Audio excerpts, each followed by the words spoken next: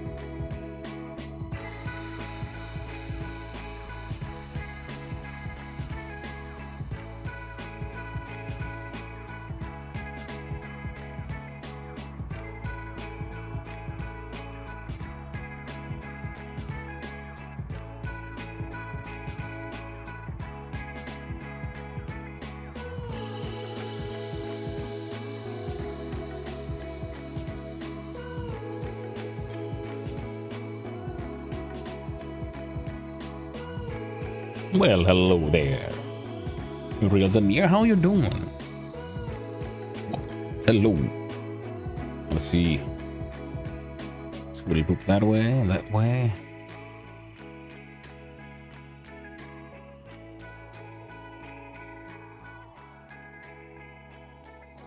I gotta be like this. Alright, everything is... No. You stay here. You go here. You go here. And you go here. There we go. And then the OBS. So how you all doing? Hope you're all having a lovely day. Now let's see here. Blickety boop. I said boop. Change the scene. Hello. Welcome on in, everyone. It is once again time for the Trijam. Sweet, delicious coffee. What a double-edged sword in these heat-wavy times. Because I need my coffee to live, but it's so goddamn hot. What's this? Oh. I'll have a look at that later. Irrelevant for what we're doing right now. So, today we're partaking once again in the Trijam, the 3-hour game jam, where you have, as the name implies, 3 hours to make a game. Perfect. But some crappy ass content. Click on the join jam button. If everyone wants to find what I usually do, I'm the son of Hanu on itch.io as well, and all the games that I get uploaded, well, you can find them all there. Unless you make an iced coffee, but sometimes you need the regular. That is very true. I use the regular just because I'm lazy like that. A creature of habit. I should make some cold brew coffee. For one, it tastes goddamn good. You can make it in large amounts, and it's already cold because you store it in the fridge. Because it's, cold brewed. Goddamn it, Real Zamir, you're a genius. I will see if I remember this in the evening. And also it takes like freaking 48 hours or something to make one. To make a decent amount. A decent pot. To make some. So yeah, this week's theme for the Trijam is sacrifice. I did check this out already yesterday, and I've been percolating through some ideas, and ultimately haven't really come up with anything solid just yet. Keep on coming with like neat ideas, but the problem is my neat ideas aren't something I can make happen in just 3 hours.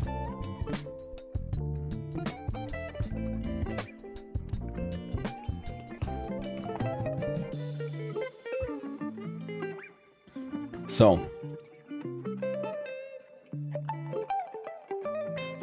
let's get started then, I guess. Time for the ideation for a 3-hour theme, Bob. Now let's see. There you are. Gimpy Gimp. Then we scooter boop this one to the 4th. Forward.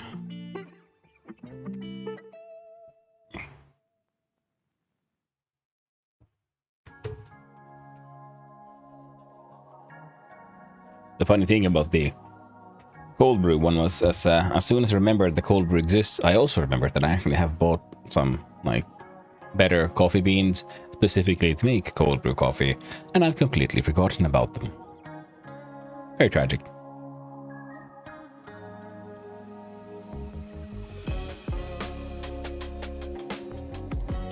The dogs have gone wild.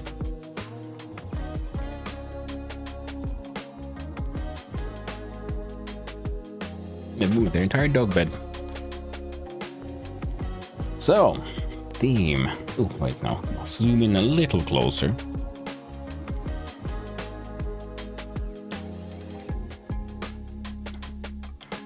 Oh, wrong tool.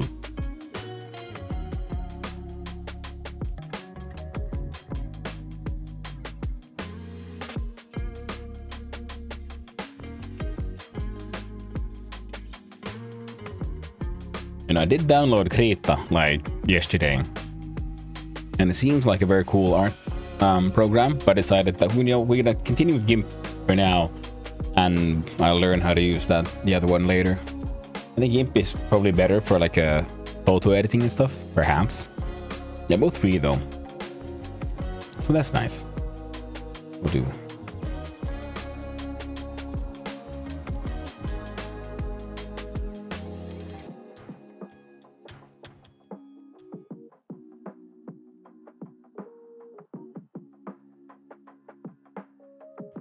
So, sacrifice being the theme. So how would one encompass sacrifice as a game mechanic or theme? Thematically, well, then you'd have to have some sort of narrative logic in your game. I ain't got time for that. We're gonna make mechanical logic. So sacrifice, we can make a platformer of some type where you have a limited amount of double jumps, because you're also like leading behind you some, I don't know, minions, children, something. And your double jump is jumping on them. So that's why you have to sacrifice your hangers on in order to do the double jump, in order to get through the level. That's one way of doing it. And then you'd have to have a game that focused on jumping. So we'll say, I don't know. Sacrifice.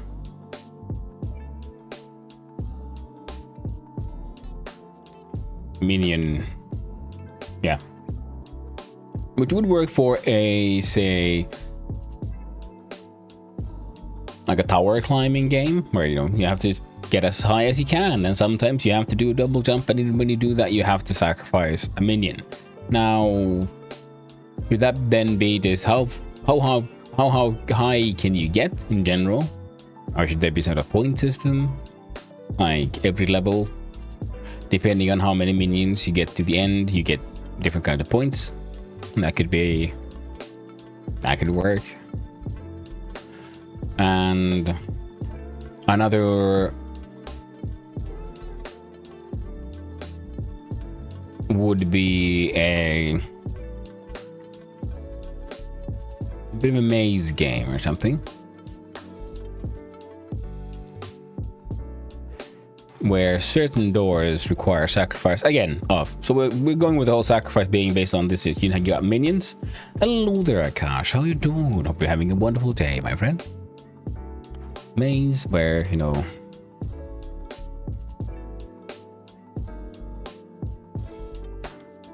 dude, like these as, doors, obstacles require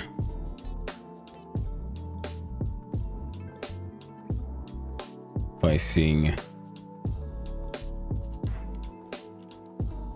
follower. You're gonna use Godot? Yes, I do that every week, and I'll continue using Godot. I got a fan on, but it's not blowing at me. Wait, I'll be right back. Because I like Godot, and I wanted to get better at it.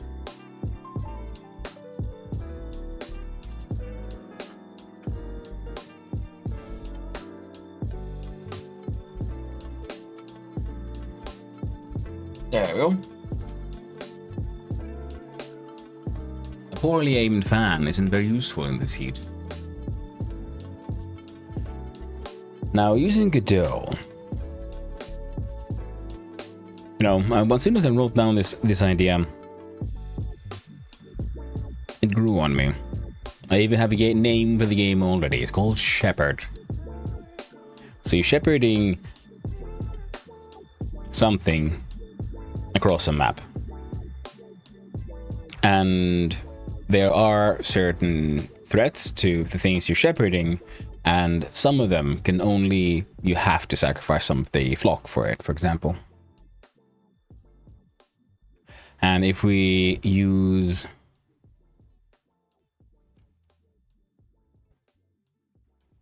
we could have the flock sort of like chaotically moving around, and it's a bit of a challenge to only sacrifice one. So you have to sort of like move around carefully to make sure as few as possible are sacrificed, but enough to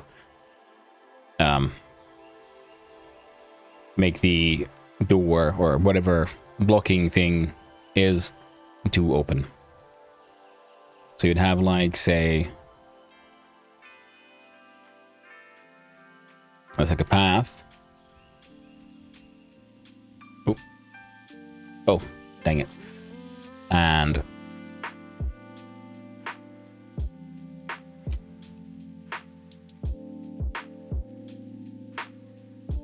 no, there's like a monster. Like a moray coming out of that hole there. And in order to get through here, you have to feed it enough so it'll retract and digest. But it'll eat as many as it can until it decides to do so. So then you have your little meeples, your sheep, your whatever it is we're shepherding. Are we shepherding, I don't know, actual sheep? Are we shepherding some kind of cultists or whatever? You know, is it a religious procession? Are it just people lost in the maze? Who knows? But then you have to try to make sure that we get a few of them close here so that it'll eat and be happy and retract, and then you can continue. Now there might be like other threats too, like say these are walls, and then here later on it'll be let's do a little simple drawing like that. You know, there's a wall that way. You know what? Makes no sense. Wouldn't it be more like this way? See, there's a fall that way. There's a wall here, and then the wall continues here. And that kind of simple threats, because they'll be moving around a little chaotically. We'll try to make them use some rudimentary Boyd type movement, sort of, you know, stay close to friend and get away from threat kind of thing. But also keep moving.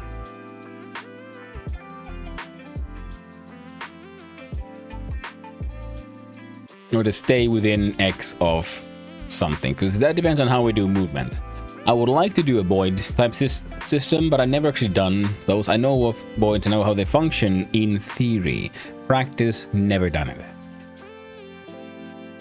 So this way you have to get them past these threats. We can even be a straight line for all we care for our mechanics here, but making it, you know, go a little up and down and gives a bit more of a challenge. So a bit more chaotic version of Lemmings, if you will. I think that could be fun. And then depending on how many of your flock you get to the end, you get scored based on that. So we could have, how do we move them? So should there be a shepherding character that the player moves, and the shepherded entities try to stay close to you?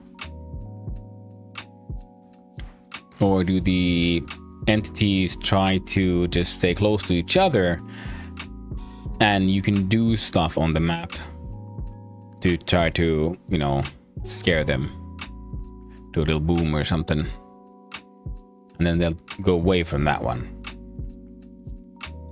or try to attract them somewhere. I think this side of type of movement would be more fun and interesting, adds to the challenge of it all. But we would then have to figure out the whole AI movement, because this is relatively simple.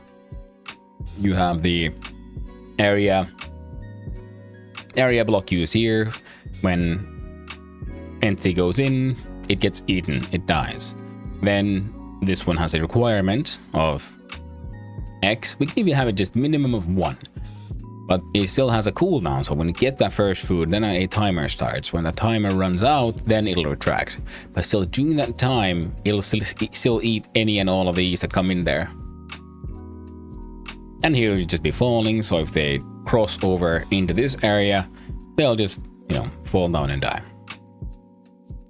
So there's multiple ways for them to die, but you have to try to make your way past. And game's theme is sacrifice, because you have to sacrifice a part of your flock in order to make it. We could even have, I mean, it's a 3-hour game jam. We don't need to make a complex map. We can have just, you know, there's 2 paths. One is sort of straight, and here's the goal, here is the start, and the lower one goes like that. Now, this one has, this one has beasts, so I don't know. So this one, you know, you have to sacrifice some in order to get there. This one, in theory, you could get them all there, but there's no walls, there's just a fall down to your death.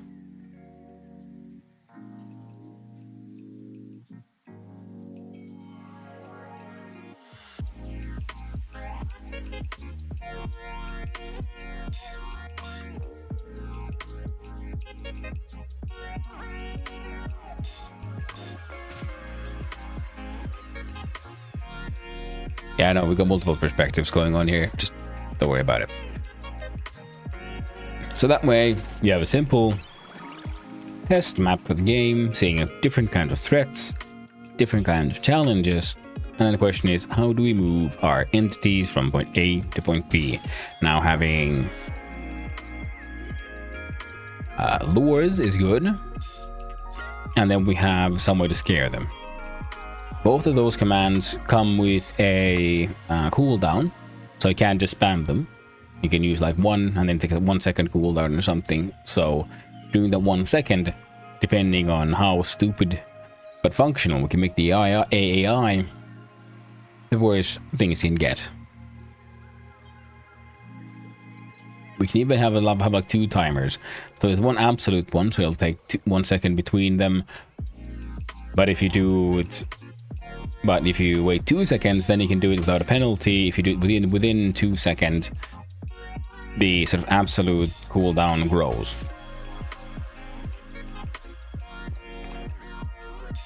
Let's make it extra infuriating.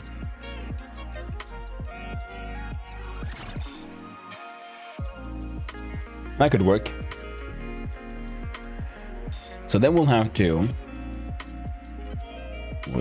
right over that one, we'll do a new layer. Call that one just AI for now. So if we use a void type logic for this one, super simplified though, as far as we can. So we could have that, we have our entity, he has a detection radius. In that detection radius, it's trying to find more of its kind. And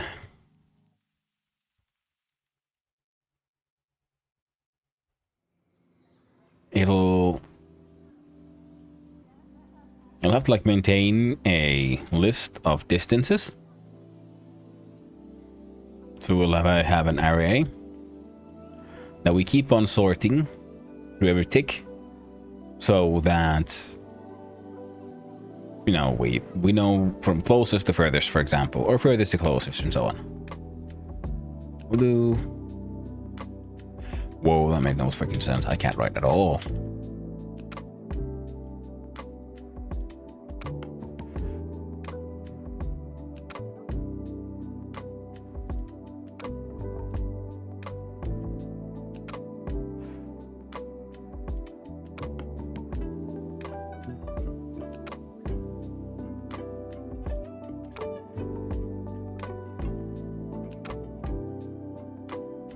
So distance to friend.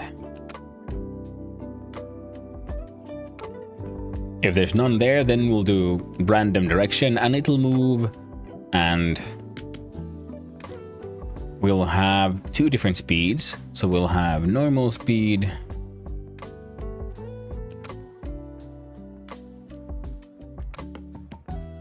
norm speed,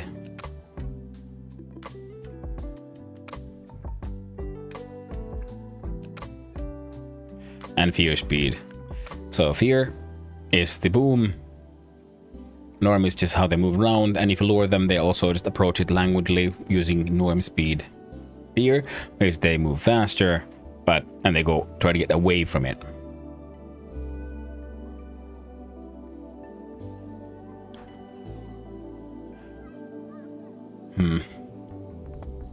Fear, so the boom one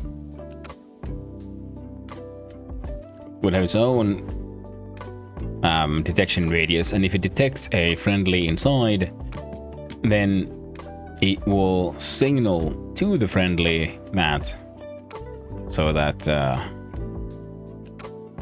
fear equals true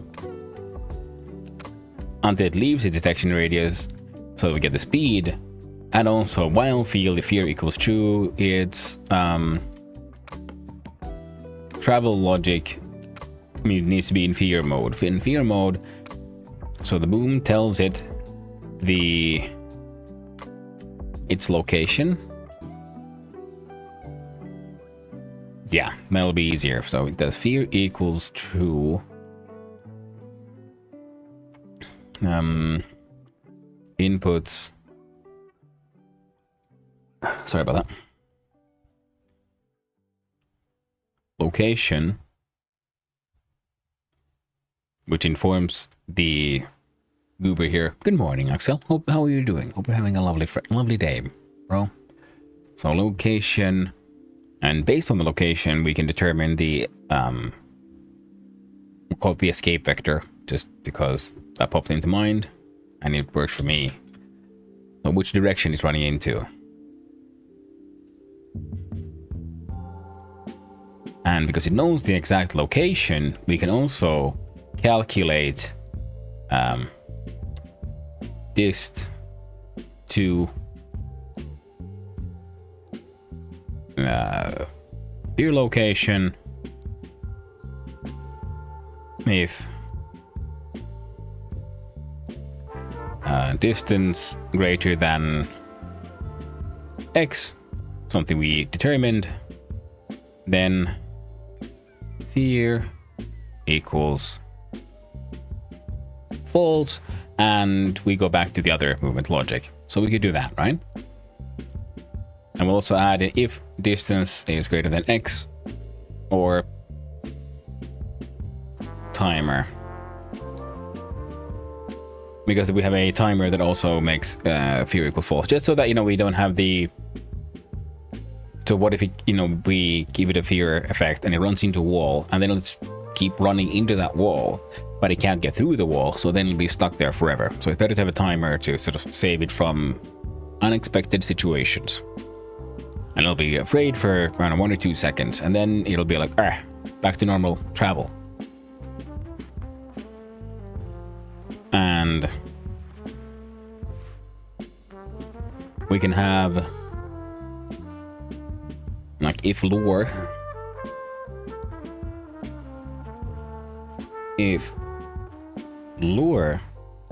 equals true, lure logic. Neat. What kind of game? Today the theme is sacrifice. So I was thinking we'll do a little demo about if you're trying to move these little group of entities across a map. There's different threats. One of them, they might fall off a ledge, but other, to go with the theme of sacrifice, there's some monsters, similar to like morays or something, sticking out, and you have to feed one of your creatures to it so that it'll eat it and be happy and go back in its hole. But its eating takes a while. So it's up to you to try to make sure as few as possible get sacrificed, because it'll eat anything that goes in there. So that's the one challenge, of trying to make sure it doesn't eat too many. We can have 2 paths through the map, because this is still 3.1, so it's just a test map. Doesn't have to be too fascinating. One path is walled, but it has the monsters. You have to then figure out how to do the math there, how many you sacrifice. And the other path has no walls, so they can fall off, adding to the difficulty. And in the end, depending on how many survived, you get points. That is the core idea of the game. So now I'm trying to figure out the logic for these, because this is just area detection. If they go here, they fall, they're dead. If they go here, then the thing starts a eating timer. And when the eating timer is done, it'll go inside its hole. But while it's still here, it'll eat anything that goes there. Plus, of course, if anything goes in the hole with it, they'll also get eaten. So it'll take its sort of area effect with it in there. Relatively simple to figure out. The difficult one will be movement logic. That's what I'm sort of trying to plan out here right now. Because I think we're gonna have two different kinds of commands. One to do a little bit of explosion to scare them away, or something that, you know, sets a little lure. You can, you know, I'm using this sort of spiral effect here that then pulls them in. Now we'll have a simple priority logic, so that if lore is true and fear is true, then fear is what we follow. If lore is true, we do this one. If both of these are false, then we have a sort of basic random ass movement instead. We'll see how this works.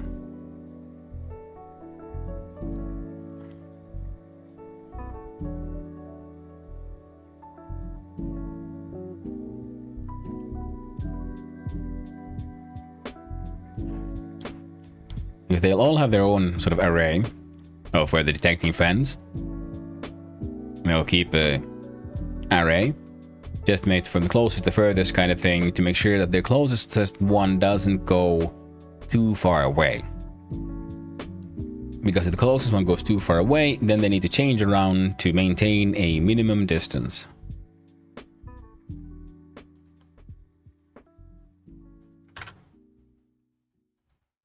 You see, if lure, then we use lure logic, which means if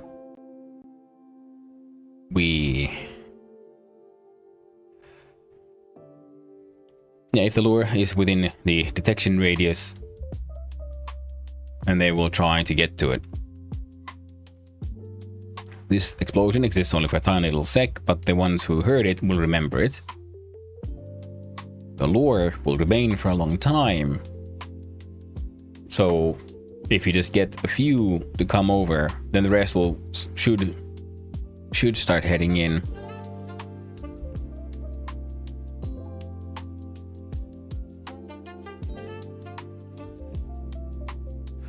So let's look at the logic here. So we have our friendly entity. What are the core rules that determine? It wants to have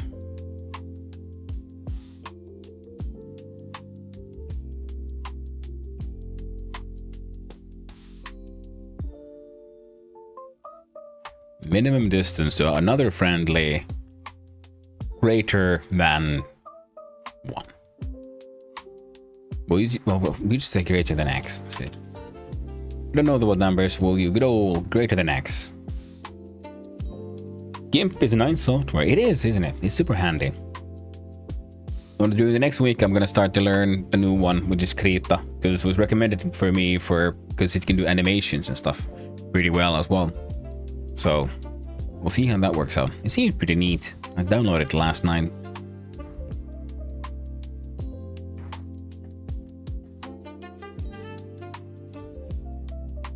It's also a free software. So we'll have a min distance to friendly. Krita's good for drawing and stuff. Excellent. Well, that's pretty much what I want to do with it, yeah. Now what else? We have a min distance friendly. We have...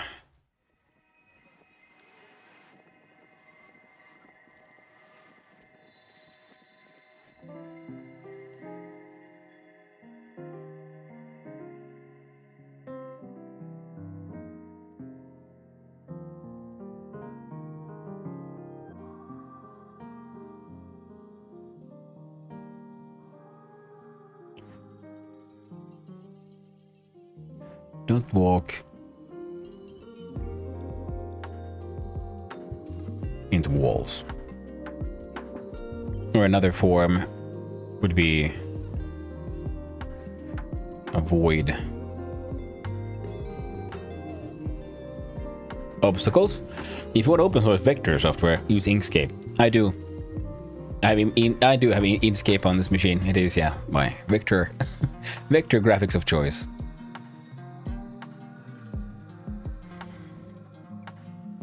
Now that and Blender, of course. But I haven't done anything 3D in quite a while, so Blender is on the shelf. I'll get back to it at some point. Okay, well, I think these were the like basic rules for a void, right? And then we have our own special rules of run from here and go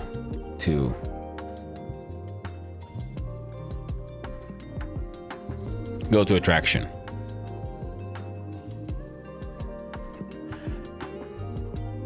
Right?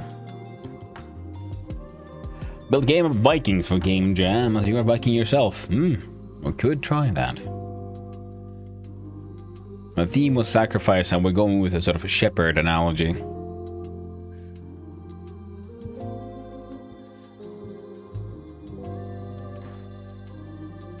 Now, run from fear. I think we have the good logic there. That one overrides everything. Because when you're afraid, you're, illogical. Minimum distance from friendly. I think we can, and avoid obstacles. I think we'll have the movement logic so that we have our friendly. Then we'll choose a direction. We'll probably have a we can use a marker object, I think. That is a set distance from our friendly. And what it does is we randomly rotate that one, and then we see what's here.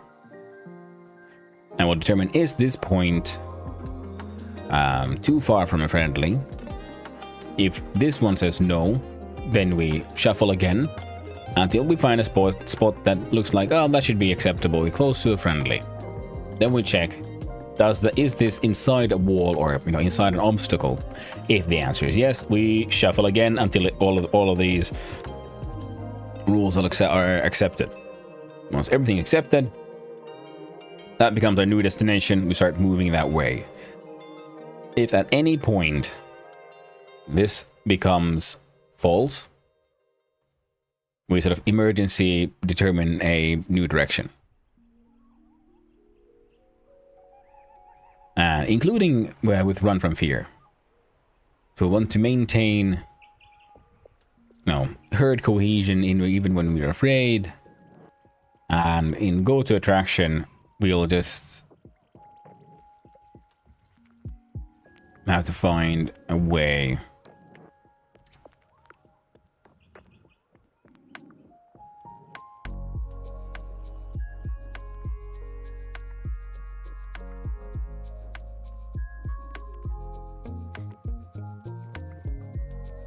I guess go to attraction would just override the randomizing and just give, well, this is the direction. You're all heading here now.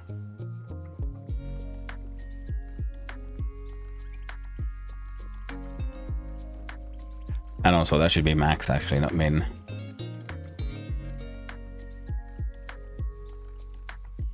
And less than.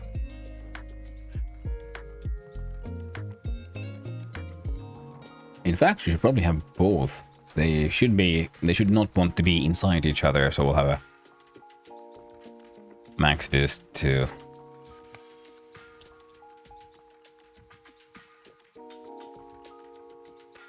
max distance is less than x. So they can't get too far from each other or too close, or at least they don't want to be. They might end up there. And when they give me a new direction, Well, we could have them. They can move with jerky movements for now. Unless we have time and figure out, well, how did we get like smoother motion?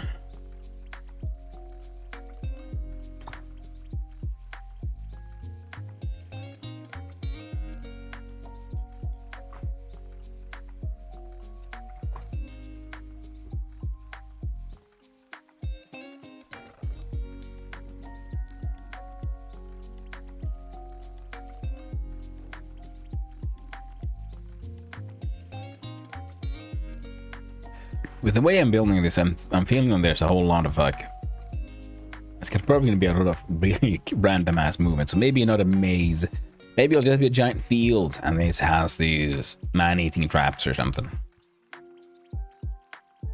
A Venus flytrap, or like the moray type. And yeah, then you have to figure out how to minimize the sacrifice you have to make. So no walls, that could work. You can have some obstacles for the void-like movement, but they don't have to be quite as obvious. So we'll have these rules, most important. Actually, yeah, these are always the super important. These pretty much only determine the direction we're going into, and they'll be affected by these. So that in case, say, there's two friendlies, and here is fear. Now, fear response says run this way, run that way, but that'll be too far from each other, the closest friend. So then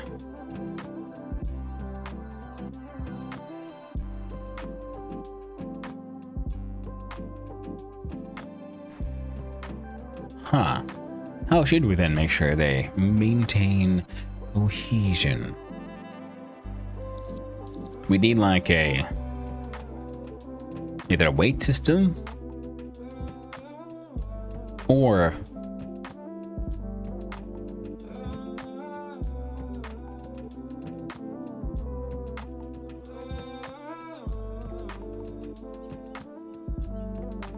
probably need two area of detection things, so that where there one for the minimum distance. So if it's outside the minimum distance, there's no one here, then we find the closest one inside our sort of greater detection area. And even if, yeah, fear here is telling us to go this way, we know the closest one is here, so we'll have that go that way. And if the close one is still too far away, we have that again.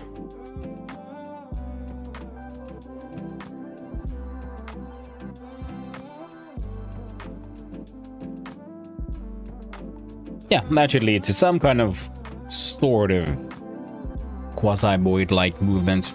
That should be fine. Yeah, so we'll do... we're giving it a direction. We rotate to that direction.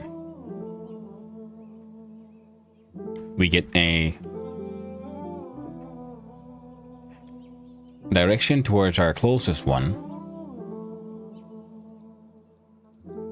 We do rotation to there. And then we, I don't know, split the difference somehow. Oh, goddamn radians and all that nonsense. Can we just divide radius by half? I do not know.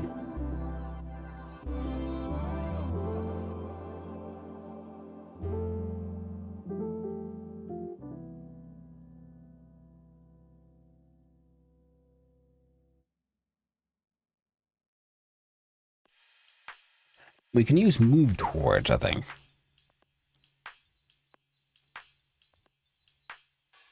Because we have rotation towards, I think. There was a move towards function for rotation, so we'll use that one. So fear gives us the initial direction, and then we'll use move towards closest friendly for then every frame to slowly move this direction, like pop, pop, and so on. So it'll start gravitating towards friends.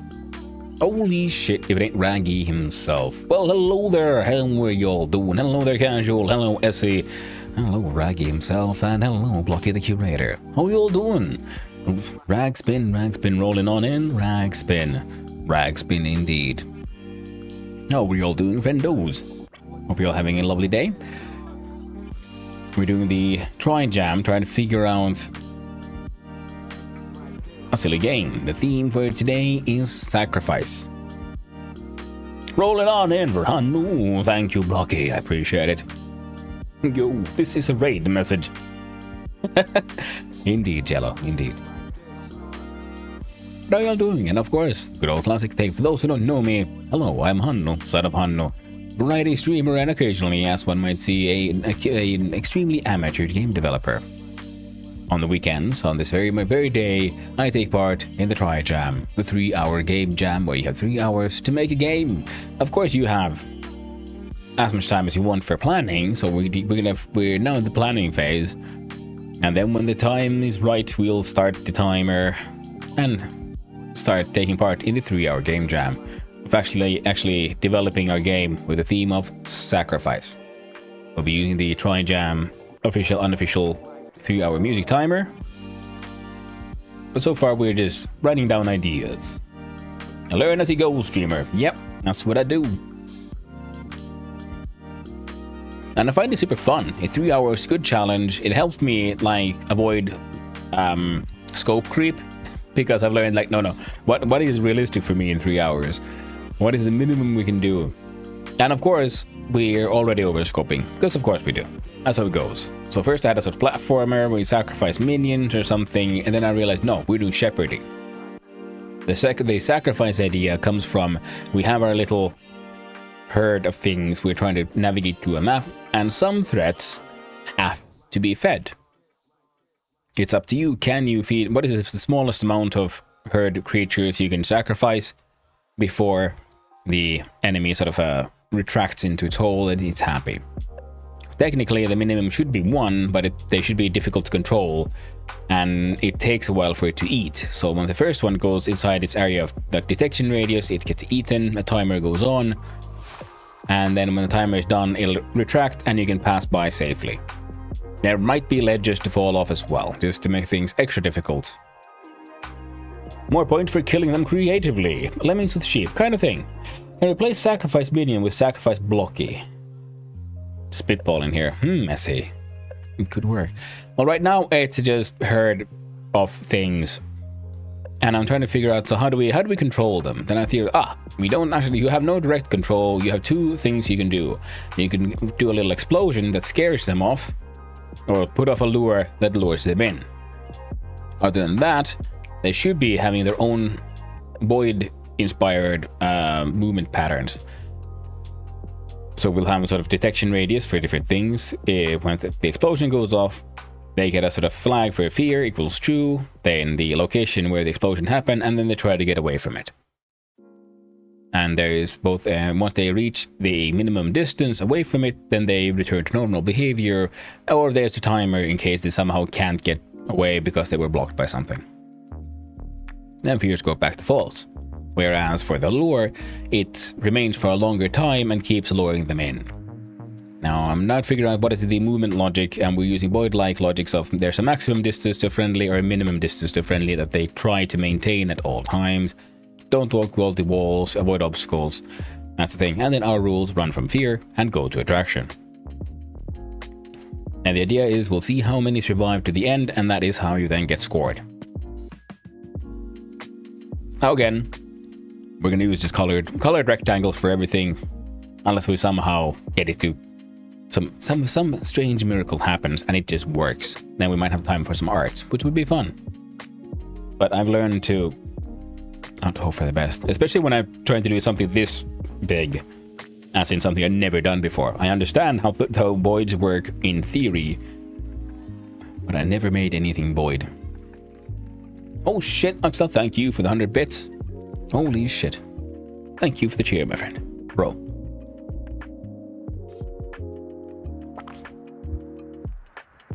Now. Well, maximum distance, minimum distance. We'll determine those values as we go. The good thing is it's actually good because we're making the game in Godot, so a lot of these will be just scenes, and so we just make one of these. And from the behavioral logic of one should arise more complex behavior. Avoid obstacles and so on. I thought my movement logic should be based on that they have a marker that they maintain sort of invisibly in front of them. And when it's time to choose where to go, we randomly choose a position around them. Then we check our rules. Does it fill the rules? If not, we randomly choose another one. If at any point maximum or minimum distance is broken, then we sort of emergency re-aim, change direction.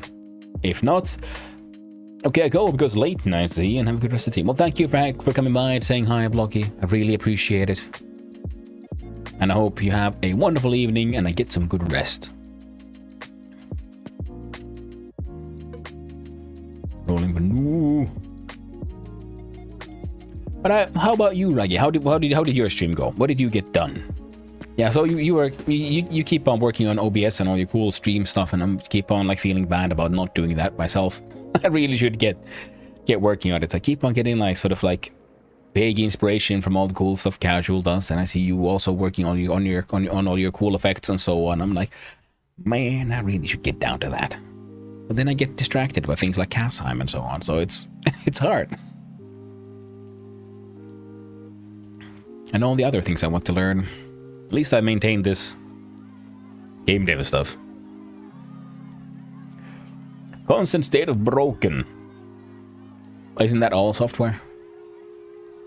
It's, you know, constantly broken / fixed enough to maintain that it kind of works. Constant state of kind of works.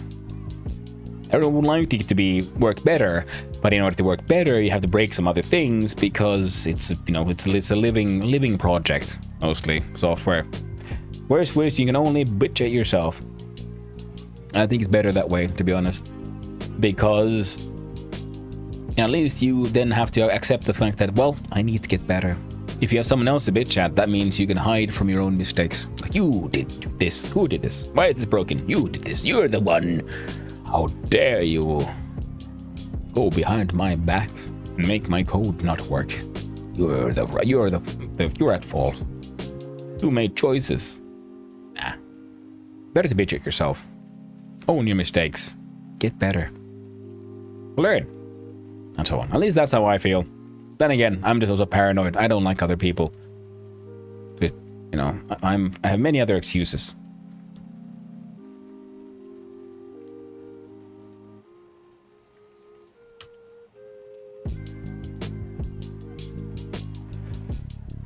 Here's the thing.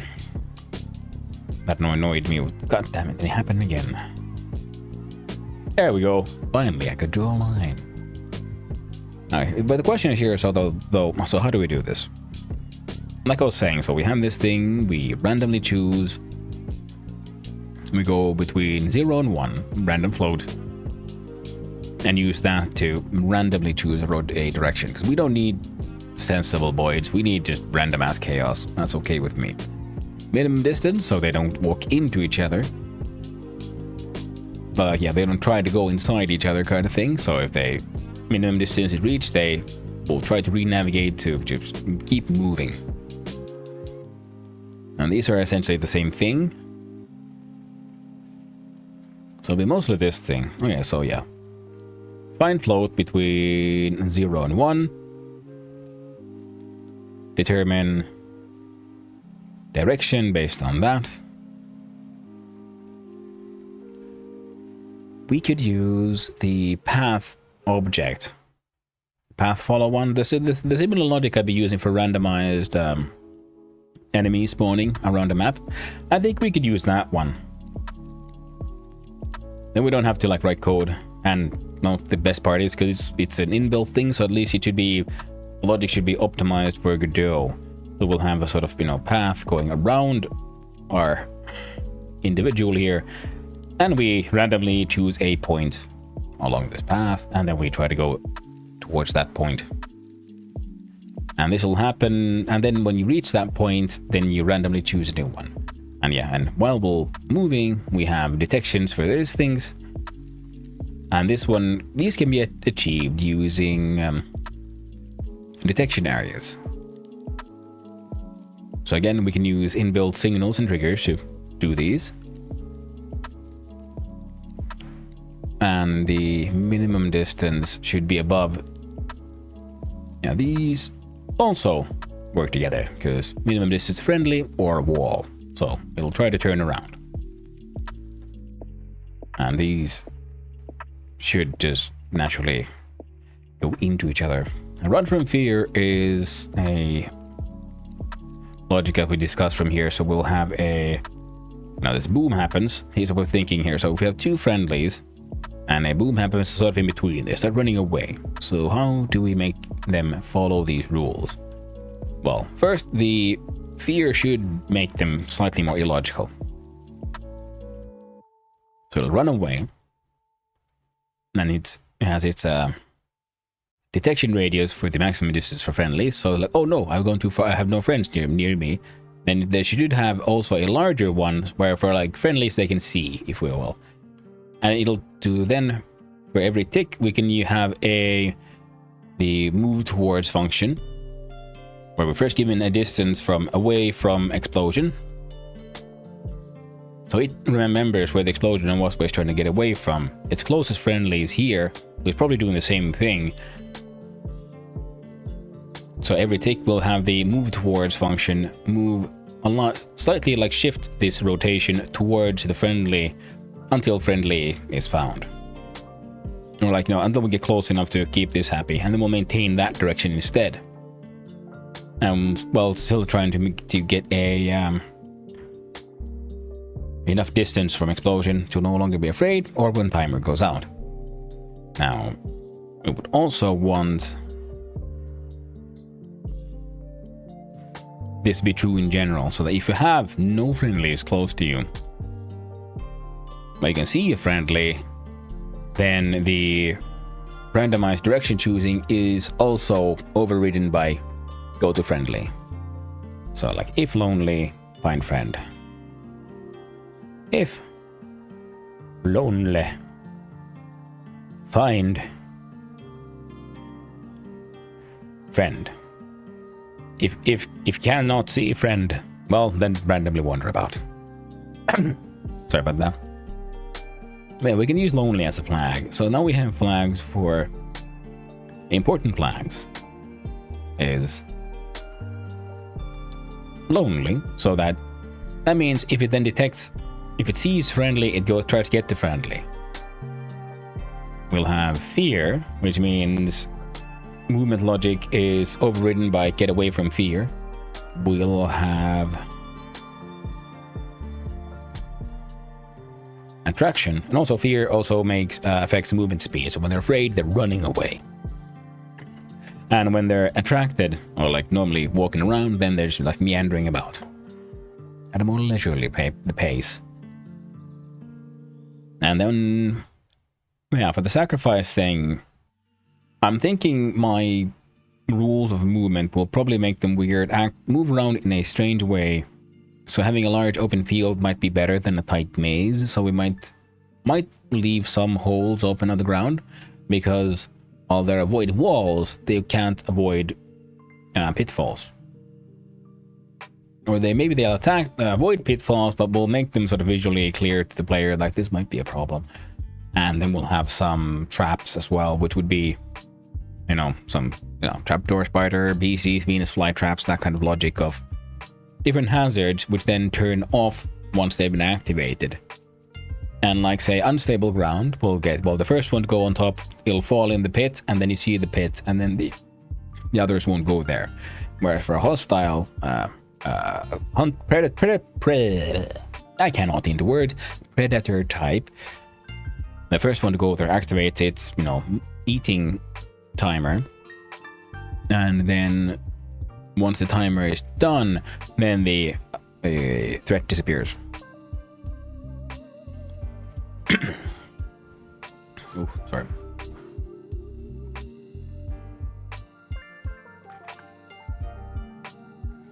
There we go. So that's the logic for that. An attraction.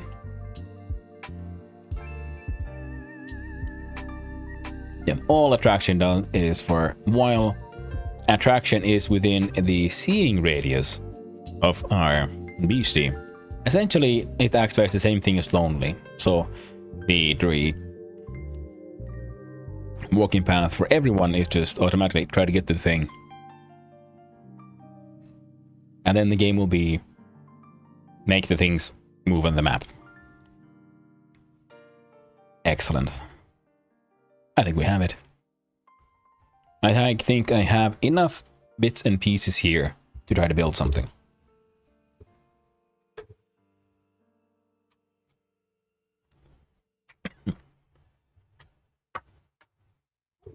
Sorry about that.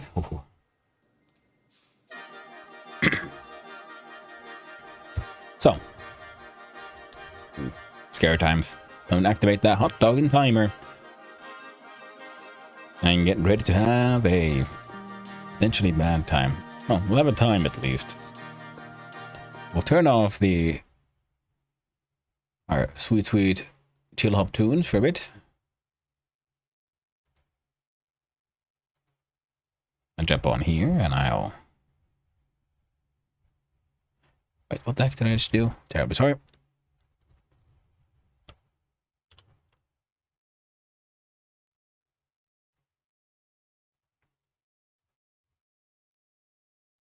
That works.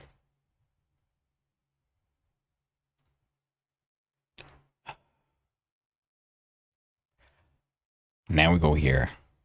Then we clickety-clack here. We'll start the timer. Let's go! So, we'll decide to... We'll start with the classic of...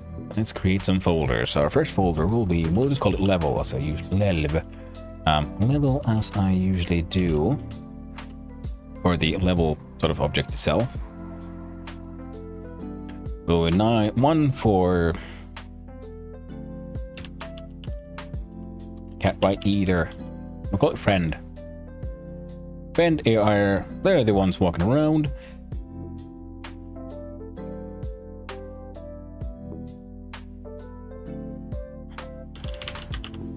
And threat.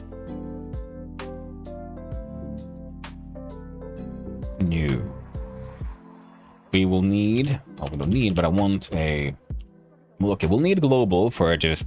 It's easiest... It's the fastest and easiest way I know to just store like a score number, so that'll work. And what else? We need a...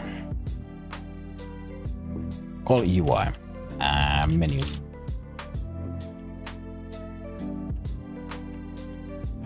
UI. There you go, friendo. So we'll start with the scene of level.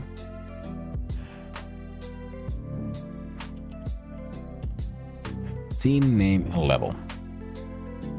Now inside level, we don't need much. What do? We need a colored rectangle.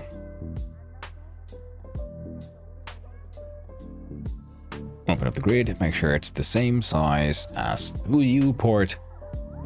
For no real reason, to be honest.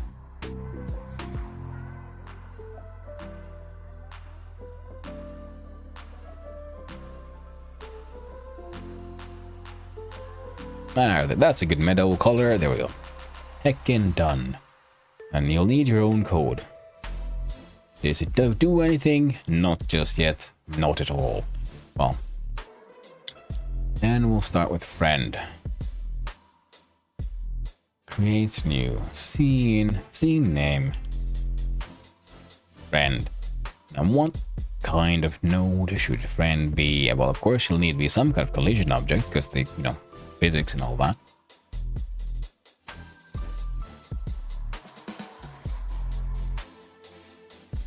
I think we can do a rigid body. That should work. Add child node. Color direct. Now I want these little bastards to be tiny as hell, so that'll work. But now, also need a collision shape, and that shape is of course a rectangle. Now, apart from that, we'll need area 2Ds. We'll rename that one for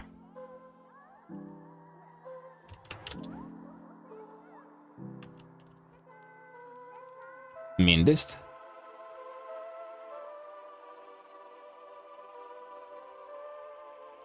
We'll cut it. Oh, there we go. And a collision shape that is, in fact, a circle. There you go. Heckin' perfect. Okay, let's zoom on in, actually. We'll remove these. That's our minimum distance. Works for me.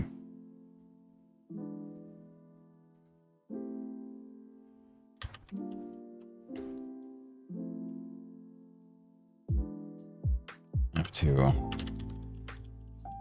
max dist. Control A? Yeah.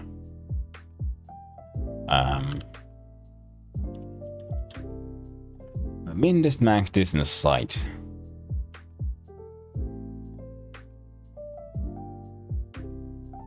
Yeah. We'll add more if we need to. You'll need a collision shape, and that shape is, of course, a circle. In fact, I'm gonna look at this one. Move you there.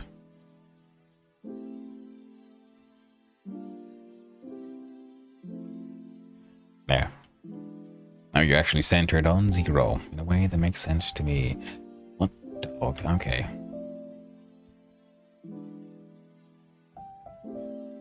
I forgot. That's the thing. Layout.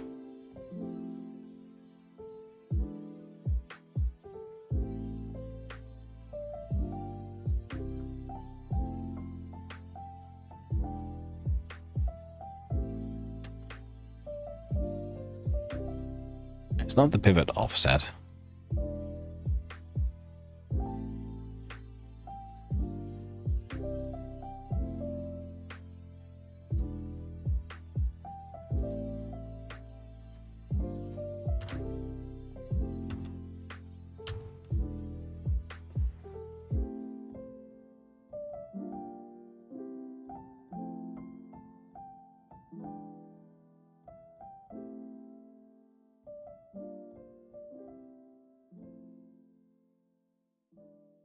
That's the one.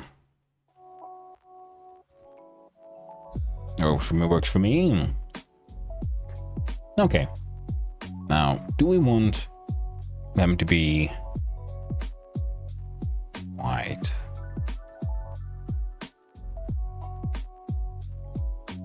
You know what? That works for me as well. Perfect. Now, sight, of course, needs its own collision shape, which is also circle.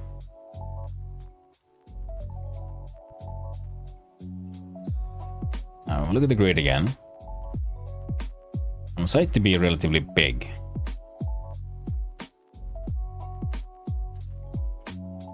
There you go. Ultimately not that big in the large scale of things, but should... Yeah, we can work on that one. I can work with this. Make sight that big. And minimum distance is, don't hit me. Maximum distance, don't get further than that. That looks like a completely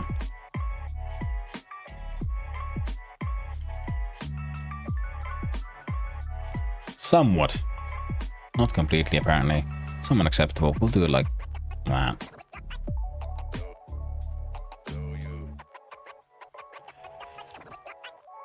Yeah, I'm going to call that close enough. So, friend. So, we have the minimum distance, max distance, and sight.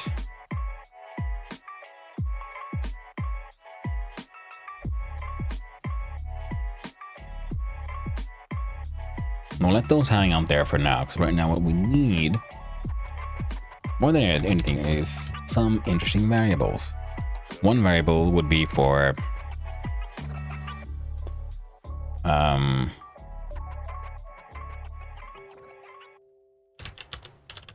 Call it friends. No, come on.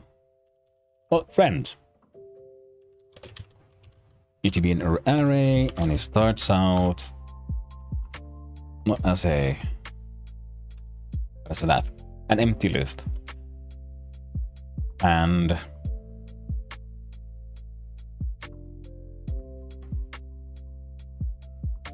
for that one, we're gonna need a func of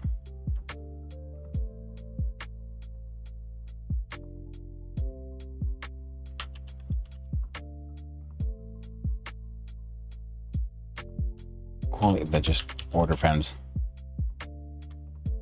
Inputs is call it var1, var2, outputs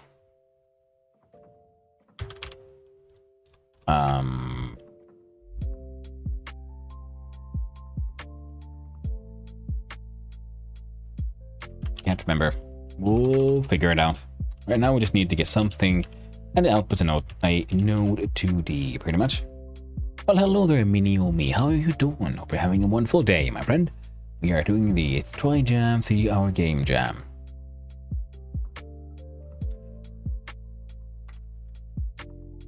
Now, if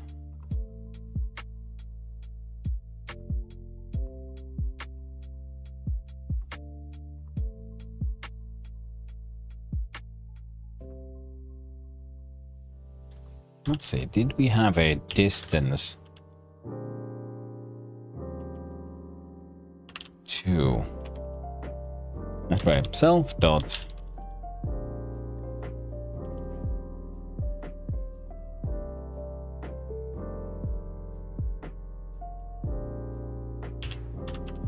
global position,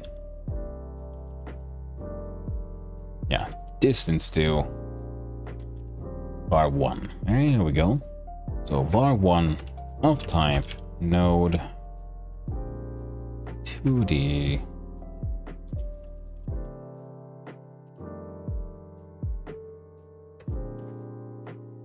is greater than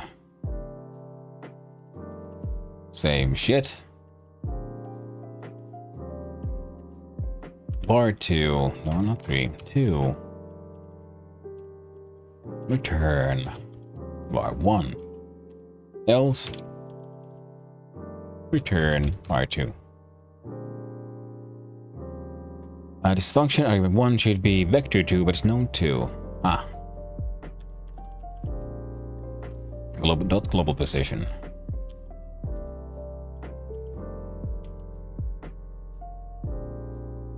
There we go. And one of the things here is if array, no, not freaking array. If friends dot is its size or length, I think it's size, greater than 0,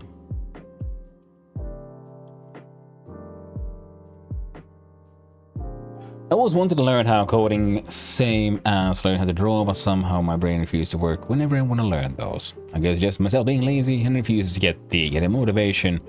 Never too late to start learning. That is very true. Never too late. I am absolutely an amateur in game design. I do have some experience now in coding, but that also is, but no professional. I just keep doing this. I did take some courses. Got an actual schooling in like C, and this is a very different language, very different way of working. So I learned some of the tools. Now I'm learning how to build other kind of stuff with them.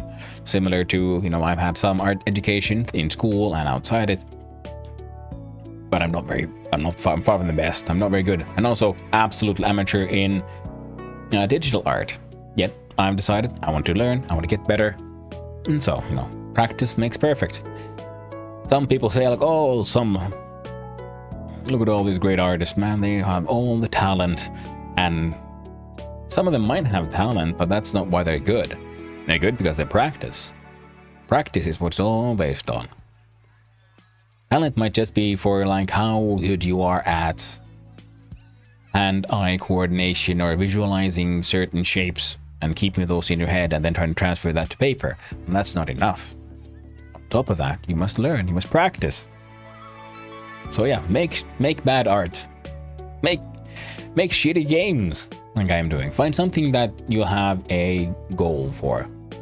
And accept the fact that it's not supposed to be perfect. It's supposed to just be interesting, challenging. You have something you're trying to achieve with it. And this is how it works for me. Like for game design, because I like games. There are structures, there are logical things that I understand what they should do. And then I try to make something that kind of does that. And every time I try, I learn something more. And next time I'll be slightly better. Same as drawing. I don't jump in thinking I'm gonna draw the goddamn Mona fucking Lisa. No, it's more like, hey, I want to see if I can make this work. And then we'll try. And if it looks dumb, hey, that's fine. Keep going. Practice makes perfect. You gotta make bad art in order to make good art. Hello, Ergelpt. What's on the theme today? How are you? Hello, Ergelpt. On the theme today is sacrifice. So making sort of void-inspired stuff. Let's see here. I'm trying to come up with some rules for how we're calling them just friends. These things we're gonna help navigate through a map. How they'll move. The idea is the player has like explosions to make. You can make a little boom sound to scare them away. You have a little lure to summon them in. And the point is you have to get them from point A to point B, as many as possible, and some of the threats on the way will kill some of the herd. So you have to sacrifice them to like a monster, so the monster will be happy and go away, so the rest can go through. The thing is though, controlling them should be really difficult. So you're very likely to sacrifice more than you intended. So that adds to the challenge. Let's go, totally Aztecs. Could be. That's true, you improve over practice, and another important part is your brain will insult you no matter what. And you just have to ignore that since it does not reflect the reality itself. Very true. At least for me, it was like that whenever I wanted to learn coding and all. Yeah, same here. Same here. It's very hard to try to make cool stuff because much of the examples that we see, even educational material, is made by people who know what the fuck they're doing. So it can feel overwhelming to compare yourself to these. And that's the thing. That's why I intentionally, in my mind, I make bad art. I make shitty drawings. I make bad games. Because that allows me to be okay with it not being perfect. Because the perfectionist in me wants to make, excellent things, fantastic things, make them really, really cool. Because I secretly know that, if I just tried harder, I can make it work. And that's why I have to find I'm doing one thing. And I try to make it acceptable. The Aztec sacrifice to make the tame the gods. Yeah, similar to that one, I guess, yeah. Except we'll have different kinds of hazards. We haven't really figured out what all we'll make. But I'm sort of excited about just making a sort of super primitive void type movement logic for the goobers.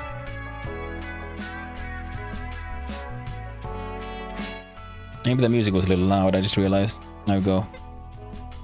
I don't know, hopefully it's good. Really think about it. How they've really gone to the demand sacrifice over your life. Sounds kind of evil. I mean, you do realize baptism is human sacrifice, right? If you listen to about what they do there, to sacrifice the human body and soul to their god, it's just over a longer period of time. Your immortal soul is now sacrificed to a god of, at least the Christian ones. Most gods demand sacrifice. Are they gods if they don't demand sacrifice? That's the thing. But, we'll see. Most games like that, yeah. But the thing is, sacrifice is okay as long as it's a sensible one. This is, of course, built on, silly, pointless sacrifice. Sensible sacrifice is like sacrifice of time. Sacrifice is part of your money. Same with like society. Society demands sacrifice in the form of, say, taxes. But that's only so that we can have functioning infrastructure. Because then that is the sacrifice thing. Because if someone sacrifices something to the gods, is because they want something in return from the gods. or we can pay taxes to the world, to a government, and then they maintain roads and sewer systems and power lines, and it's more tangible that way. So cultures have their own beliefs. I imagine this is a religion that for 2 centuries believe that killing and eating others from other religions were a sacred thing. Cannibalism, yeah, many do. Cannibalism is sort of, in many parts of the world, has been very much a part of rituals. Often it's been it's seen as a valuable thing in the sense that if you instead of burying someone under the ground in order to sacrifice them for the future holy war, or when everyone for the zombie apocalypse, you eat your loved ones, because that way you'll always be a part of them, or they'll always be a part of you, kind of thing. So I do understand it, sort of where the cannibalism thing comes from. Eating your enemies is kind of weird, I guess, except if you have a sort of old spiritual belief in the form of, if you eat your enemies, you gain their power, kind of thing. But then there's the kind of honoring the dead, which also makes sense. Sort of, they are now a part of you through a sort of ritual feeding kind of thing. Also makes sense. That's the incorporation mindset. That's this belief that eating you get the strength and intelligence. That is true. Well, for the incorporation mindset, get the strength and intelligence. Nah, you just get the profit. That's all that matters. Number go up. Number go up. History has crazy stuff. It's true, and some parts of the world still. Cannibalism hasn't disappeared from the world. Far from it.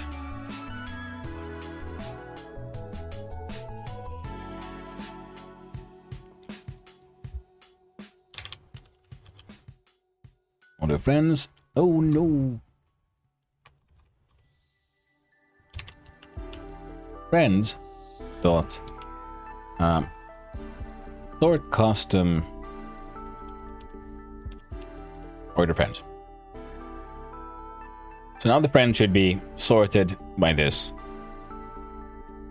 I can't be bothered to figure out which way it's going, but it's happening. We can turn that around if we need to. We're at least aware it's not a good thing to buy health and all, even though some still practice it. I mean, cannibalism is by itself, health-wise, completely fine. The thing is, just don't eat the amygdala. Avoid the brain and upper spine, so you get the prions to avoid mad cow disease. Of course, like all meat, just don't eat it raw, because parasites and so on, especially when it's your own species, because the transfer of disease from when you're eating was extra easy when you're both the same. So make sure if you have to cannibalize, you cook it properly. Crazy shit, because otherwise it's meat. It's kind of fucked up, but that depends on how you look at it. Aztecs had health issues because of that belief. Yeah, mad cow's disease. Avoid those prions. Mad cow's disease happened because we kept on feeding cows to cows without really considering which part of the cow we should be feeding the cow. Nowadays, cows are only fed the finest parts of other cows. Isn't that lovely?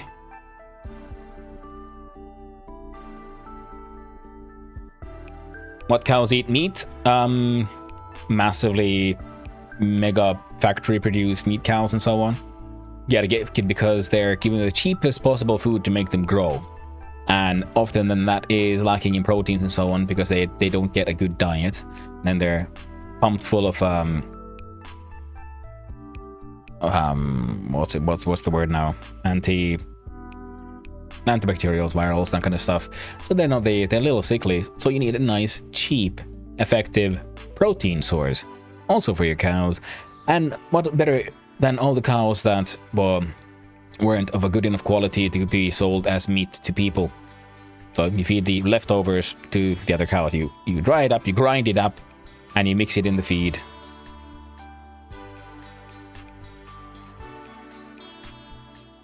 So mad cow's disease isn't born from cows per se. It's born from bad industrialized meat production practices. Of course, those are now illegal, thanks to the whole Mad cow's disease issue.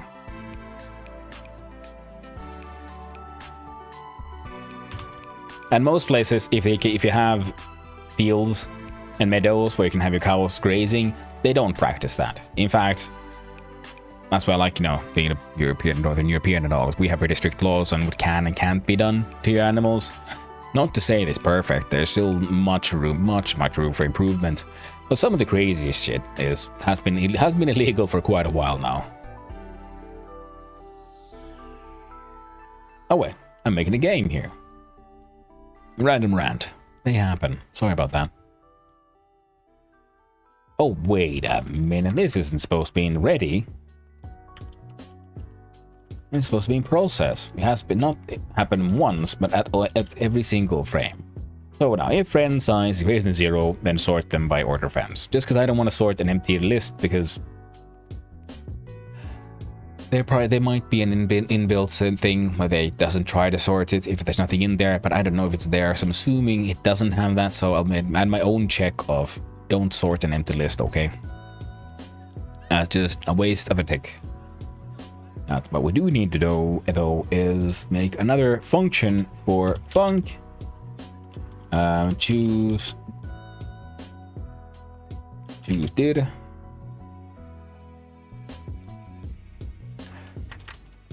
We'll do no input, no output. That's nothing. Realized I named that one wrong, and we'll change that one to order friend as well.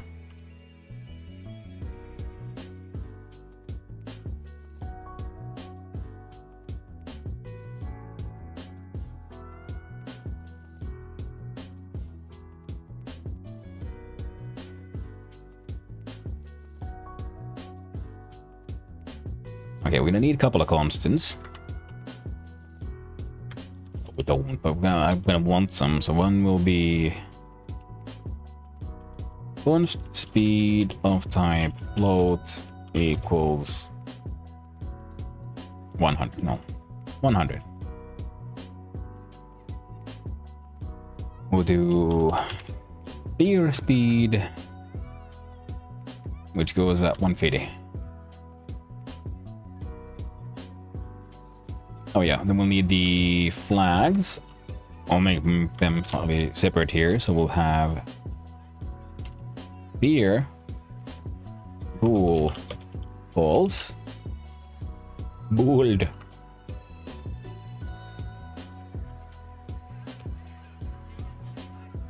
What else did we have? We had fear, we had lovely, and we had attraction.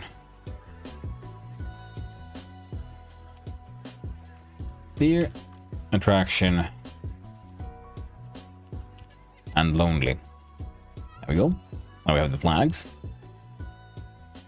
We have an array of friends that we're aware of. We have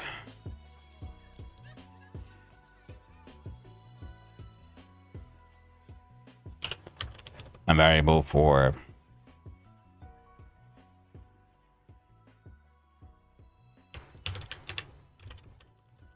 your location. That is a vector2 that starts out, I don't know. I don't know, can a vector2 be a null? No. Oh, maybe it can if I just don't fuck it up like that. Hey. Oh, can't make a vector2 a null? How boring. Fine. We do vector2 dot 0. And what else did we need?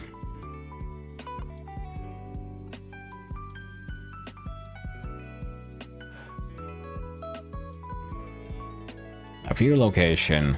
Ah. We'll have to school poop back in here and see what. Add a child node. Marker 2D.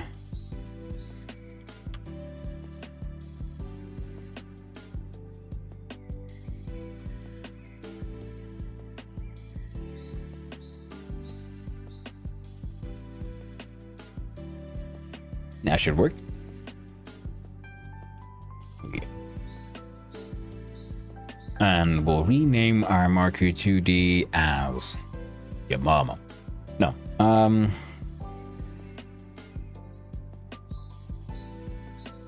In a sense, war is sacrifice of soldiers. Absolutely.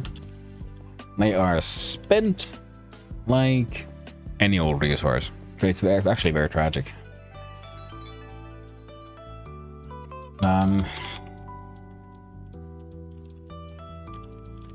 Call that one the movement target. And we'll skip it, scap it in here. Own readies before const.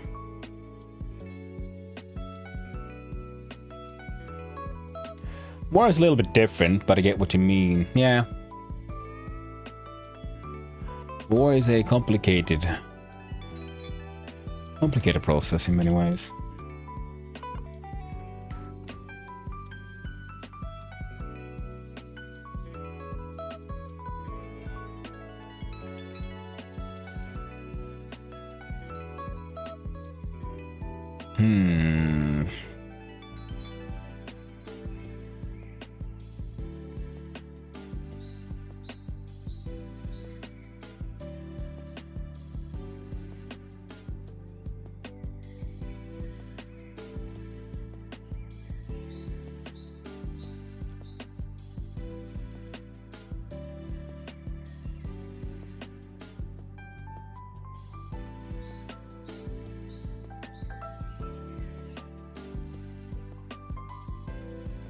Okay, we're just gonna simplify this.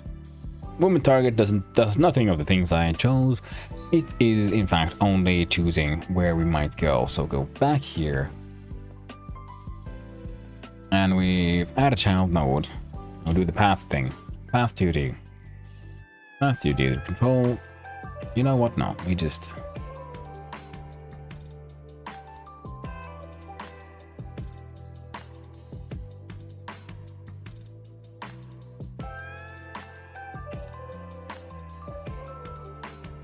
There, path done. And call it the nav path. Add child node.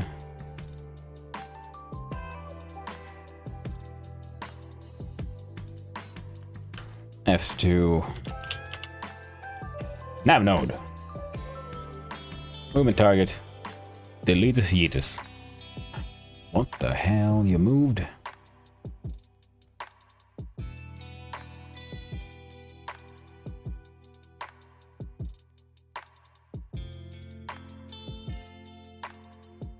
You know what? That's fine. That's fine. We don't need that much detail. It's fine. But a variable of powerful soldiers. How different.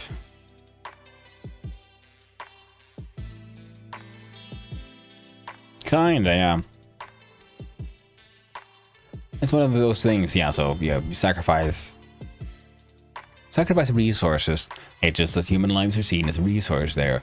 Or achieving goal. Goal might be, you know, power for you, blocking power for someone else, and so on. Multiple, possibly complicated, usually super simple goals. All really maintained by the very few people in the top brass. Everyone else is just, well, suffering from their choices. Now, a variable of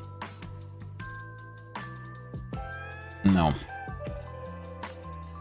Okay, we need to add the nav node there. Movement target is removed. Now we'll have to choose, so nav node. Which one was it now?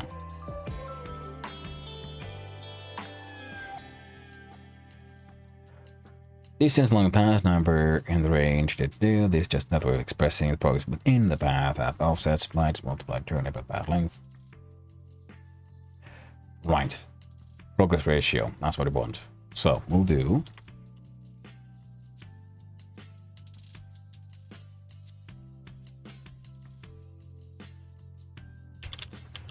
We'll do a func.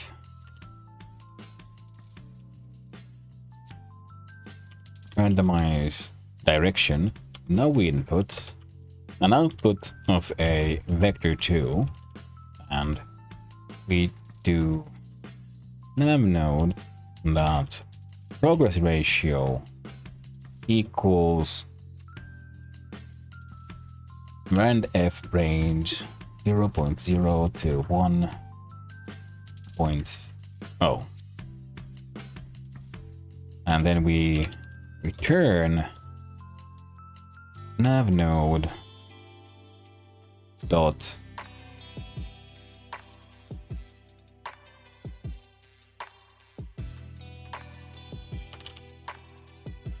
position. Suffering from the choices of the top brass. Exactly, Evan. Yeah, I can't remember who said it. There was some relatively famous military person on the questions of who are the victims in war, and that interesting point of view in that just, well, no matter how you look at it, it's everyone. Except for very few people right in the top brass making choices. Everyone else is just a victim of circumstance, of choices that were made for them and by them and so on. Very few people actually control that situation and have any power over it.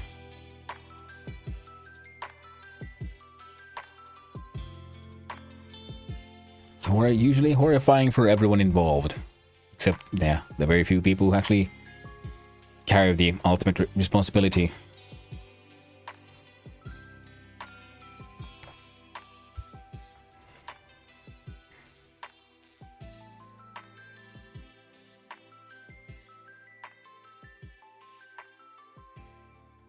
So we randomize the direction like this, and then we get a position. I don't know if this needs to be a global one. We'll find out soon enough. Now for choosing the direction.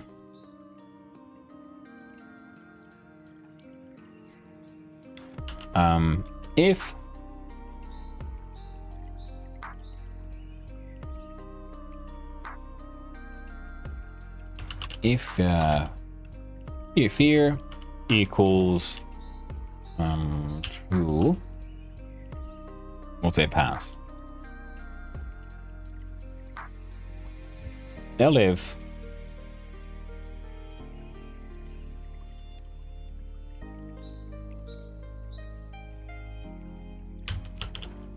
attraction equals true, we pass.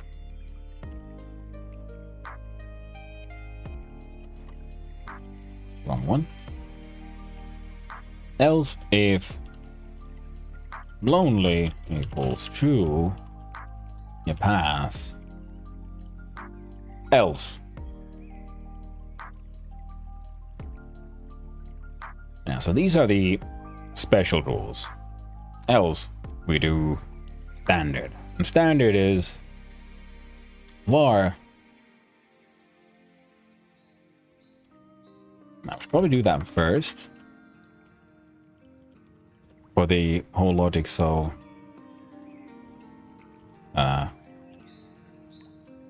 new dir equals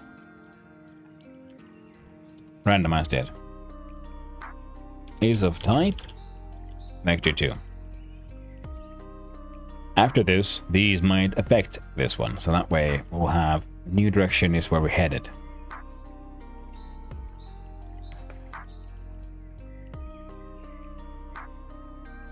And we'll do self dot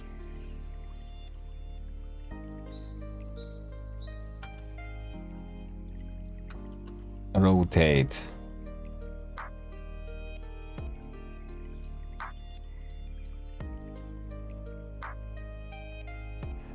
man. I'm gonna have to do a little thing about. We jump into here, we look at last week's thing, because I solved this project problem here. I've now encountered more than once of how do I use the whole rotation for moving, and I've done it once now, done it more than once. So let's see if we can find it. Linear velocity, target self global position, normalized speed delta, move and glide, linear velocity. Yeah. Cool. Death.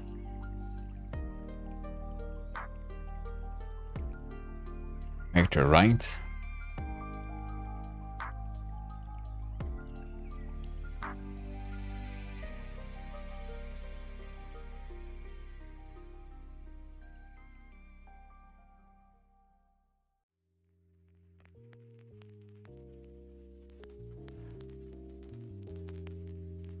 Target. Minus self global position. Normalized.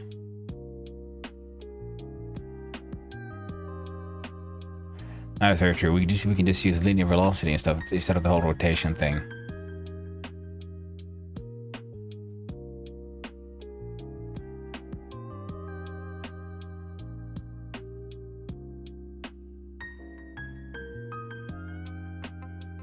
Oh shit. Howling Fantods is rating of party 13. Hello, hello. Hello, Raiders. Howling Fantods. What were you up to? Let's see here. Oh, you're also up to software and game dev. Cool. What were you doing? Hello, hello. And yo, well, hello, hello, friend. How is it going? We are trying to do the Trijam 3-hour game jam. We have our the official, unofficial timer.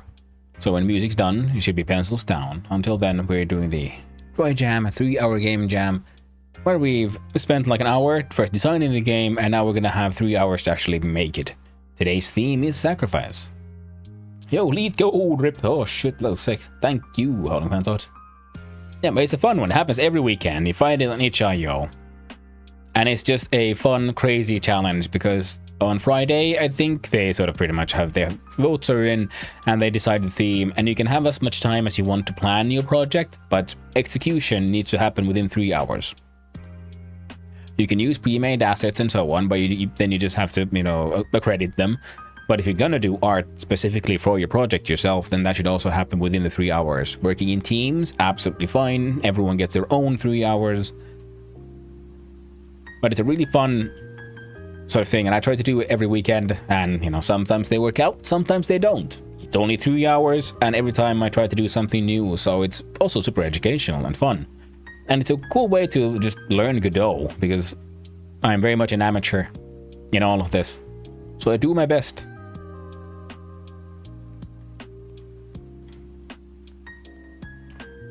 We will thought out? Yeah, it's a super fun one. Yeah, and like I said, it happens every weekend. And yeah, I do it in a sort of stupid way, where I spend 1 hour designing a game and then 3 hours making it.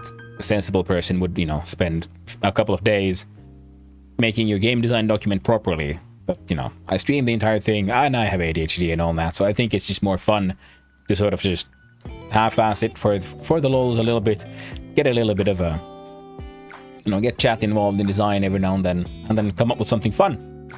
Oh, you just picked up Unity today. Oh, cool. Nice. Yeah, I went with Godot just because it was recommended, and it's super lightweight. You install, you download it, it's a very small file, you launch it, you're good to go. Internal documentation, so it's very wonderful, and also open source and free. Very good inspiration for me. I am a very poor little boy. Well, poor little old man, I guess.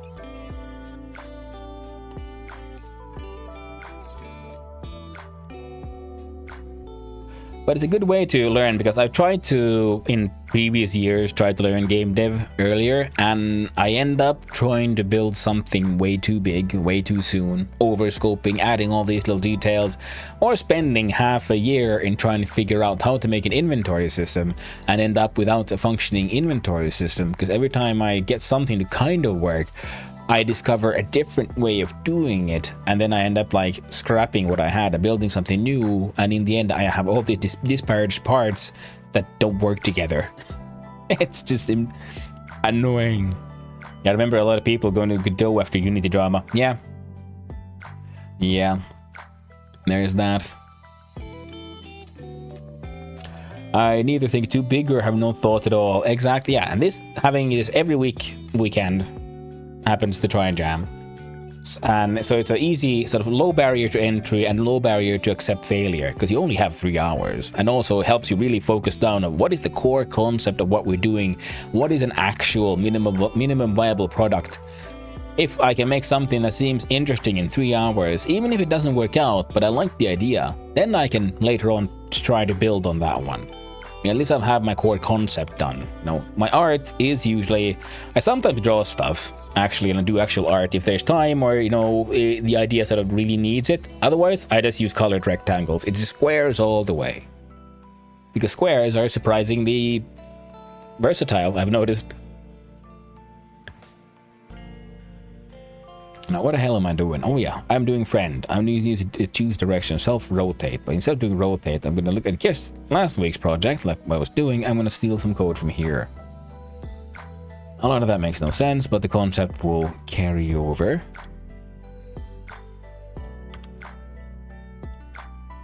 And also, some people ask, like, oh, how do you make sure people stay within 3 hours and whatnot? It's an honor-based system because there's no prize. Bragging rights at best.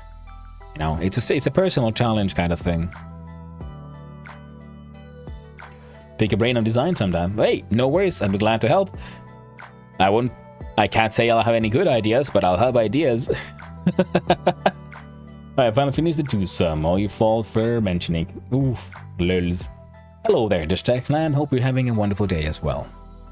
So, linear velocity equals target. We don't have a target, but we do have... No, we haven't decided yet what we're calling it. We have no position for randomized deer, so new deer.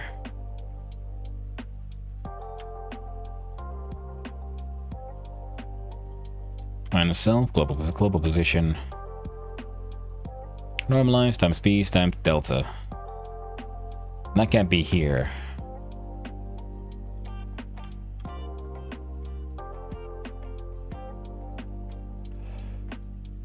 Would that mean, yeah, sure, we'll muck about.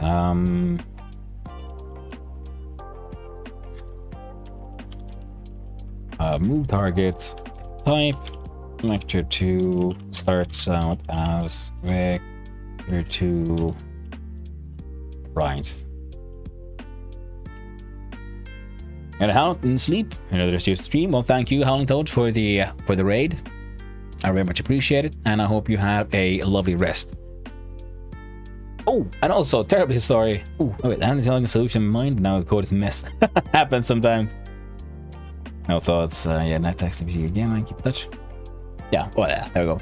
So, welcome in, Raiders. Terribly sorry this is late. I'm Hanno, son of Hanno, variety streamer, and as you can see, occasionally an extremely amateur game developer. I like playing all kinds of games, from survival crafters, some of my favorite genres, to automation like Victorio, Satisfactory, and so on. Also very much enjoy colony sims, and, well, strong narrative RPGs and whatnot. And on the weekends, I take part in, I take part in the Trijam every Sunday, a 3-hour game jam where you have, you know, a few days essentially to design a game, unless you're a dumbass like me and you try to do it in an hour, and then 3 hours to actually make the game happen. I find it very interesting, a fun challenge, and very educational every time. And there's some lessons I find that I have to keep on learning again and again. Good old, how many times do I have to teach you this lesson, old man? Oh, Godot, looks like forever. Now let's see, so get, oh wait, there we go. Now moving client, linear velocity does nothing here. There is no attack in this one. No one's attacking anything. If you get into a threat situation, it's just instant death. And Willis love linear velocity. We're doing target, but we don't have that one. We call this one the move target. Self-global position or my speed delta. We do have a speed.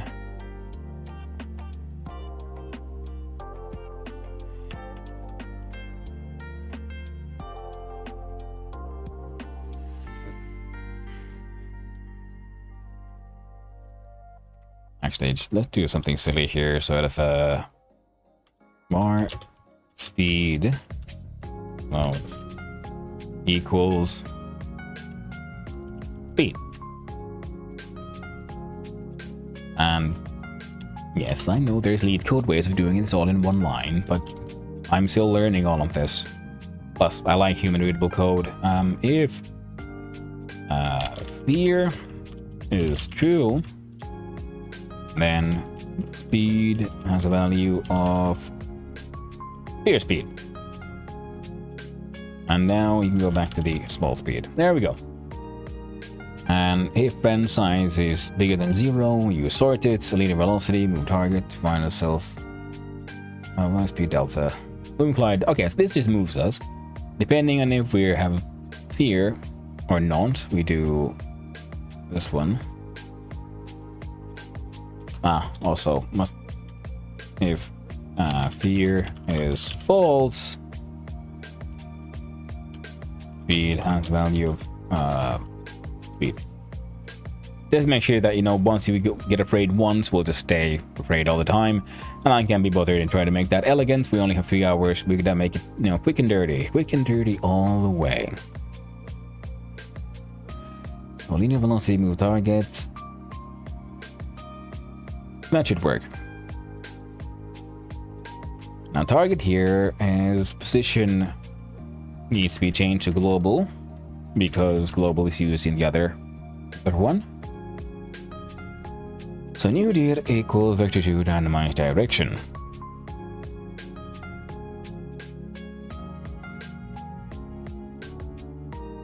And we keep on moving, always towards where the direction is. Right.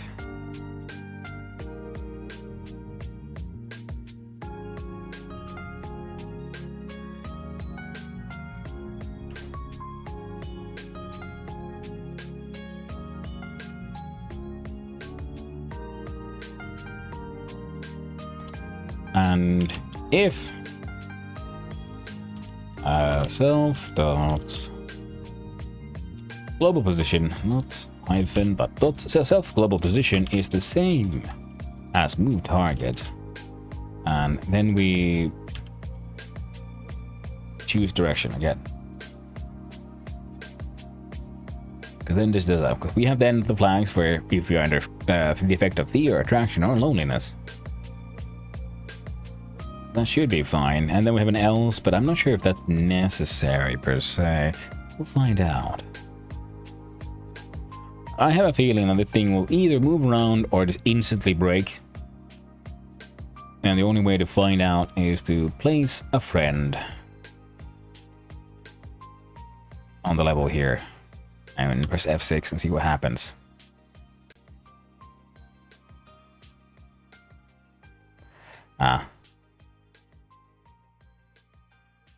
You went to 0, 0, didn't you? Yes, you did. But why? So fear location is 0. Move target, vector 2 right. Linear velocity, move target, minus self global position. Normalize, speed delta. If self global position equals move target, choose direction. And move target is... there we go. Never chosen. So here, move target.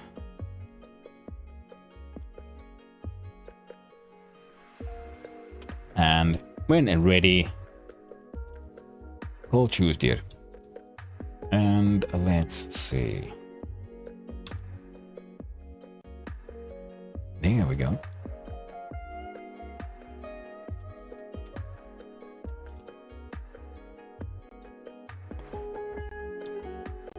Stop. F6 to scene again. You move there and you instantly stopped. And here we go. We print.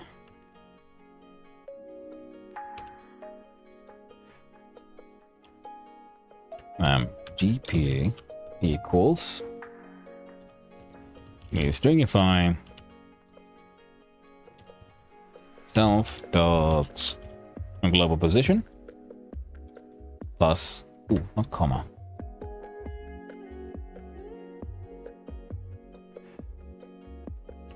Space move target equals stringified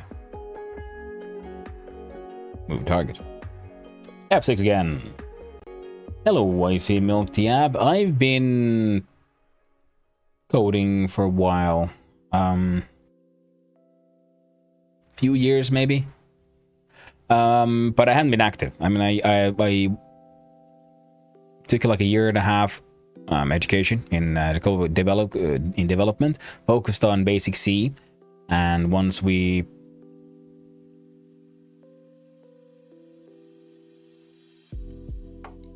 543.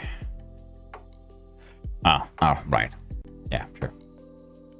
And well, then I was trying to get into the workforce, and well, global situation happened, personal situations happened, and I'm currently unemployed, so never really got the career shift I hoped for. And now I'm just trying to maintain and improve my own skills by doing some game dev stuff for the heck of it. And I have been very active in the past year. Every now and then tried to do a little bit, and well, year and a half actually, because in the past, I don't know, 4 months. How long have I been doing this now? I've been trying to do this thing every weekend. So, not a professional. No one's ever paid me for coding, but I have been sort of on and off coding for a few years. Relatively new to this, being at 37.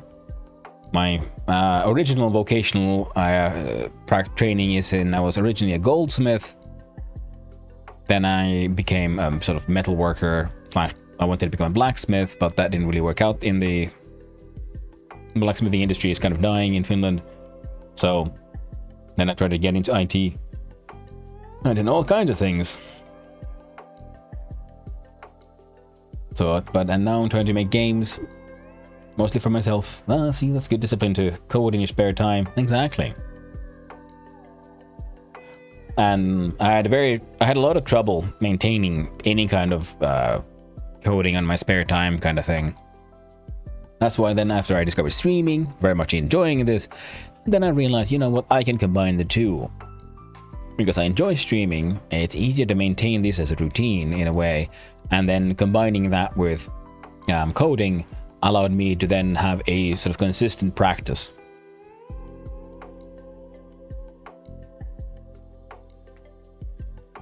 I'm quite enjoying the ride. Plus, you know, it's very handy because, you know, in the audience, every now and then there's people who will see me struggling and offer help. I'm all for crowdsourcing help. Like here we see, the problem is they're never, you know, identical, so we'll see.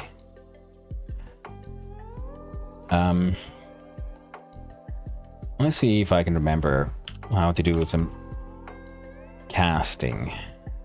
Now, we can't do a global position, now can we? How about vector 2i? Would this work?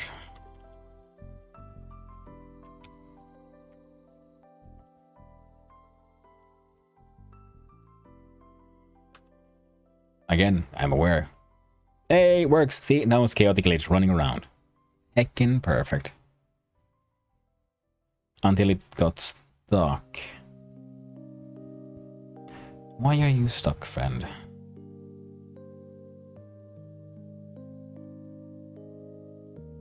You shouldn't be. Oh well. We'll figure it out. Now. We'll hash that out. And we'll cut down on the speed a little bit. Also, that was too fast anyway. Ooh, interesting. So you move to that point, then you stop moving again.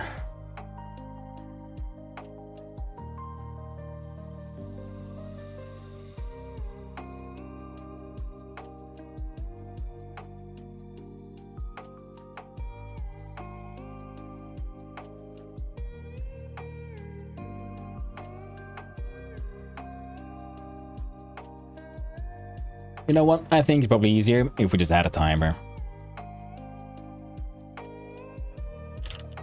With a timer, and we'll do that. We'll call this one just the move timer. Move timer is a one shot. Oh, it isn't, but it is auto started. Wait time. We'll make it 2 seconds now. Then it has a timeout signal. And when the timeout signal is called,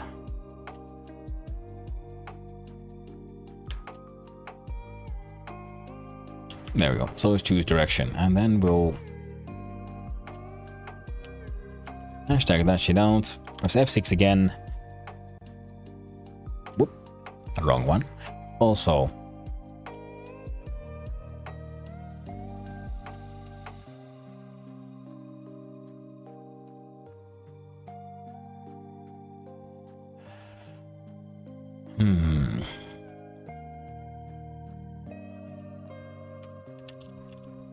let's see, what is actually the value here? All of the LV for linear velocity plus thingifier our linear velocity. Thank you. Tap level, press F6. Okay. On dramatic music.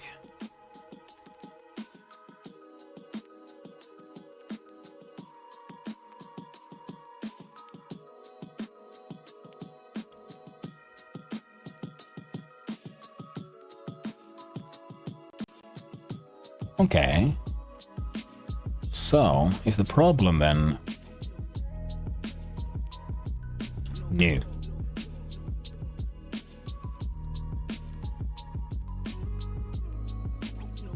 What if we just make this thing bigger?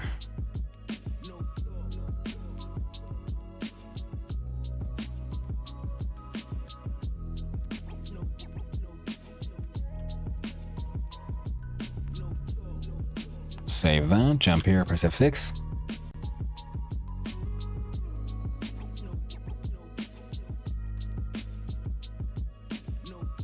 What happens there?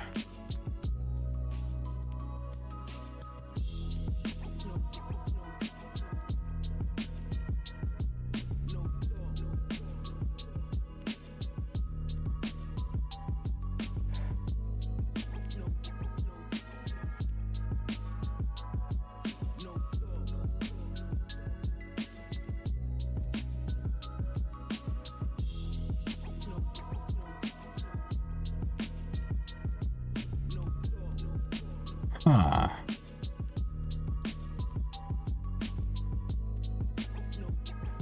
Okay. So they get positives and negatives for a little, tiny little bit there. So what exactly happens there? Move target minus self global position, normalize speed delta. Okay, this gives us just the direction. That should be completely fine.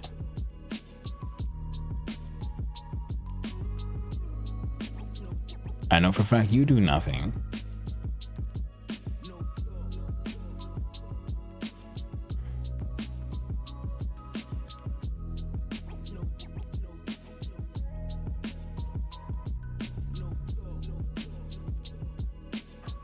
Call choose data.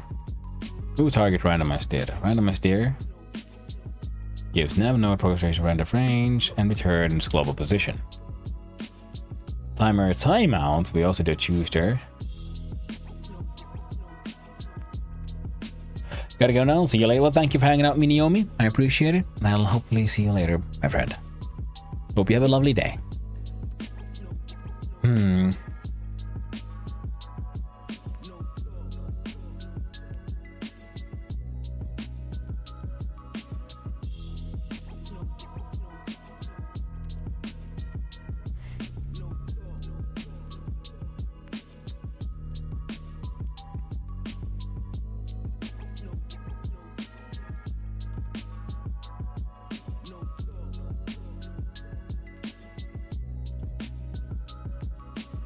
Okay.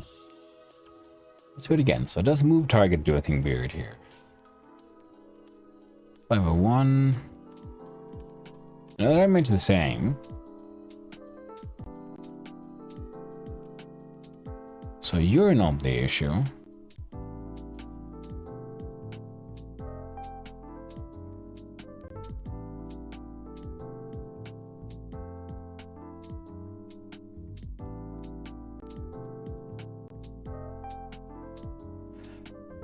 Right. Is the problem that we're too fast?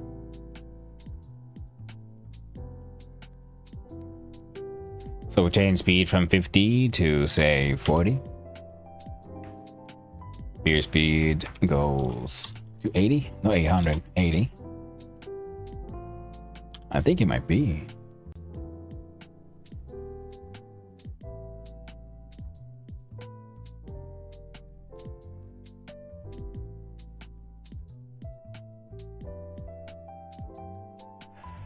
Okay.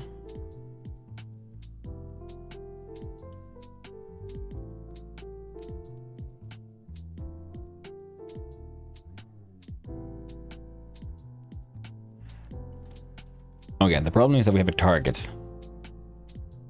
that we're actually going to. If I want the different speeds, but the target remains the same, what we need is a direction. So move target needs to change. We'll make another one. We'll call this one move. God damn it. Variable move direction type of vector 2.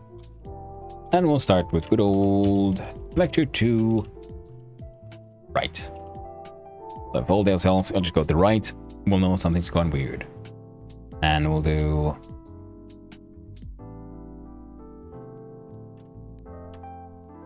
cut that one out. We do move underscore direction times speed times delta.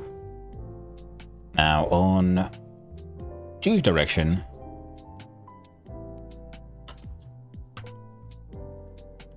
we'll have randomized direction minus self global position. Close that. That, and then we normalize that shit.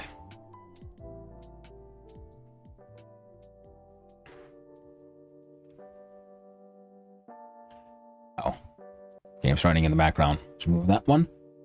Now if we jump back into friend, and we should be able to move these back to being close.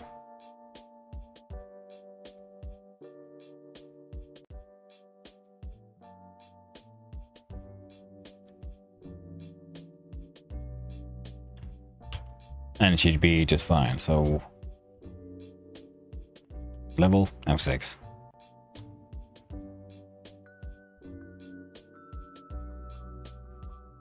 Nice, moving to the right forever. Because I forgot to change the script. Because it's not move targets. But move direction. Okay, man, to make my own do some lead code fast. 2 millisecond beats, 98.94%. Holy shit, Just Land. Well done. Never got into lead code myself. Could be a fun challenge at some point. But for now... would you look at that? Bastard works. Excellent. Now...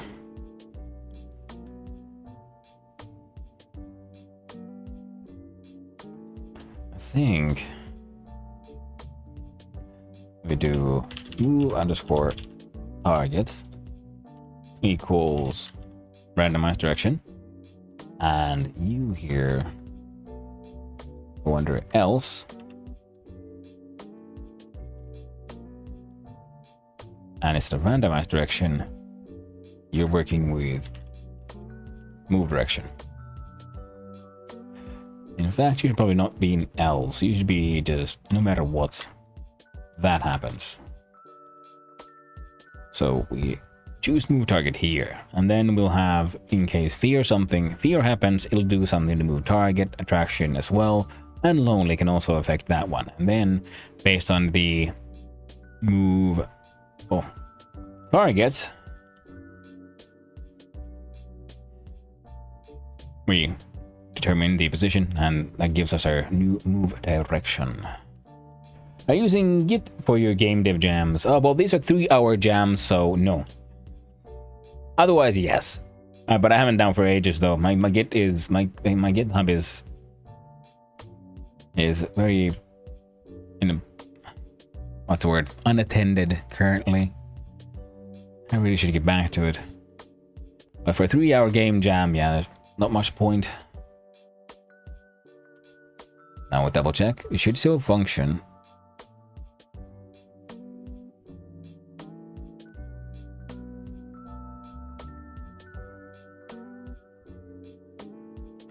Yeah, excellent. And now we'll have to add some tests. First, we'll need a second friend. They can see each other. Now there's 2 friends. Jump on the script side of things. And we'll have a look at signals. Now, friend here. Ooh. Let's save that. Friend. We'll have site.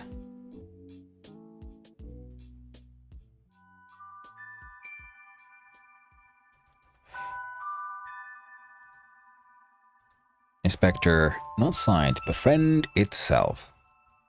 Jump into node groups. Add a group. Friend. Inspector. No. Signals for site. Site has body entered. Body exited. There we go. So, on site, body entered. If body dot is underscore in group friend friends dot append body.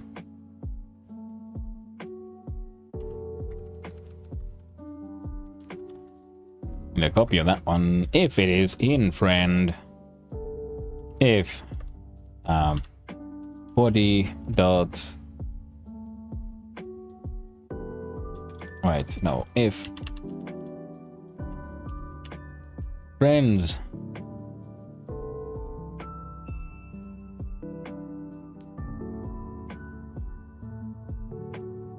has, is has the one? Might be.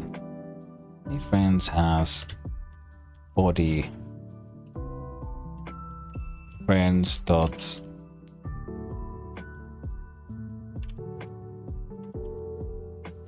frames, no, friends dot, it's not clear. Is it remove at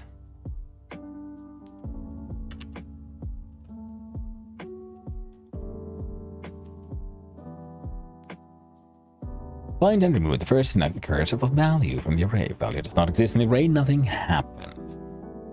Excellent. That's what we want. And has... oh, if this is nothing happens, we don't need this one.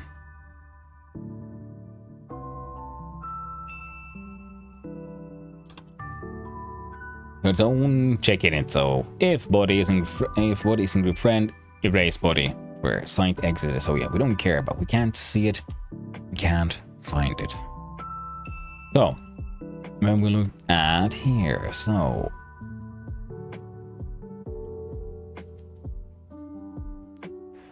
choose direction. If fear is true, attraction to only true. No.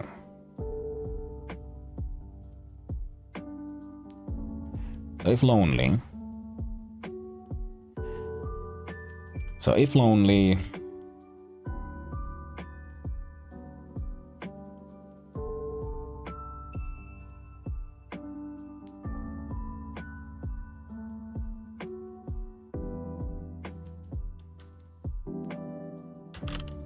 Move underscore target equals friends 0 dot global position position.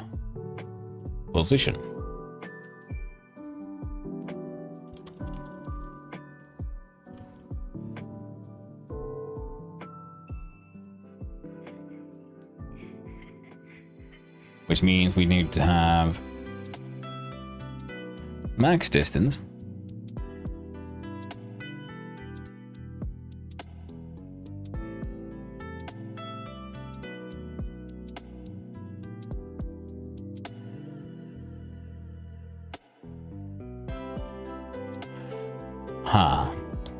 No, what we need to do is if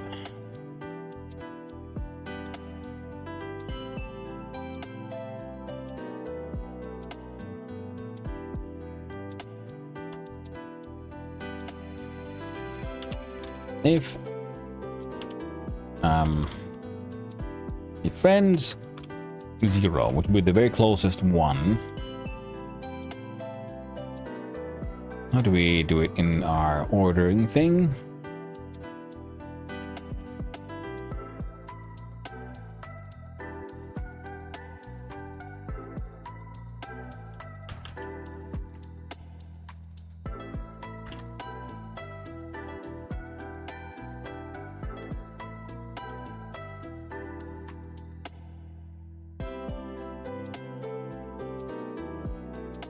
Self-global position, the distance to friends. Global position is greater than.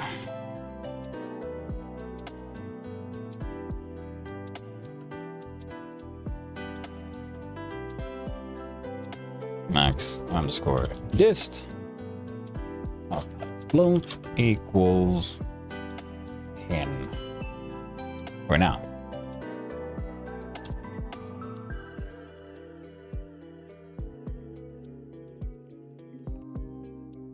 Only equals true.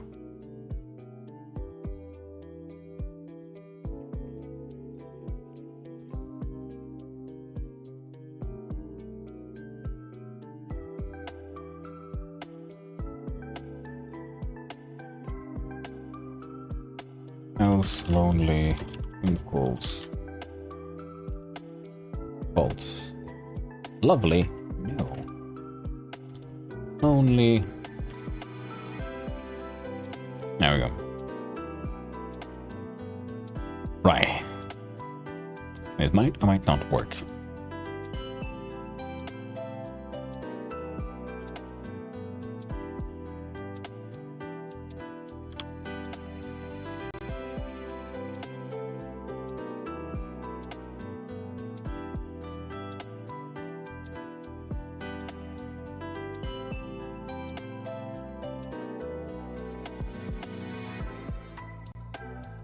Seems to kind of work.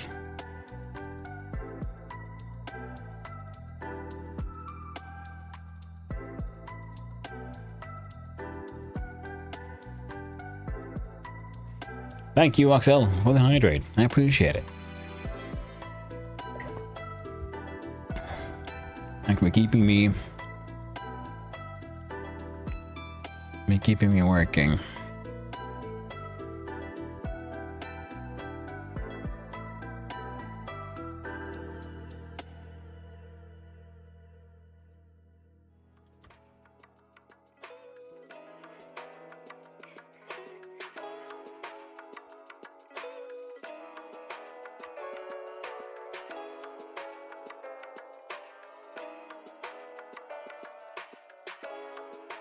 If me and this buddy entered, then you just choose a new direction. And what else? Let's look at friend here. Your maximum distance. I'll say collision shape.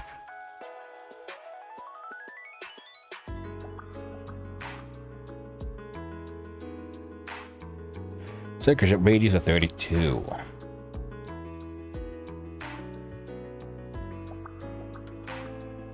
So we'll say, yeah, starts at 32.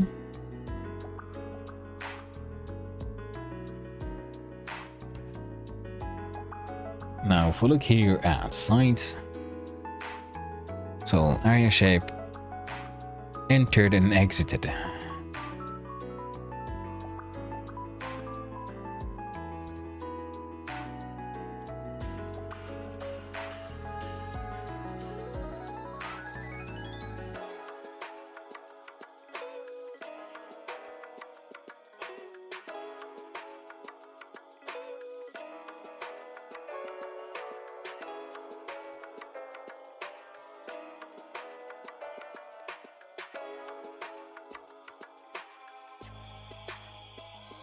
There we go. We'll add a third one and save that. Jump here. Check out the script. And we'll have another little print function to help me debug some shit. Print ARR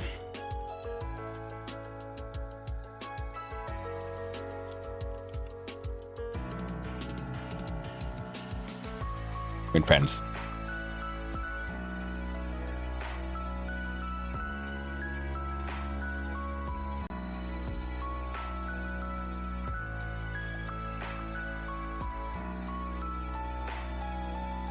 Now they don't want to go too far away from each other. Third one has left, which reminds me we should probably add to the level. We'll add just a 2D node. We'll do ordered orders, and then we'll promptly change the freaking type. Sorry, guys, that's dumb of me.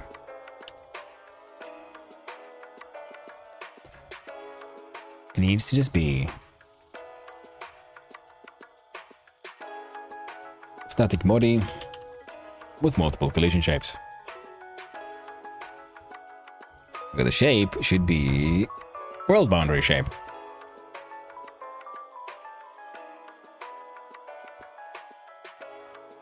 So you can go there. We can F2 to bottom. God, why am I so bad at this?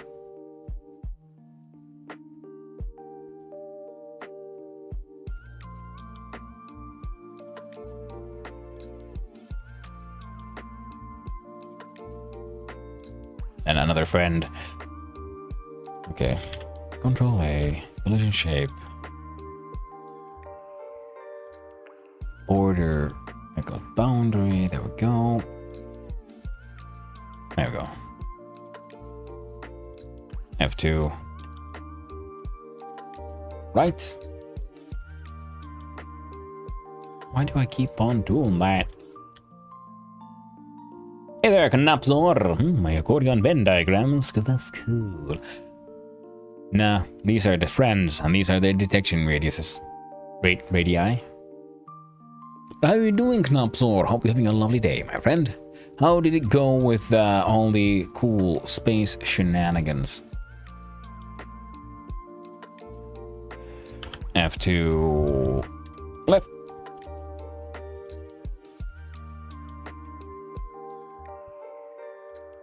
Control A. Collision shape. This one shall be simply called top. And also, given the boundary shape, we rotate it face down. And I'm going to hide that. We don't need to look at it. We'll make it all the way there. Save. And F6. And we'll see how the friends behave.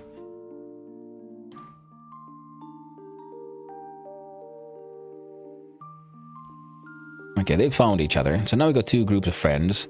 The thing is, will they merge into... Okay, now they should start... Oh no, how did you end up there, friend?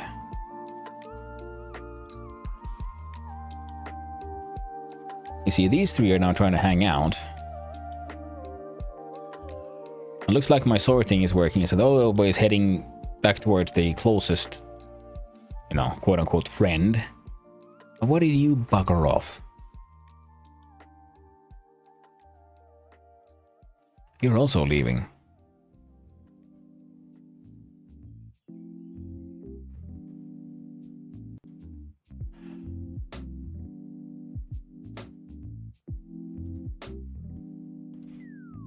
Well, I made the flotilla a lot more, well, repaired and in one station. A lot more furniture for my apartment, though. I never actually visited the flotilla. In Astronauts. I probably should get back to the game at some point. It was super fun. And I should finish my goat altar. Hunt down some more goat pieces and summon in Satan or something. That could be fun. Oh, it's a mess! The game is hilarious. and fun and cool. The urge to repair, it's huge. It is true.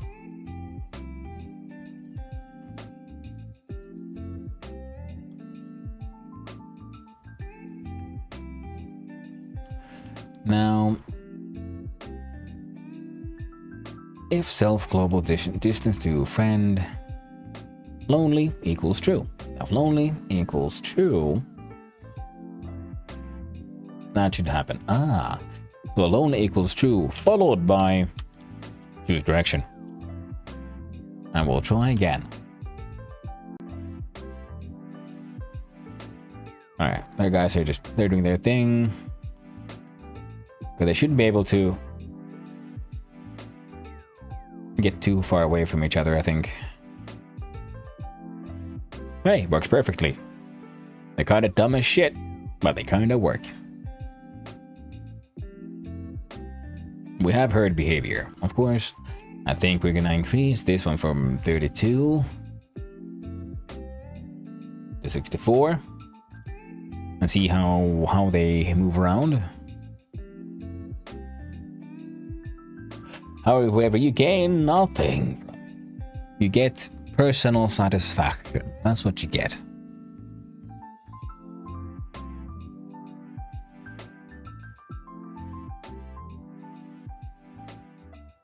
Hello, puppy. Not a moment up on my heart. A day. Same to you, puppy, but I hope your day is wonderful. I'm trying to make extremely rudimentary boys. I'm calling them simply friends. Today's game jam theme is sacrifice, and the idea is, well, you're gonna be herding these friends along the map. It's kind of working. And kind of doing stuff. So we have now rules for if they become lonely, which is then just move towards the target. They don't have to have fancy movement, they just need to kind of work. It's a 3-hour heckin' game jam. If I want them to move smooth, I could spend another week on it and actually make it, you know, cool and all, and add animations and whatnot. Right now, minimum viable product. That is something I need to remember, because that's something I keep on forgetting. Now, move target is there, and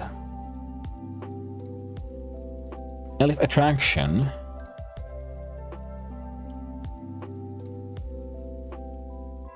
Into the more cyclopean eldritch horror, possibly. And that's the idea with the whole sacrifice thing. The idea was that there would be it's a game about herding the friends across the map. The map might be a maze, might be open, but there are some threats that are like just monstrous heads or something, and when a friend goes close enough, they'll get eaten. And once the monster is eaten, there's a little timer. Once the timer runs out, it'll retreat into its hole, and it's safe to pass. The thing is, because you have no direct control of the friends, you only have a sort of explosion to give them fear, where they run away, or attraction, which sort of softly pulls them towards it. Now, while it's eating, it will also eat anything and everything that goes in there during that time. So the thing is, you have to try to get as few as possible to get eaten, and then wait it out so it'll let you pass. There might be like threats where they might fall off ledges or whatnot because they're dumb. Extended the boop feature and now supports sprite sheets. Ooh, cool. Basic icons animation using JavaScript. Later will be me using some kind of JSON format. Make animations declarative. Oh. Yeah, man, that sounds cool. But the most important question, can I boop the streamer? Can I boop the puppy? Because you're smacking the game.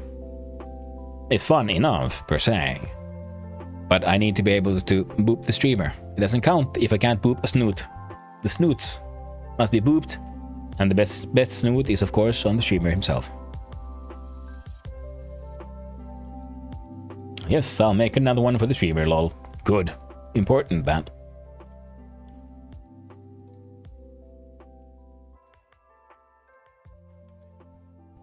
It's a funny idea, especially because if you, like, If you've been looking at what Casual Elephant is doing with this face tracking and so on, because he can then add the effects on his camera scene when the face tracking to follow his face. You could have, you know, someone boop the snoot and like there's like this anime blush comes on and it'll actually follow your face. So if someone boops the snoot, you can even try to make it into its own minigame so that if you hear the boop happening, if you move your face away from it enough and the face tracking then determines that the boop did not hit your actually hit your face, then, you know, something happens or it doesn't happen.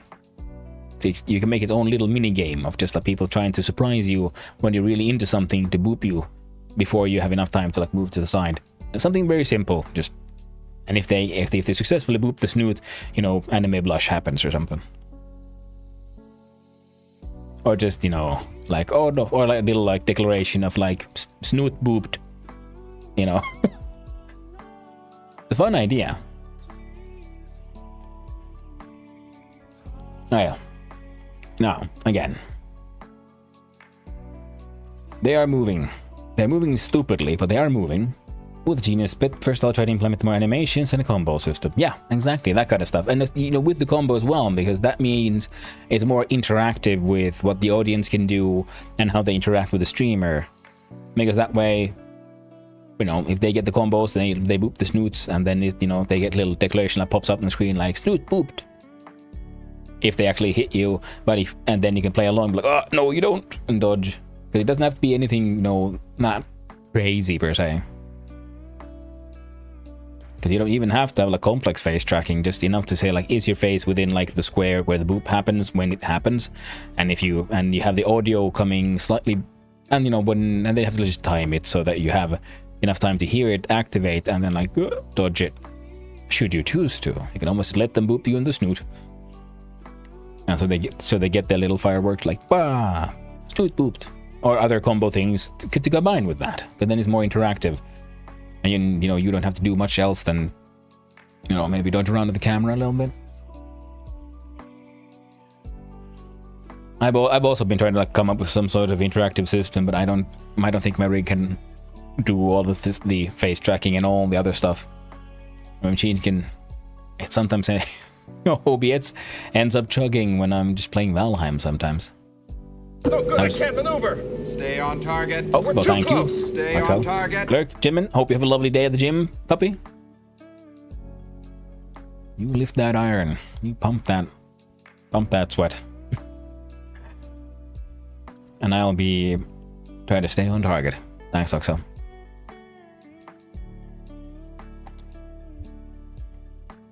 Now, let's do interaction. So I think the first one will be fear. So we'll have to figure out how that works. Easiest way would probably be to make their own scenes. What am I going to do? No, we'll do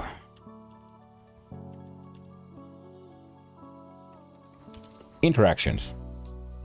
Interactions gets a new, no, not a new folder, but a goddamn scene. The scene is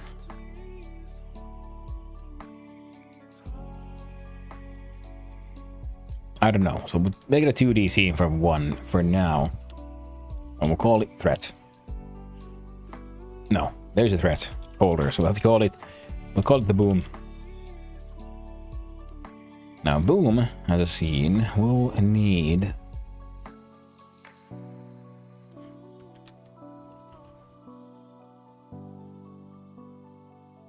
couple of colored rectangles for now. I'll look at the colored rectangle. How about we do that?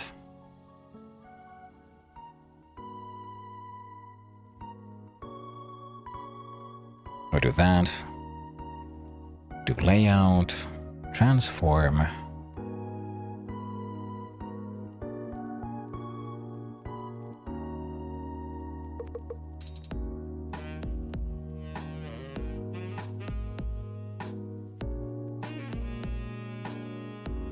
Anchors preset in the center, please. Same for you, I'd hope.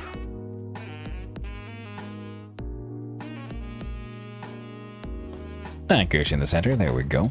Now if anchors in the center does do...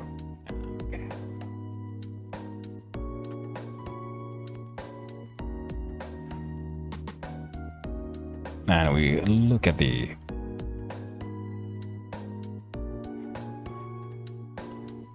rotation tool.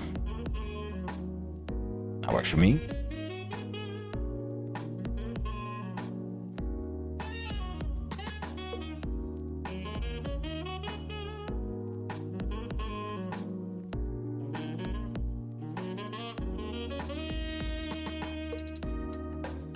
Heckin' perfect. Then we have a wee little explosion. Now, you will also then need some script. So what do you do? And a detection radius.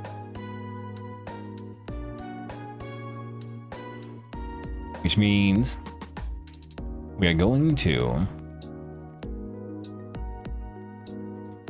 change type to an area 2D, add a child node, add a collision shape as the form, a circle. Now the boom can be relatively big, I think.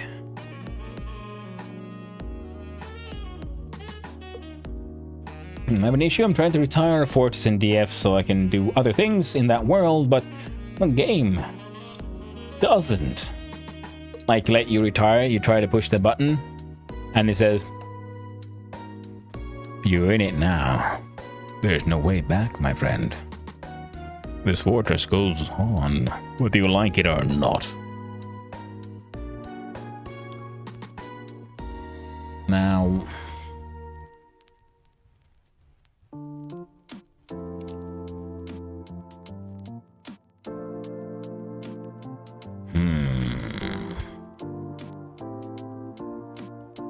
let's see here. We do a body entered. If body dot is in group friend. Pushing all the button, the game saves and goes back to the menu, but only thing I can do with that world is continue with the existing save. How to make a new timeline. I haven't tried that yet in Dwarf Fortress, in like just trying to maintain do cool stuff in the same world. I really should. I just make a world and do some more DFing. God damn, there's too many games, man. How do I Valheim and Voices of the Void and RimWorld and Dwarf Fortress? And did I mention Valheim? I think I did. All the games. Which is not the recommended option. Damn those misleading recommendations. Anybody's in good group. Friend. Body dot here equals true. Oh, right. Let's get friend here. So here we have fear location and fear.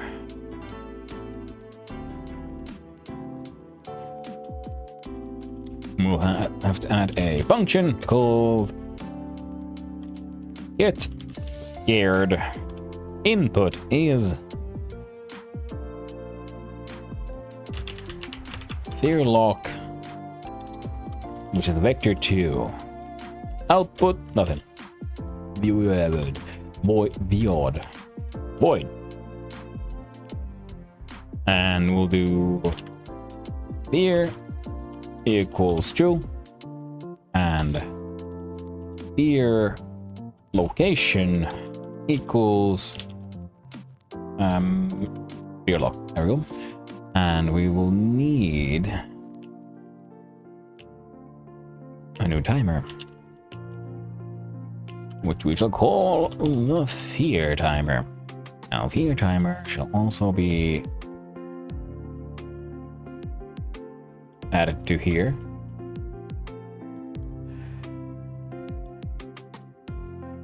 Do 5 seconds, one shot.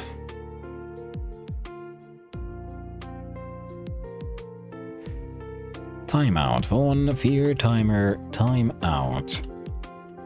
Fear equals false.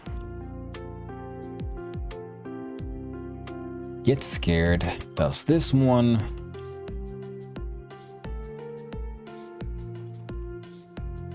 Did I not bring it in here? What's it called then? Fear timer. Fear timer dot start with. What if I put on?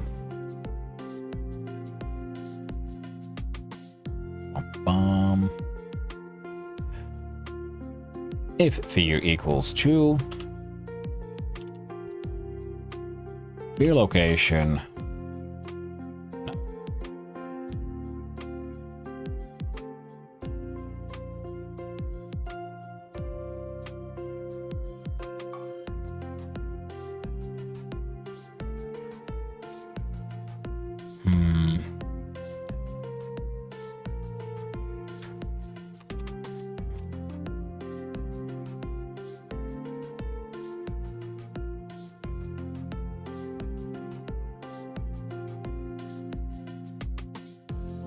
We'll do move target equals your location minus self dot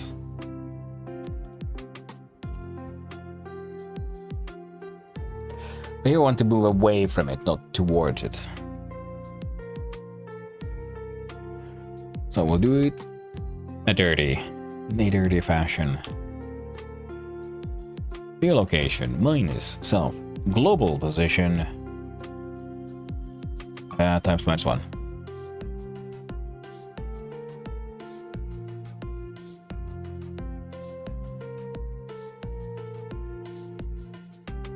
Save that and then boom.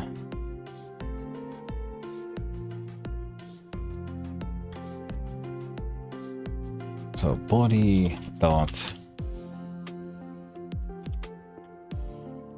get scared self dot global position.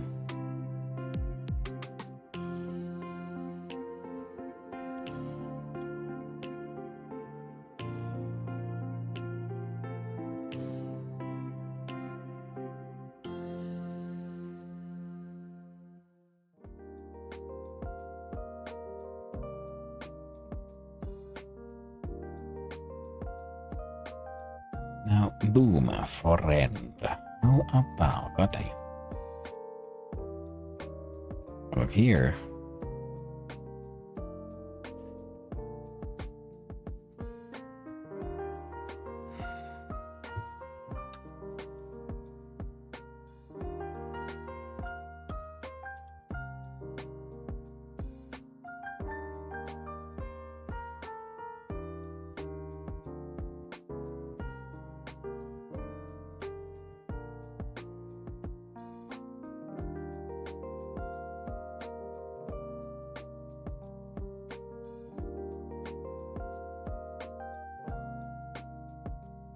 Now if I look at script, can I make this work using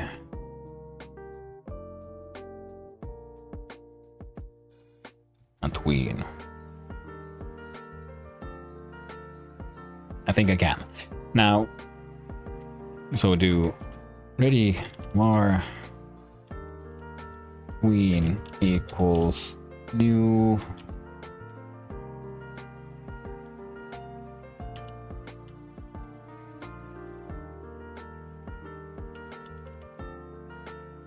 create tween.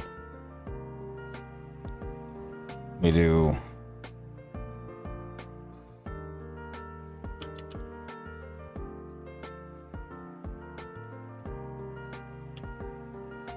I can never remember these by heart either, so we do create tween. There we go. Tween and tween property for sprite modulate scale Q3.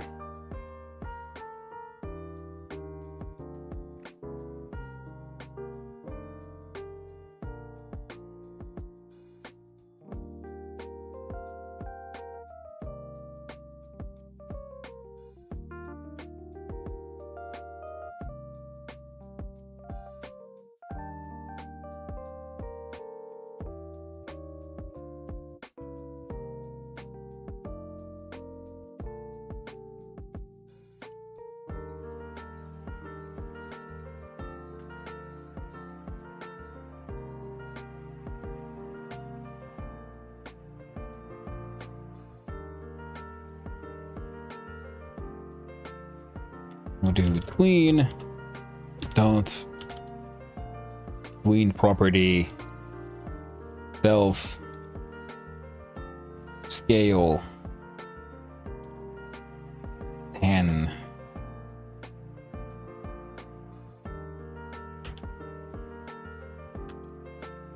2.0 tween dot tween callback Q3.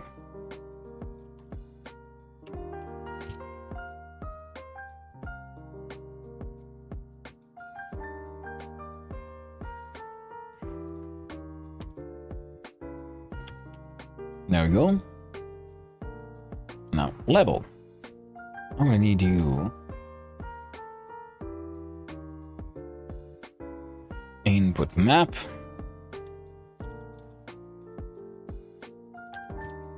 Left mouse button. Right mouse button.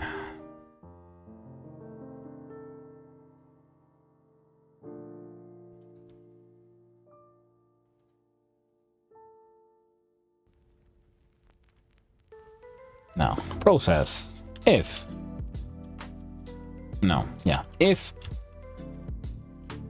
input dot action underscore just pressed left mouse button. Gonna look here at interaction boom and the scene var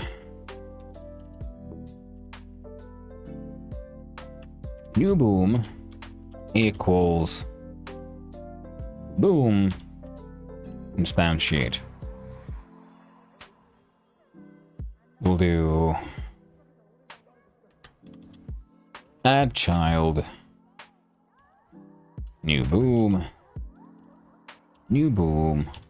dot global position equals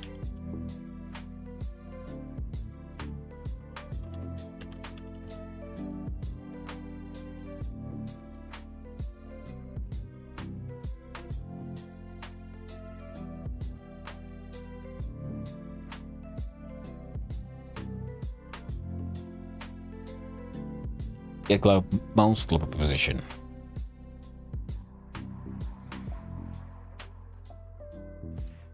Or maybe we do this var new pause equals this one. New pause. Make sure everything happens in the like acceptable order.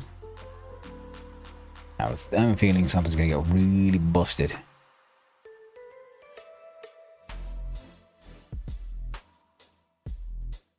Ooh. Type mismatch between initial and final value vector 2 and int.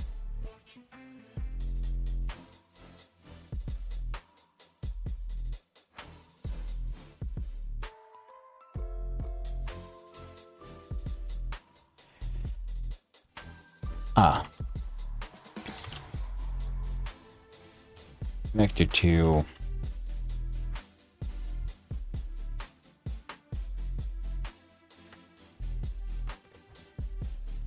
10.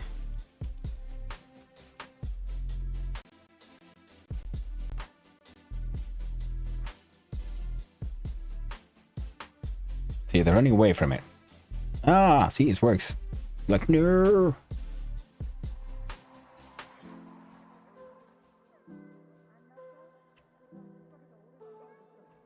Too slow though. 2 seconds. I think 1 second. Now, the callback is for when it's done anyway, so we'll see about queen property.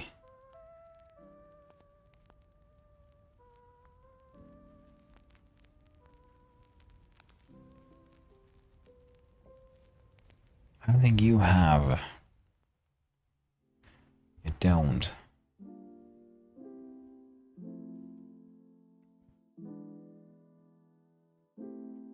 color rect.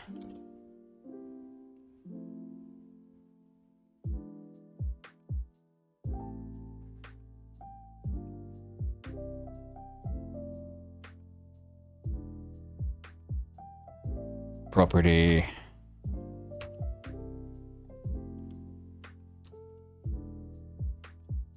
Color.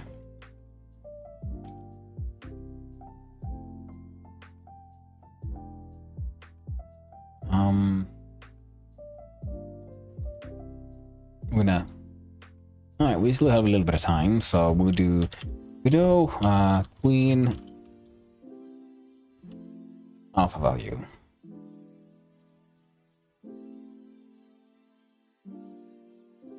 I feel it's something too obvious. You can tweet the alpha directly, then you have what you need. But modulate A.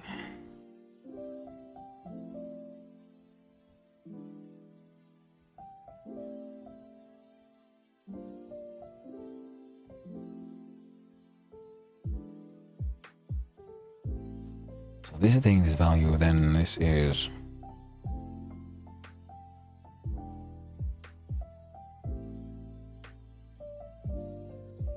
modulate A. All right.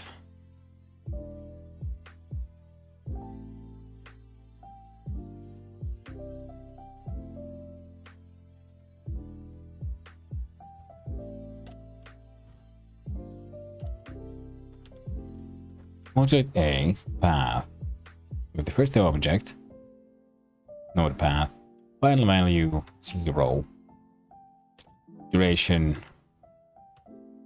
1.0. Code level, press F6.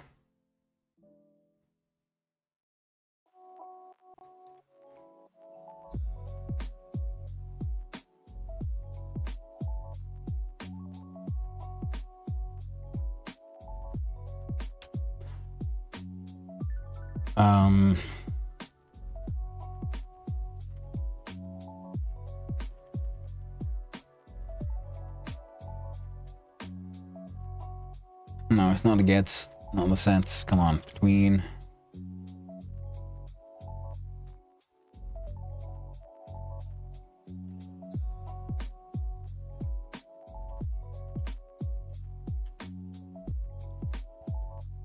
At the beginning, here's the example. So a sequence of stripe will turn red, then shrink for finally calling node Q3. Previous sprite tweeners are executed one after another by default. This behavior can be changed using parallel and set parallel. Oh, makes the next tweener run parallel to the previous one.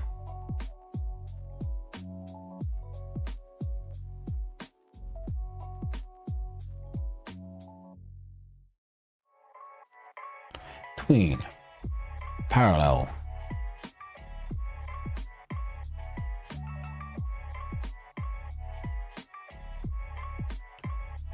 If I understood that correctly, then this one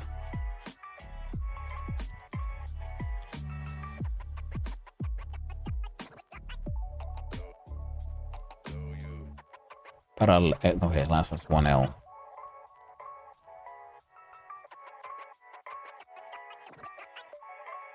Pop, pop, pop. And we call non-access function tween property in base callable.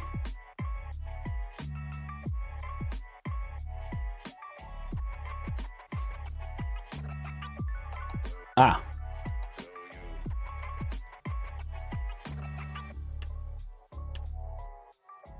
Jump to level, F6. Well, kinda worked, but not what we wanted.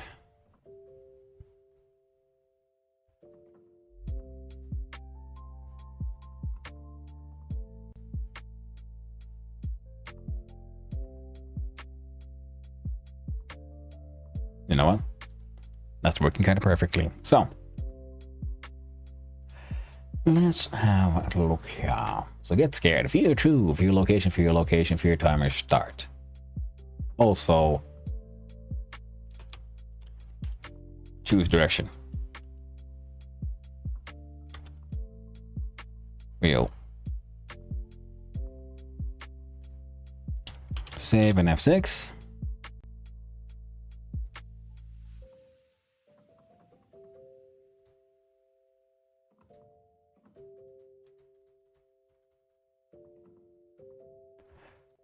So every time I boom, get scared. Fear location vector 2. Fear equals true. Fear location, fear location. Timer start. Choose direction. We go into choose direction. Move target right in my direction. If fear equals 2, move target. Fear location minus.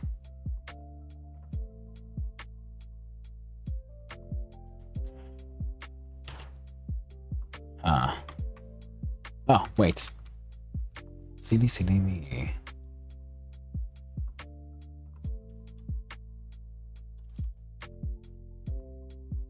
So move target equals fear location.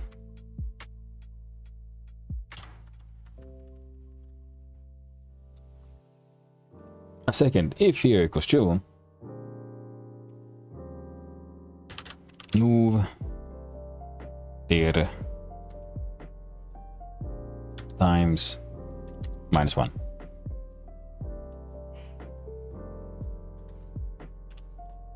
Because that'll give it a negative of the direction. Did I have an attraction target? No. Or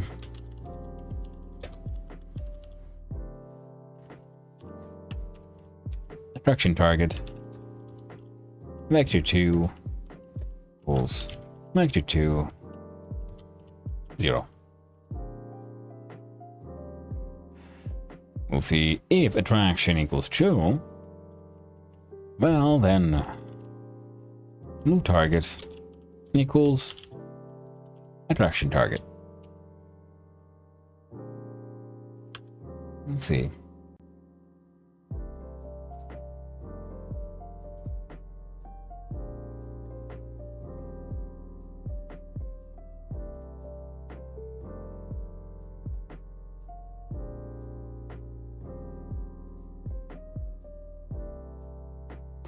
So they seem to first run into it.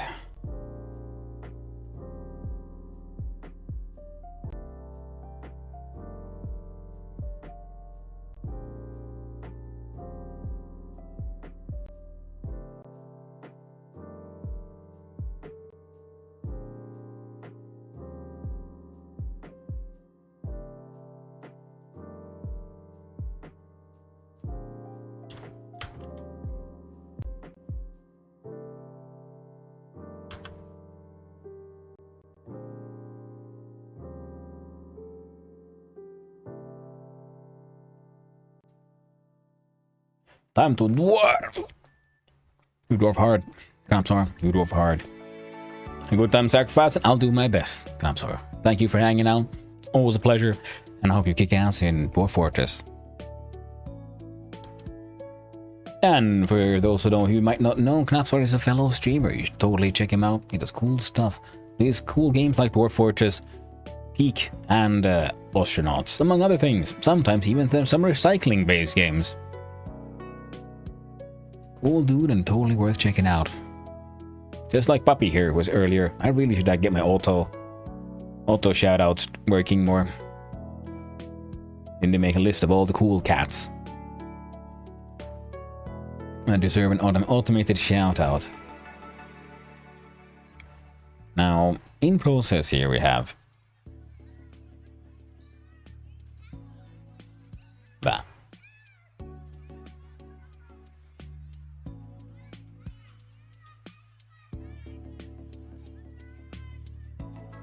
Ah, that's the problem. Right.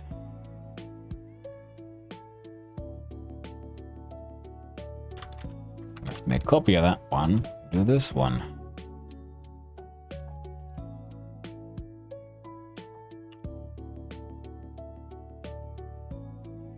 Within parentheses.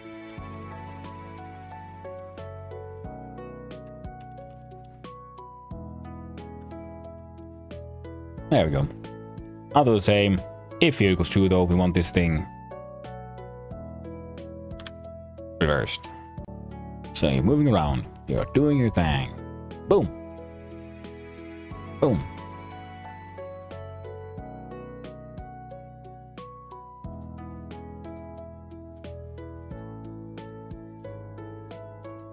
See?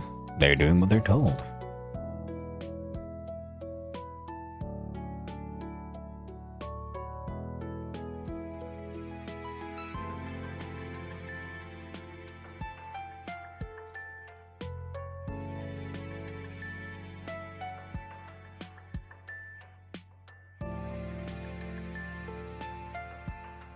Okay, so the booms are working.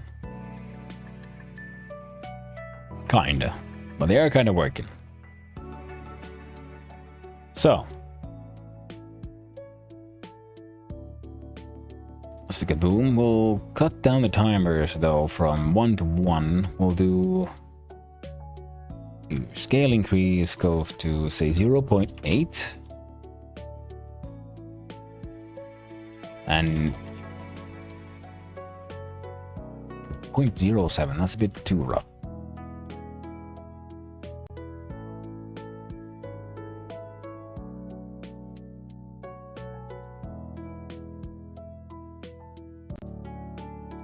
Excellent. Great new scene. What's this one?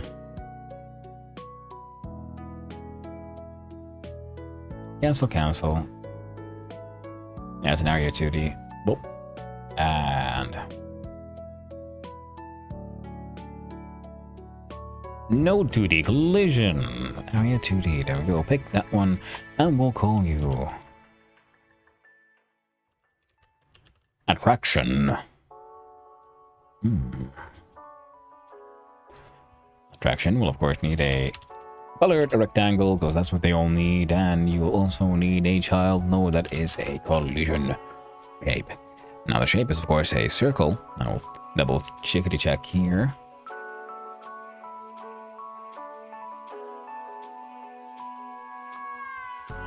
We'll check out the layout. We change this with the center base. There we go. The AO. Oh god damn it. Oh, there we go.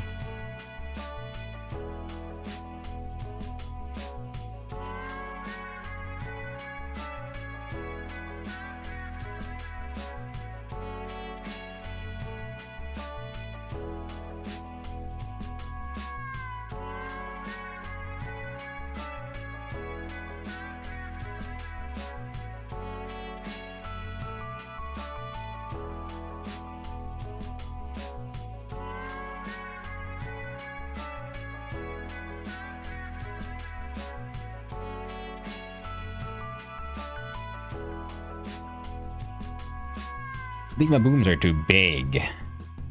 So this could be the large one. The booms are the way for more precise control. Now, I need that. Your color.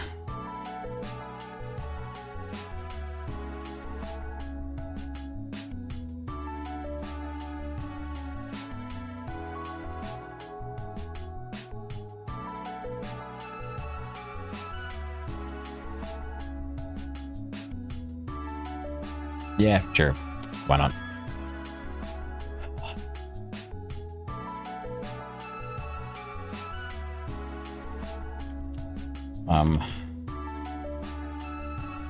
Smart Tween Bulls New Great Tween. We're gonna have to have a tween for this one as well. Hello there, Blocky. Does your stream say will Casheim later?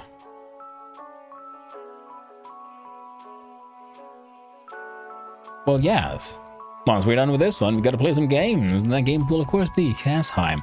The cube is pretty much finished, so it's time for it to go. Time to go on another few adventures. Then, I mean, of course, the cube of cubes, the Tesseract itself. And hello, Blocky. How are you doing? Hope you're having a wonderful day, friend.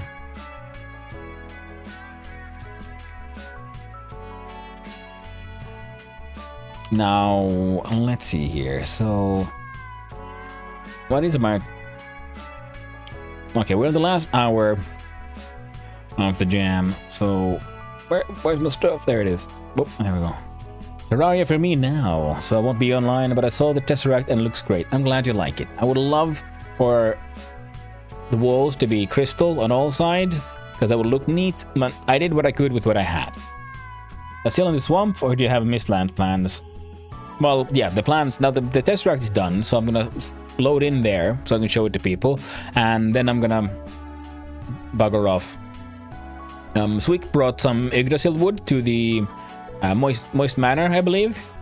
So I'm gonna plant some, and then either straight to the Mistlands, or I will try to bring some wolves with me and find a Yag spot and create wolf generators around it, just to see, can we take down Yagluth with ridiculous amounts of wolves in waves. So I'm beginning coding in Godot. If I have a game in mind I want to create, then what do I start with? For example, if I want to make a turn-based fantasy game, what do I create first? The first thing to create is a game design document. So a plan. Even here, see, for my like 1 to 3 hour game jams, I start with planning out first concepts. What are we doing? How are things moving? Now, this is of course, yeah, these are pretty like lame plans, but there's at least some plans. You have to figure out what anything does, what leads to what, why does something do something, and as much as possible in advance. Because if you start by like just I'm gonna build all these like bits in Godot, but you don't really know how they're all gonna work together, you're gonna have a bad time. It's better to do as much as possible on paper first. Imagine like you're designing, say, you said a turn-based fantasy game.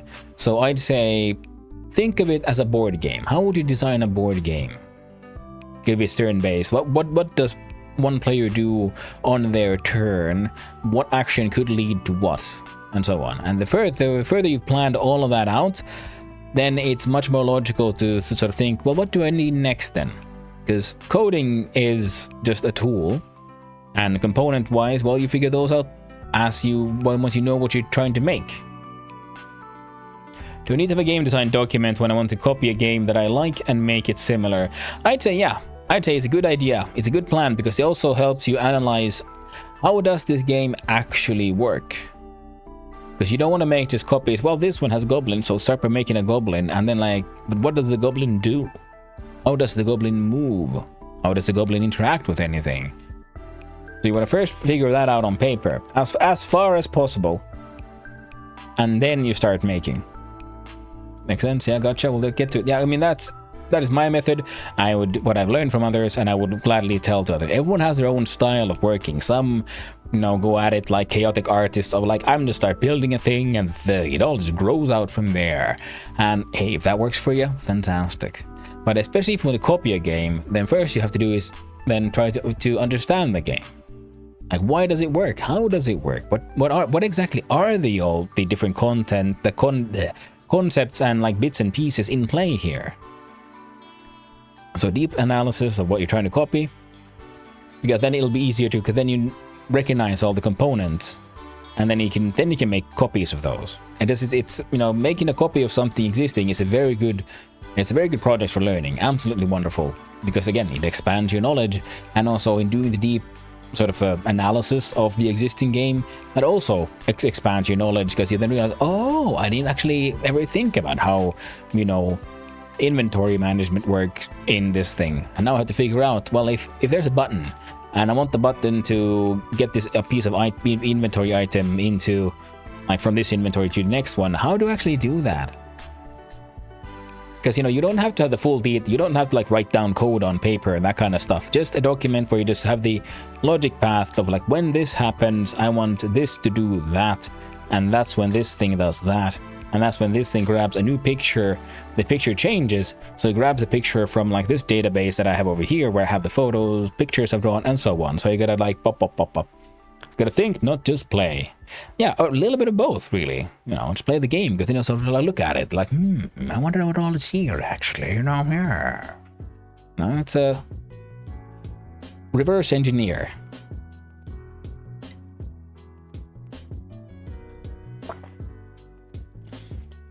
Have fun with that. Yeah, I was thinking like that could be a fun one. I did that in last Casheim though. They was with the Oskveen from the Ashlands, and I killed bosses with those. That was fun enough. But I don't know if I have the energy for the wolf generator. It's one of those things that's a fun idea on paper, but I don't know if I have the energy to make it happen. It would be best to do it now because of the ice on the sea, so transporting a large amount of wolves from point A to point B would be much more realistic than trying to get them on a boat, and then you can have multiple wolf generators and then, you know, fight Yag. But, do I have the energy for it? I don't know. I would like some foreign spirits though, but so that means I'd have to fight Yag at some point anyway. And it would be easier to do it in a funny way. So it's either that or then straight south, Mistlands, Ashlands border, and just get ready for these final weeks. Which I also kind of want to do. So it's one of those, do I go for to build a cool Ashlands, Mistlands adjacent fortress? Or do the silly thing with wolves and Yag? Hard to say. We'll see you later. Now, what am I doing? Oh, right. I was made a tween for this thing because it's made me spin. That's fine. We can leave it there. Debugger, what are you complaining about? Delta never used. Oh, no. Fix. This one. Fix. There we go. Debugger no longer complain. Attraction. Here we go. I don't know if we're going to use Delta for you any at all either, so that's fine. Now, attraction, what you're gonna need is a timer. We'll call you your life timer. You're a one-shot and you run for 4 seconds. We'll look at the node, we'll look at the timeout, we activate that one, and when that thing happens, well, you know it. Time to call Q free, so delete yourself. There we go. Now, while it runs, we want its collision shape to do a thing, which is, we'll look at the inspector. No, signals. Here we go. Attraction. We do. Body entered. If body dot is underscore in underscore group friend framed body dot get attracted. Got a semicolon, but an underscore. And let's see here. Then we look at friend. We have get scared, then we have a new one called get underscore attracted, which has an input of attract block, which is a type of vector 2, and outputs fuck all. And we do attraction target equals attraction lock. Attraction equals true. Do friend. Add child node timer. F2. Attraction timer.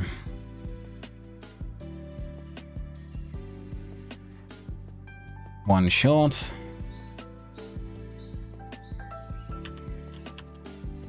Attraction equals false.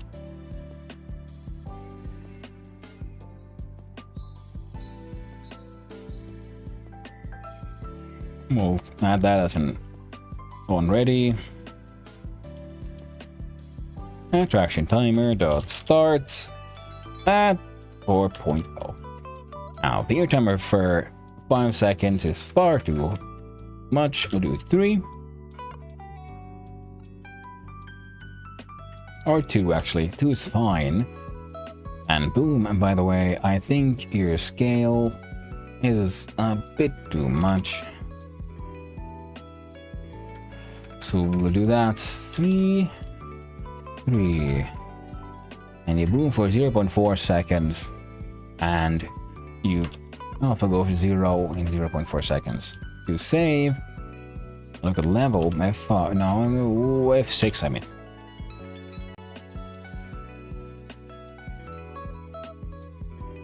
There we go. Nice booms. Booms work perfect.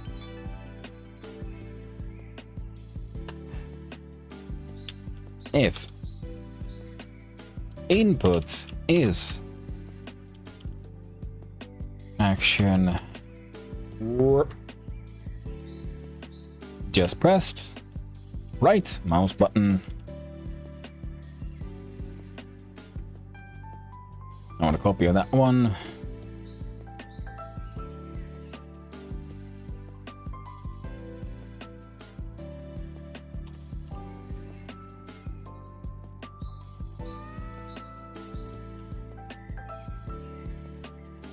God damn it. Put the thing, thank you.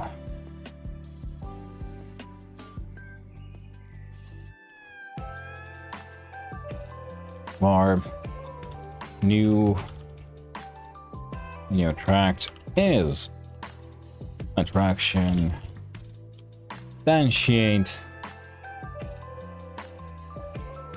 add child new attract dot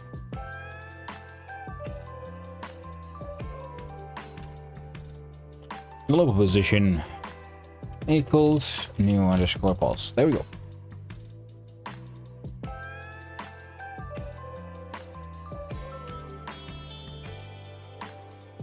And attraction, you have your life timer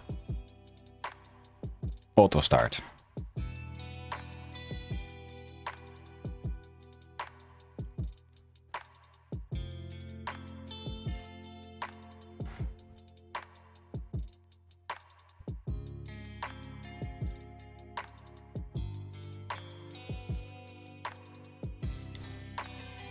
Self dot global position to get attracted. Double checking on friend here, so we have get attracted. Attraction true. Action timer start 4. Time attraction becomes false.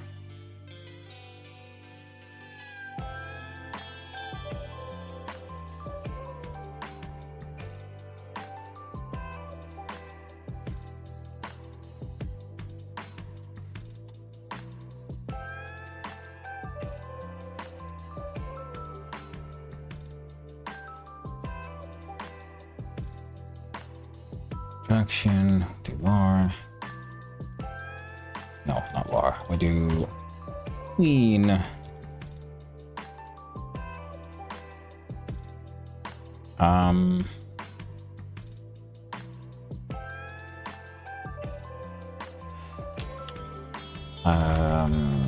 Queen property.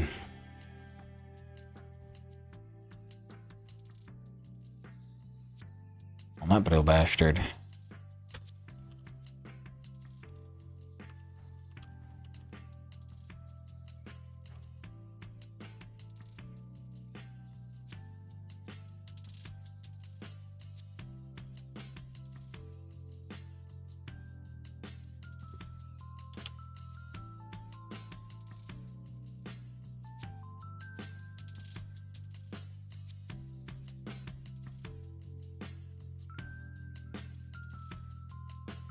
Yeah, rotation.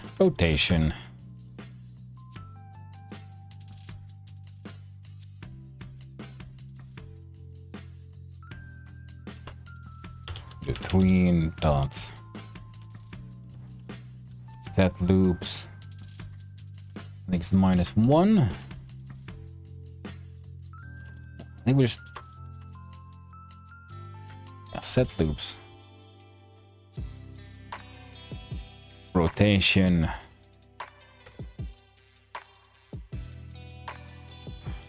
We do, I don't know, 10, 1 dots. That's relative. And we press F5 on, no. F6 on here. Do we see a little spinning cube? We do. We jump to the level, we press F6 here. Now if we left mouse button, we get booms, right mouse button.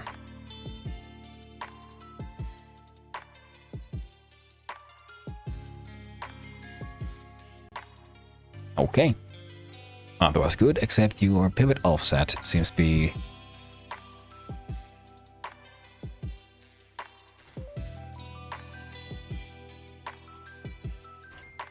Right now it's there. So do a 4-4. We save shape. We have 6 on level.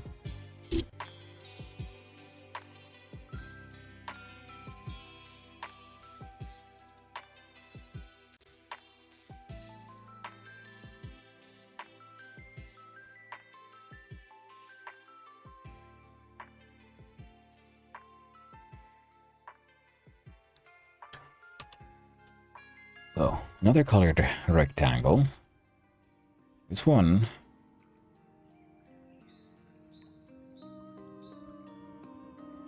we'll need to expand a bit so we can get in the middle.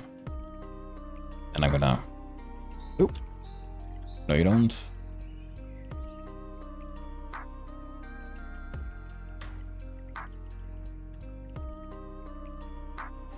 Make it that big, and your color will be similar, maybe a little greener.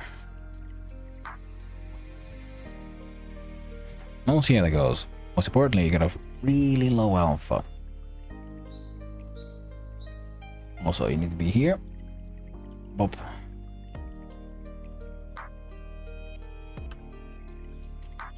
Call you the shadow. Go to script and the similar one.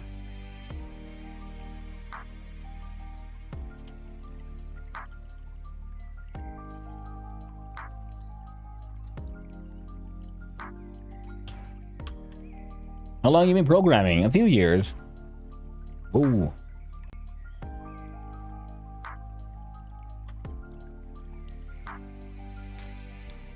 Few years, sort of on and off.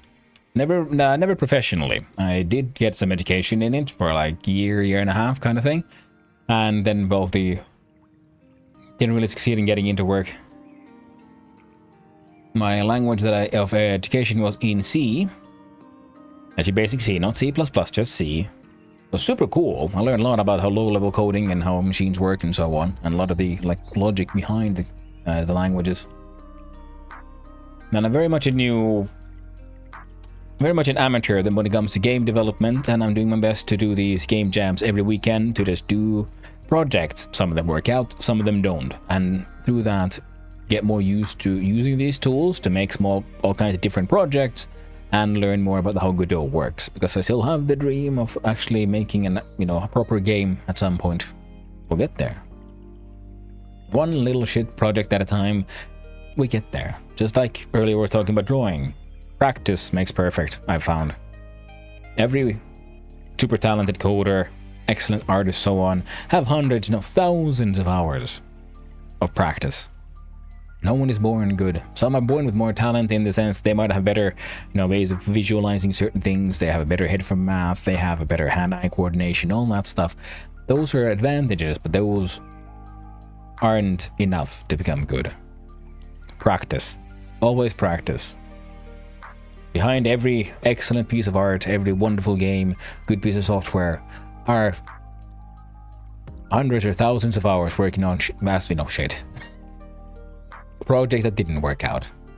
Either through the mistakes that we learn the most, I found. Now you, Shadow, your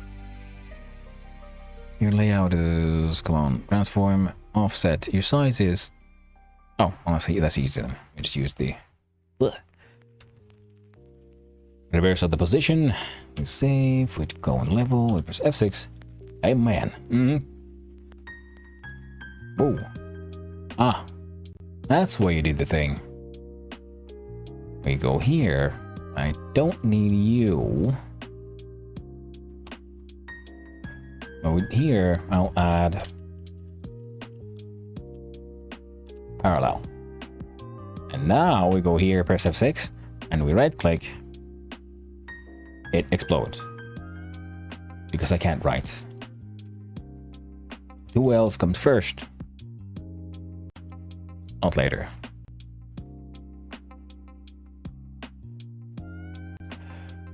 Heckin' perfect, except I don't want you to spin quite that fast.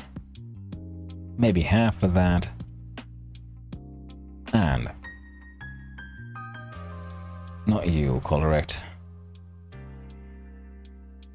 Shadow. Lower the alpha even further.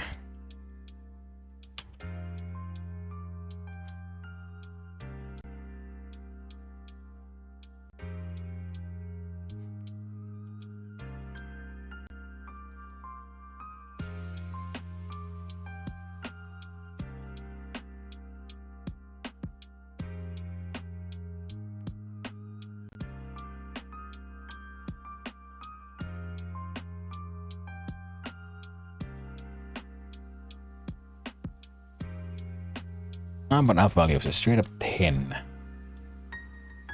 So I want it to be slightly more discreet. That could work, especially if we do a little thingamabob here of doing the shadow, and we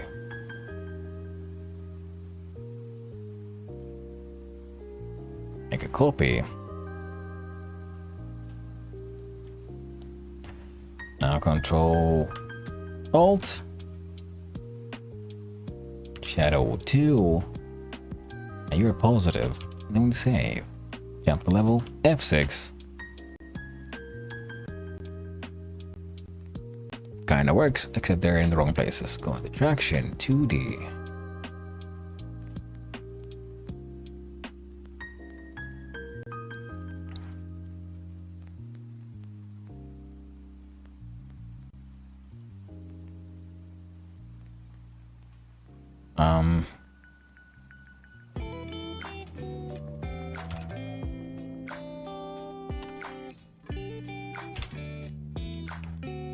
Back into here.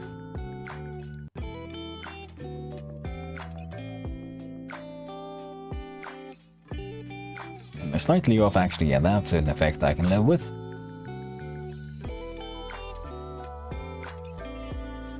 Excellent. Go to friend and we do the same thing I forgot to add here. Is that we immediately do a choose direction when attraction is activated.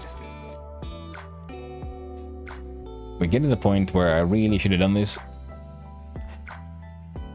earlier, so let's do a 2D scene. And scene name is Start Menu. Now, as our start menu, we're gonna need, of course, a V-box container. Not a C-box. That's nothing, but a V-box, a vertical box container, so it organizes its content immediately vertically. Then we'll add another child node. It will be a label. We can even rename that one into title. Now we go back, Control A, another one. Next one will be a button, F2, start button. Jump into 2D, and what do you know it? Let's do title of Shepherd and start game. Now the label, we also want to change its centering, so the text is in the middle. We want to go to theme override. So we'll find font sizes, and the font size I'll make 48.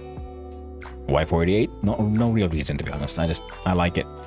Now the V-box container has one small issue here. Well, let's see if, because I want like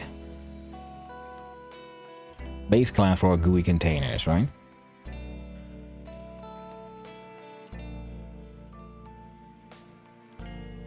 And I give you that. Why are you unhappy? Container by itself serves no purpose unless the script configures its children placement behavior. If you don't intend to add a script, use a plain control node instead. Real? Change type. Control. Base class for all GUI controls, adapted position, size, base, and parent control. So we do a change.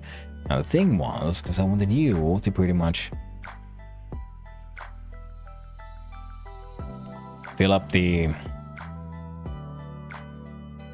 view thing, and we look here. I want things to be in the middle. It's not working out. How about if we look you anchored in the middle? Perfect. That's what I wanted. Because when you use the GUI nodes to make stuff in Godot, you can do a lot of this sort of like predetermined, like deterministic behavior, like a VBox container or automatically organizes things inside it. So you can make pretty complex and reactive UI elements this way. It's super handy actually. That's why I was earlier talking about the importance of making a game design document, and it doesn't have to be perfect. You just need to be able to sort of like figure out the logic behind what you're doing first, and then you try to make it. And another thing, if you're new to this, especially if you're new to coding as well, I personally would recommend some of those code along YouTube videos for projects, just to get used to sort of what sort of tools exist and where the buttons are. I will agree that those people who don't like those kind of tutorials, yes, you don't learn very much about it. But if you're a beginner, you need help in just knowing what kind of tools exist and where the buttons are, pretty much. And for that, those projects are excellent. You sort of like think, oh, okay, this is how all this works. Because if you already have experience in, development, especially game development, then yes, those kind of tutorials might seem not very helpful, because they don't teach you any like deep, true, proper concepts and whatnot. But yeah, sometimes I just need to know what my tools can do, rather than like deeper concepts of what is the core of good design and whatnot. Like, I don't give a shit about good design. I need to make something that kind of works. And once I figured out how to make stuff that kind of works, then I can start worrying about how to do, correct design and so on. Well, that's me. That's how I feel about these things. Now, let's see.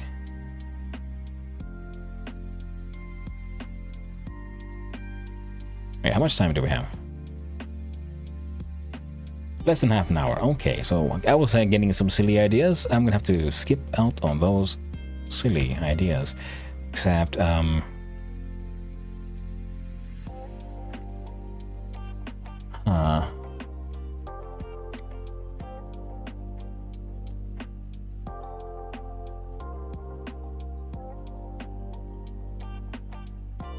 gonna have one of those there.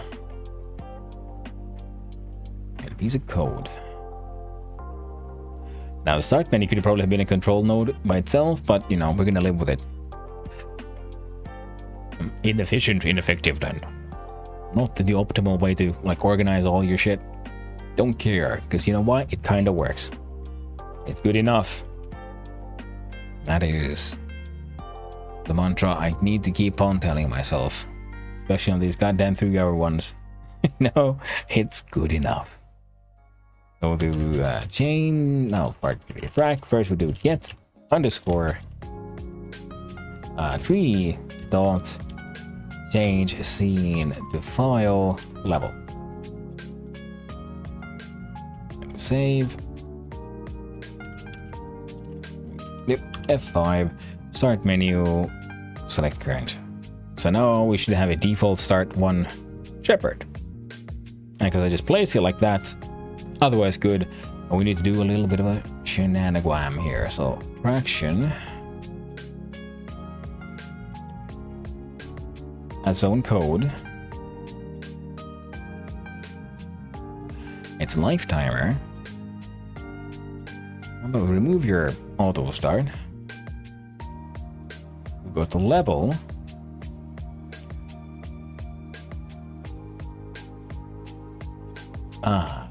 Even better now. We go here. Fraction, life timer, auto start on.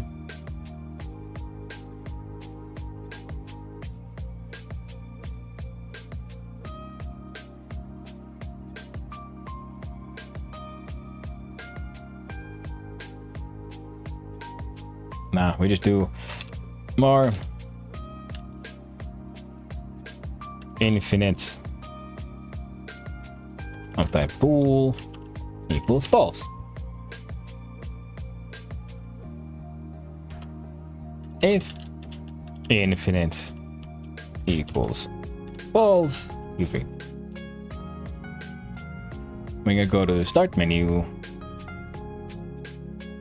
Ready. Attraction. Infinite has the value of 2. Press F5. 1. And after a few seconds, yeah, it works. Heck yeah. So I can shepherd them to places. I can scare them.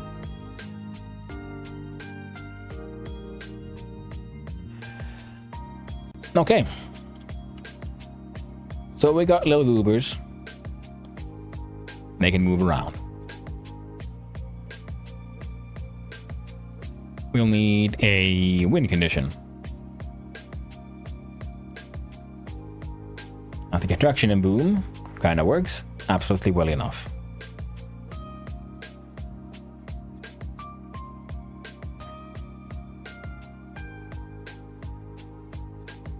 Let's see, friend here. Okay, so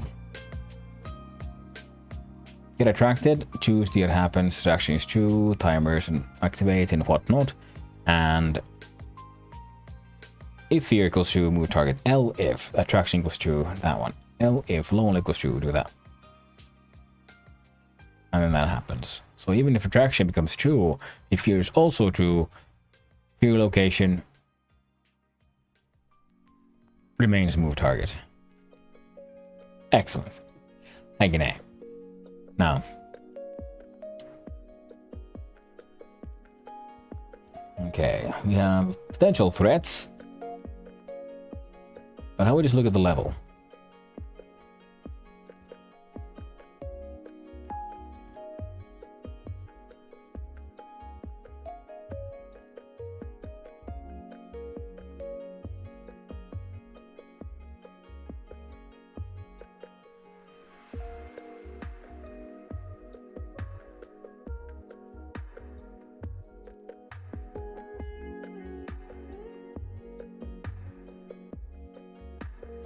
I'm thinking it might be a good idea to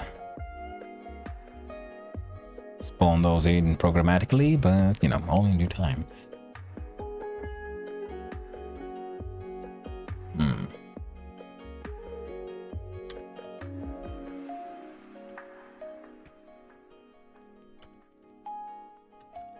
We'll call it the win space. Win space will of course need a colored rectangle inside it, and a collision shape. Now, your colored rectangle of choice will of course have its layout centered. Collision shape itself will be a square. There you go. How dare you?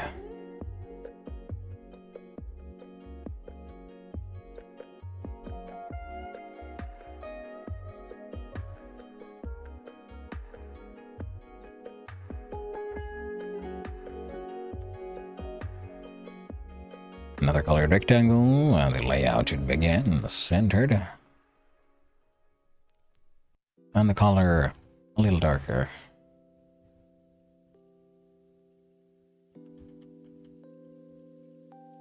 We'll remove these.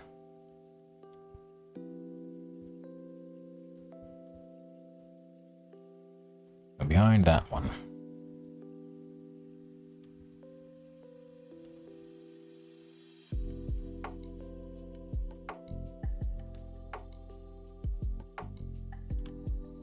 So win space would now be there.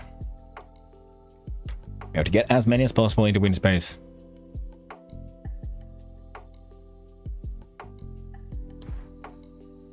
Goddamn Unimedia, go. Just go.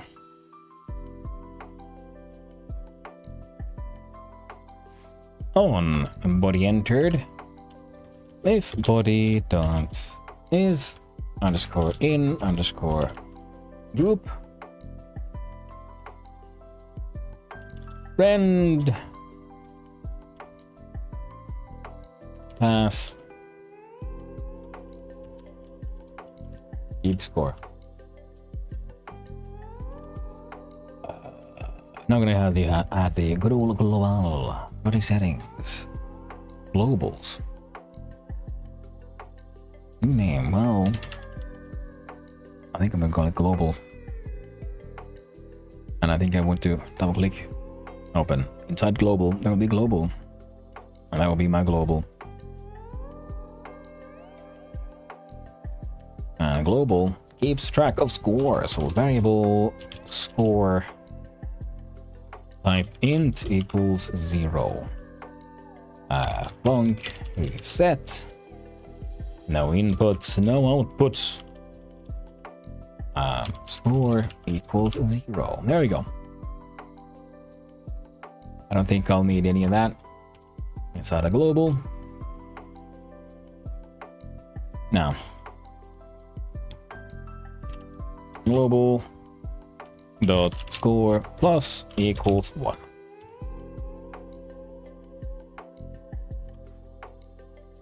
There we go. Scoring system technically exists. Wonderful.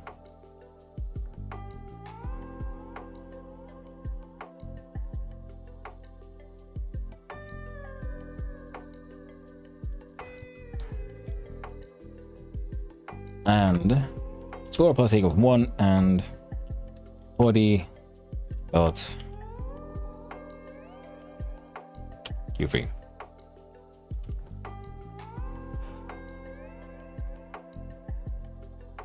We'll test.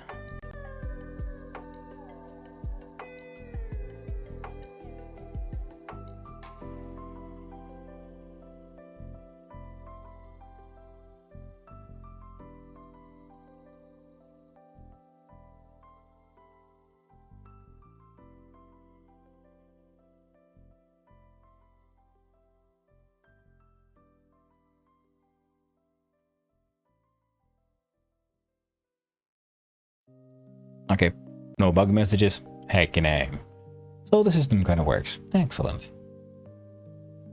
Now for the level. Add child. Label. Score.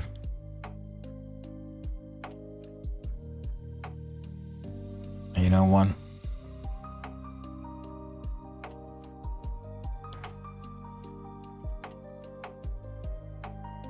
I think you'd look best in here. Here we go. Inspector.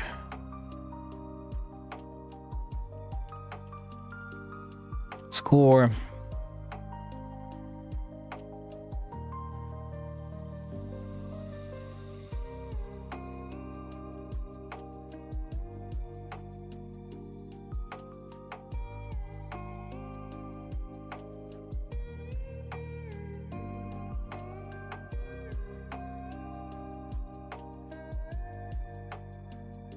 Let's see here. Font. Theme overrides. Colors. Shadow. Yeah.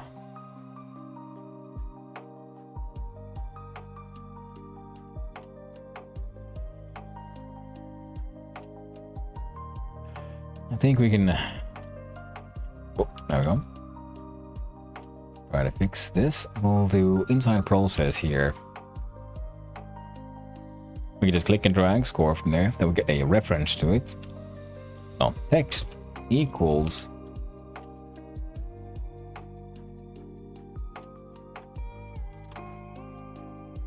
stringified global score F5. All right.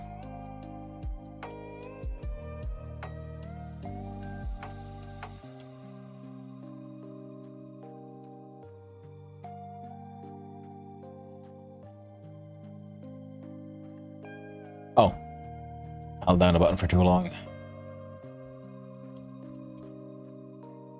That help? Let's decide process. Decide level. Your score. Go here. Start game. You still say score. Wait.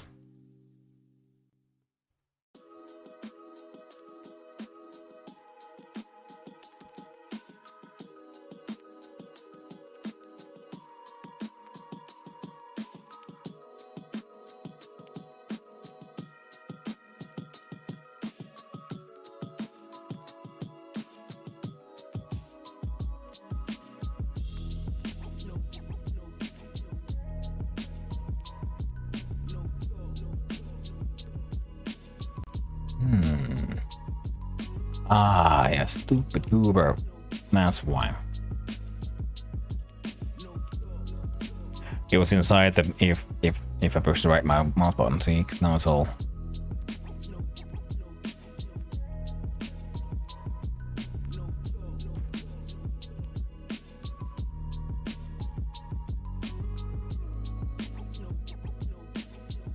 I do like the effect you get from having these multiple spinning things when they have the low alpha.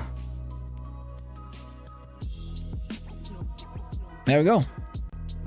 Noise. Okay. So that works.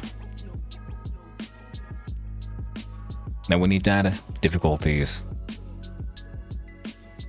and dangers to the level. So, a threat. Create new scene.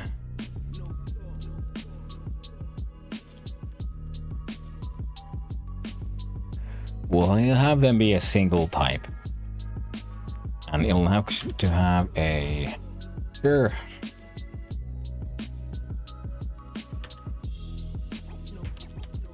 Not a collision shape. A rectangle? Sure, let's have here. Layout. Center. We'll zoom on in, we'll check out the collision shape itself, and it is, of course, good old rectangle. Now, what's a good size? I think they wouldn't look and act best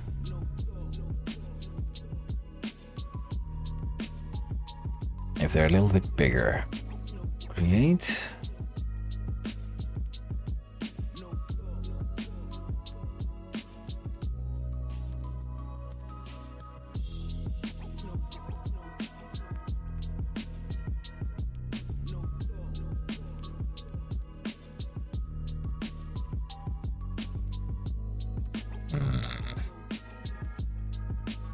Bright orange works for me. And there.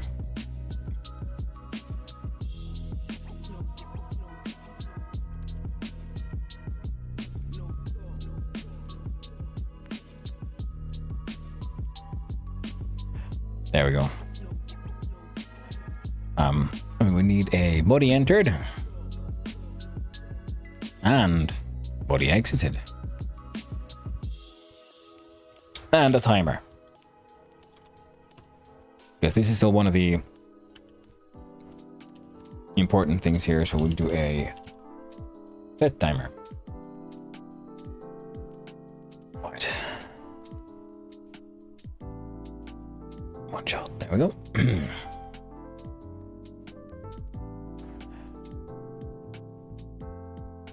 Do more and under threat type array is empty. On body entered, if body dot is underscore in group friend, then under threat dot append body.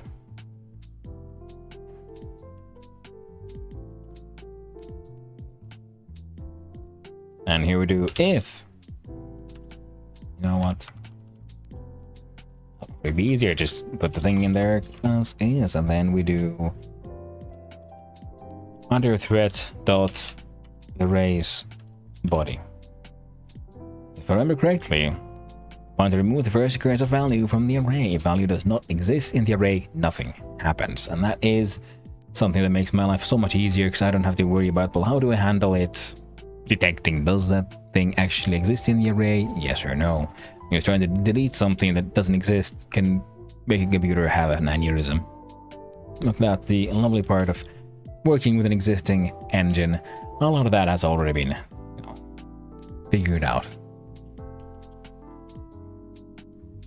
And thread timer needs a timeout signal. Connect. And thread timer timeout. For holy shit, for every okay, for friend in under thread,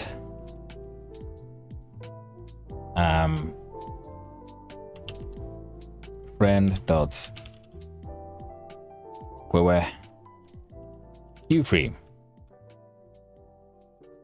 And once you're done with that,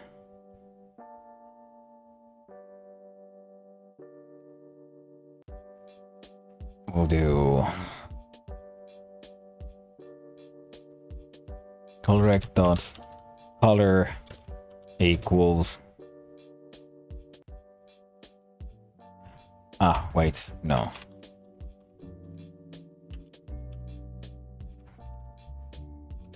And then delete yourself.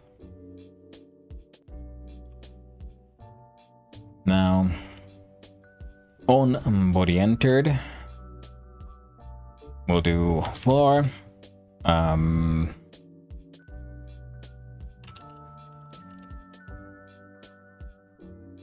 triggered bool equals false if triggered is false. Oh, there we go.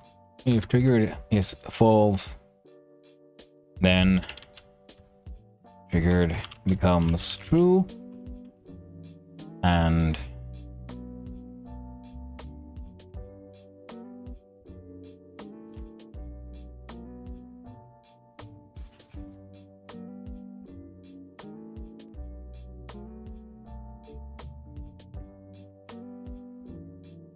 here we can do this. Colorect dot color equals color red.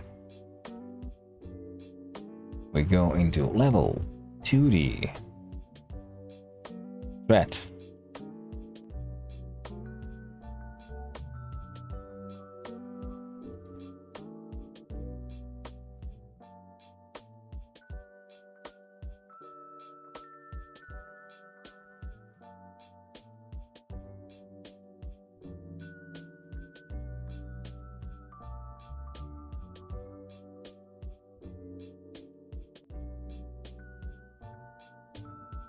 Now,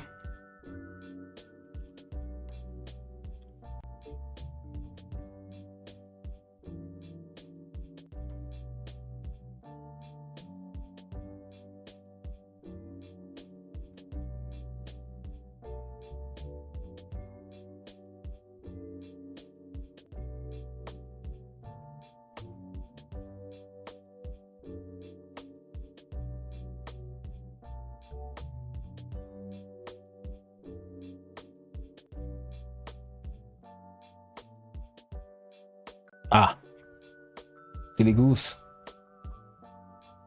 If trigger equals false, all of that happens, and also thread timer dot start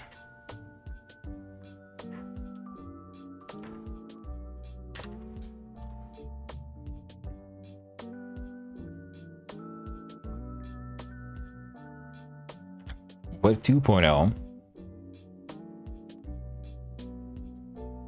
And I don't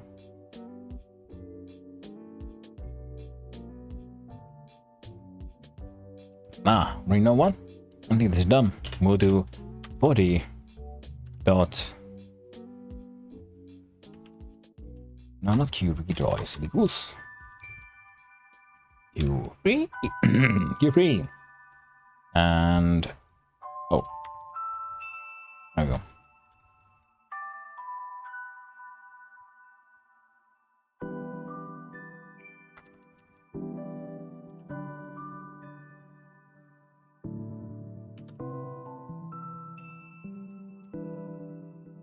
There we go. F5.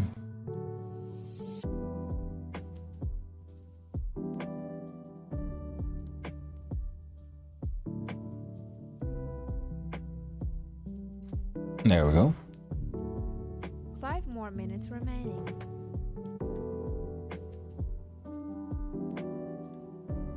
Alright, now silly little goobers are gonna do whatever the heck they want. We are trying to attract them.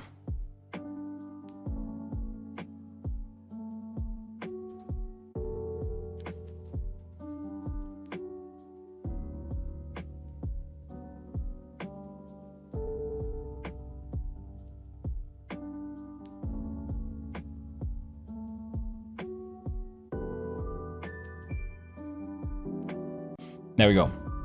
Now, the problem is here.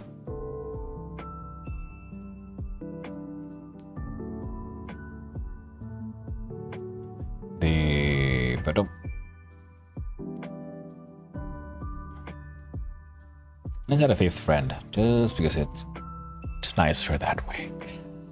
And inside global, we're gonna have to have a bit of script. Run for jump into global, and we'll do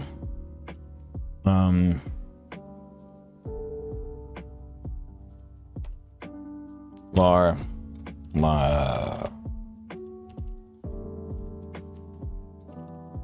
we can friend int equals 5 func reset friends equals 5. We save. We do friend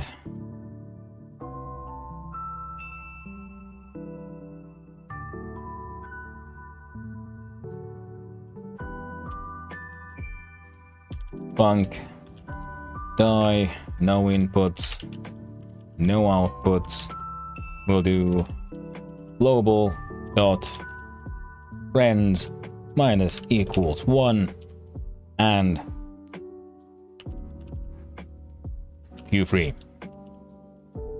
Then we look at level to die.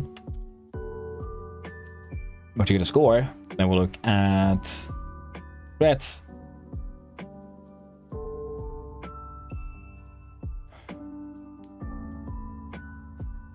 Timer just takes you out. It's fine. I don't need you at all. And you become die. Let's simplify. There we go. Don't need you for nothing. And we save in a level. We do if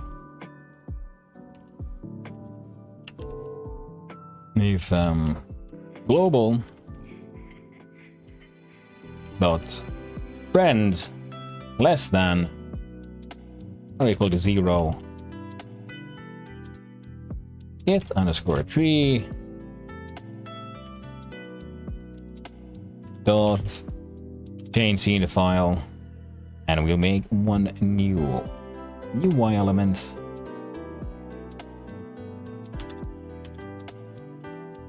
End menu. Let's just do the control node immediately, and we look at our existing start menu, and we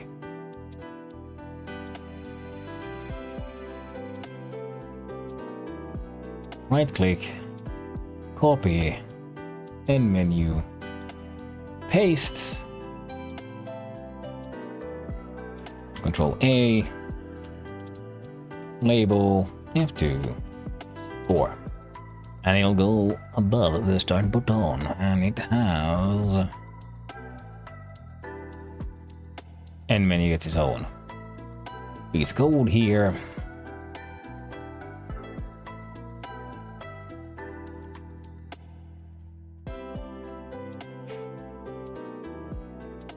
Disconnect, connect. Get underscore 3 dot change the file level global dot reset.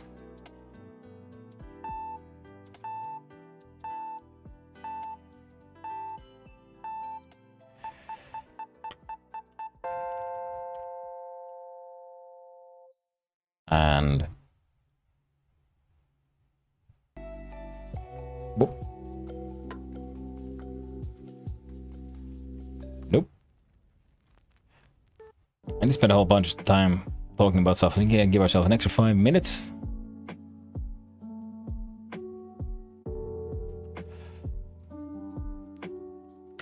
Because we did waste time on a couple of rants. So we do text equals score equals plus global dot score.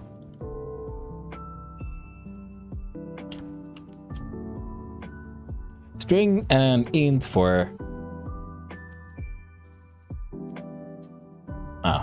str.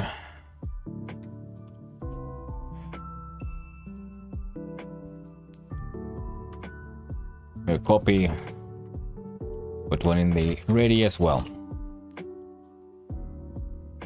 F6 into the end menu. What does it look like? Otherwise good, except you're kind of shitty.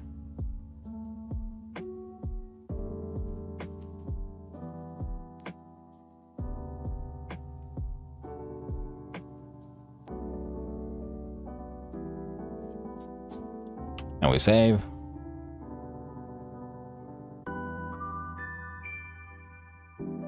I'm going a little bit nuts there, Doggo. I don't know what you want. Go out. Almost done. Can I have a little break soon?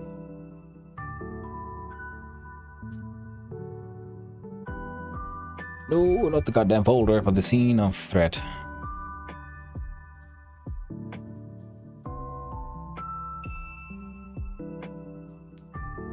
It should be possible.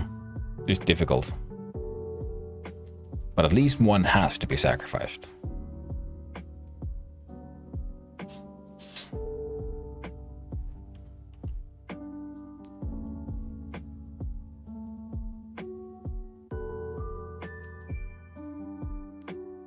End menu has, I believe, everything we need. Except I don't like that. Ooh, and also end menu inside your code. Well, attraction here. Dot infinite equals true.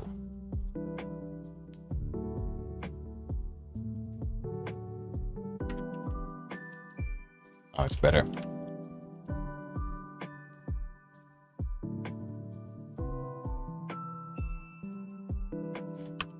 Well, a quick run at the entire game. Start with Shepherd. We'll have to move that all the way back. Otherwise, if global friend is change the file end menu. Now that should work. Now move this one all the way behind end menu.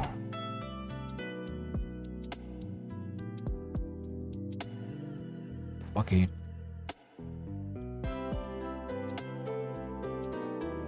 There we go. There's F5.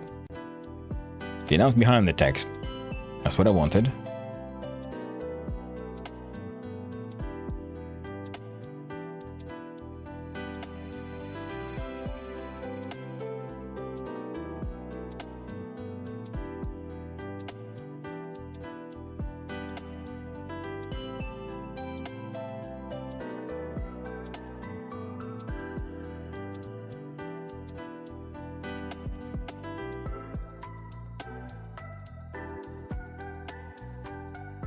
Score 2. Excellent. Everything works the way it should, except that our little booms add timer, boom timer, timer, have to track timer, one shot, there we go.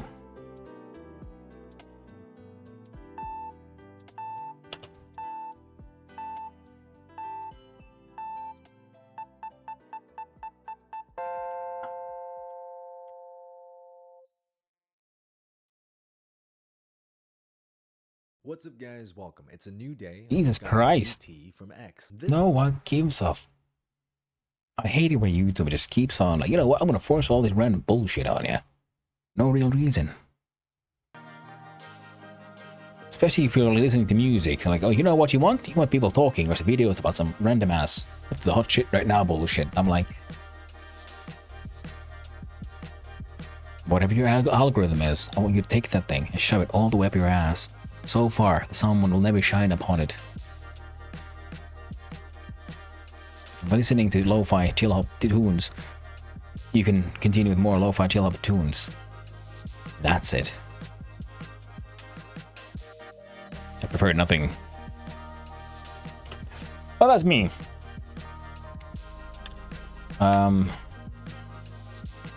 Boom underscore okay is a bool. The start is true. A copy of this one after okay equals true. Now, when this happens, we do the left mouse button is boom. We do boom.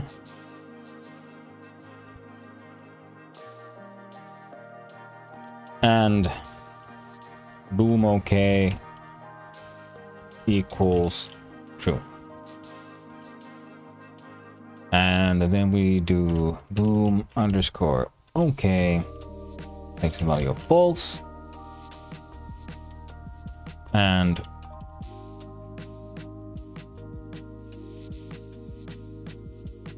boom timer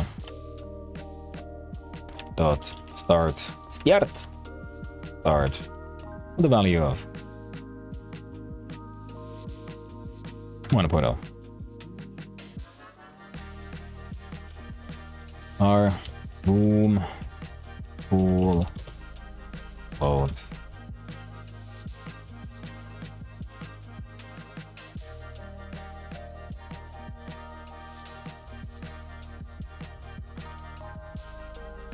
You know what? They can have the same heckin' cooldown, because why not? And Jesus, there we go.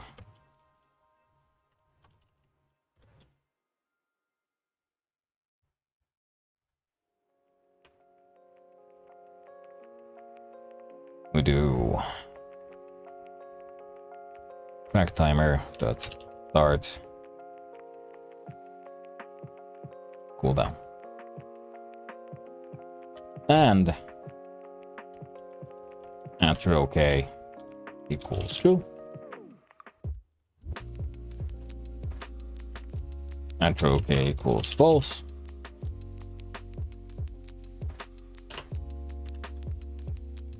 Boom okay equals true.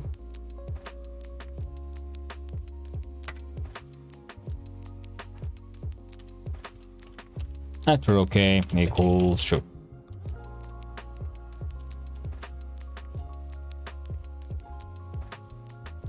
F5.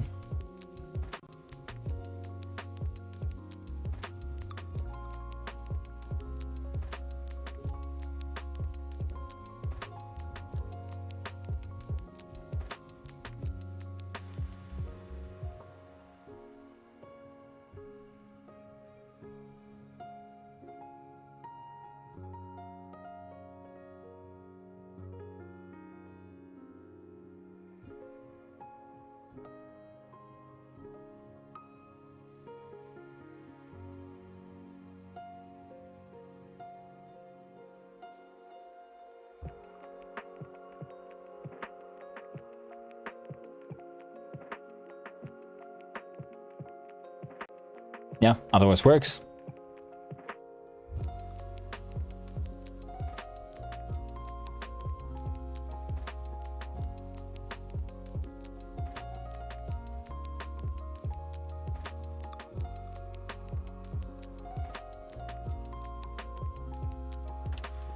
The 1.5 for that one.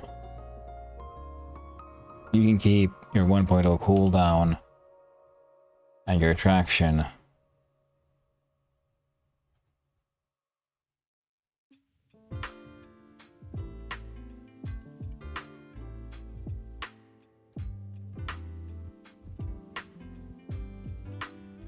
Lifetimer inspector. Wait time. 2 seconds. F5. 0, 1, 2.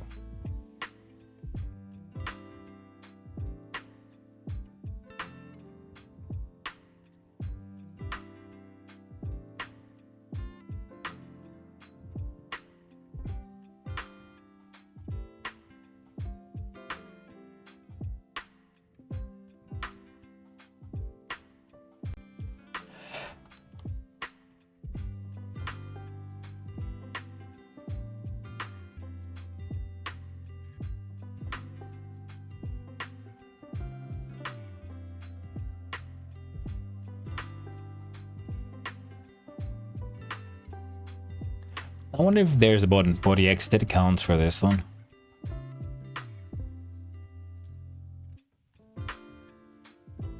To connect. Copy of that line, followed by body dot choose underscore data. Thank you, but no.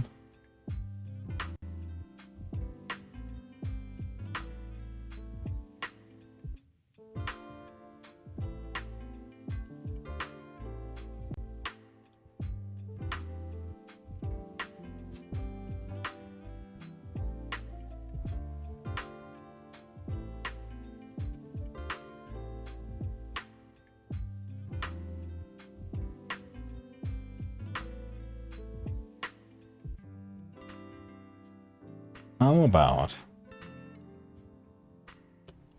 something silly like this? Dot.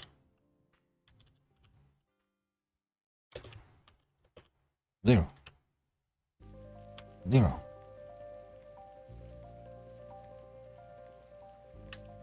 I'm expecting an explosion. There we go. You're gonna assign to keep up the radius value that floats in base object collision shape 2D.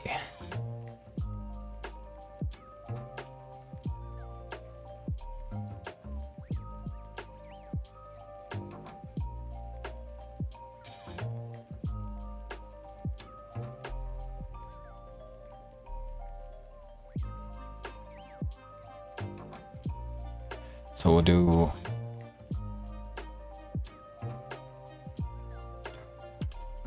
shape dot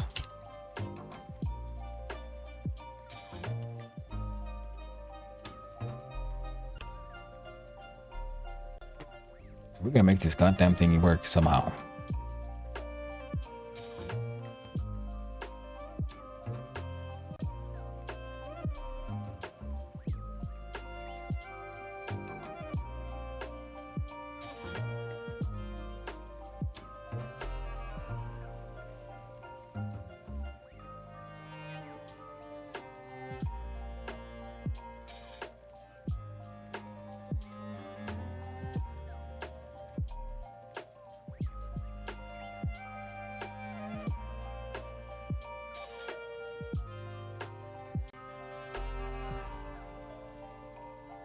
Attracted.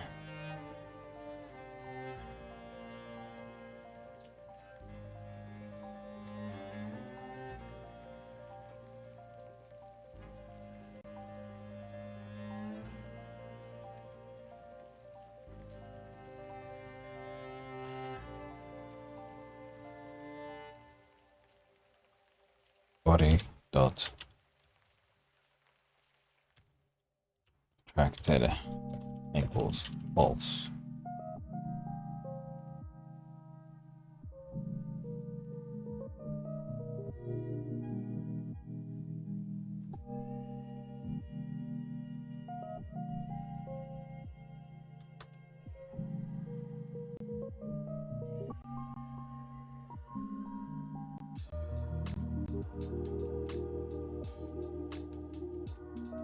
what do I call it? Flag for attraction.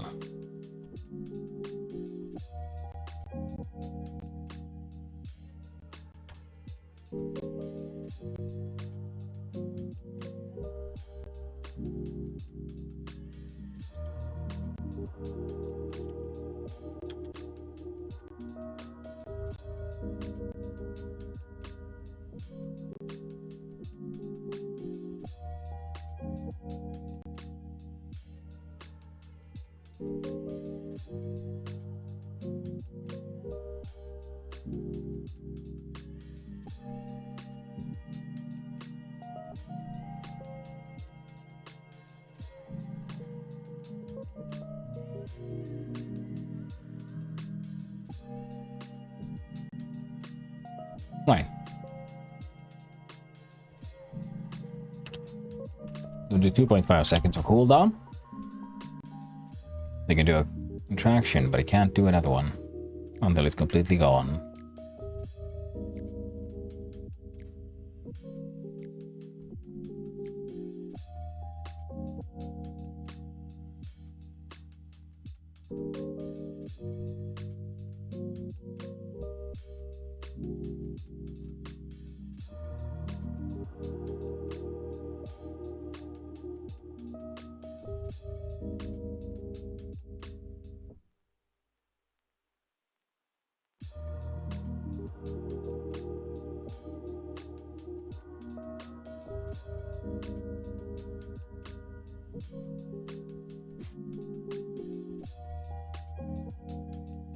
Out of bounds, get index 0 on area base. And if lonely, move target.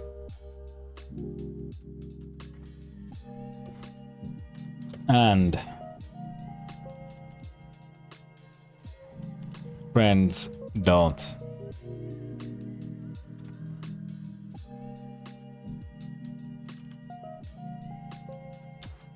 What is size? Size is greater than 0.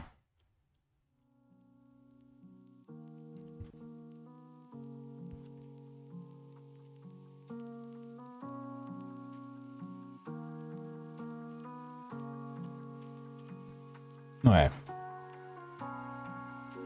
I think that's about as close as we can get to calling it done.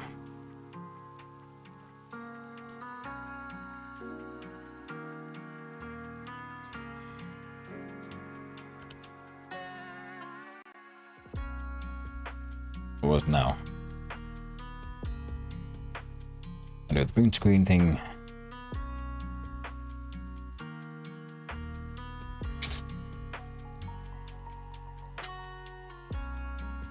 Serious? Screw you, Nvidia. Screw you like so hard.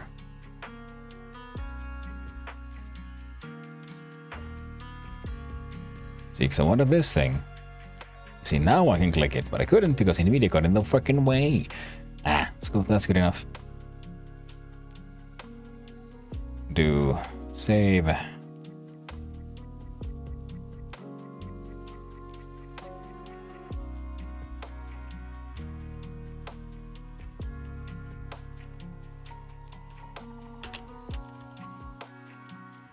Trijam 332 JPEG. There we go.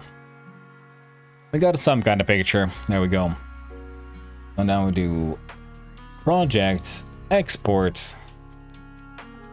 web, export path. Oh, right. Create the folder, web.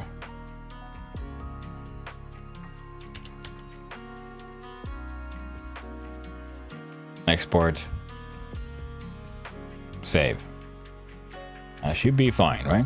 I hope so. Then we do close, project, settings, general, window. You can see the numbers. Ooh, I'm gonna hide that one there. Scoobity, scoobity, scoobity over here.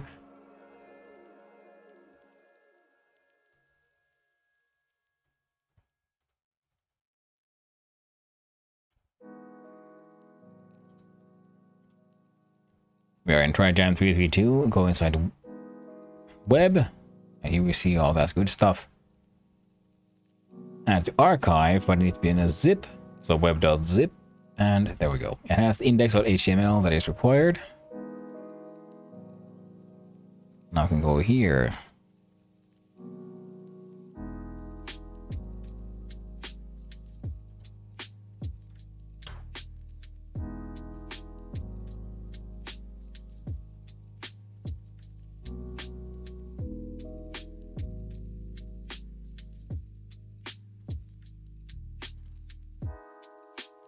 That'd be fine. And scroll up here. You know, I want to keep this page here, so we're gonna put this in a new tab. And upload new project. Title is Shepherd. Cover image.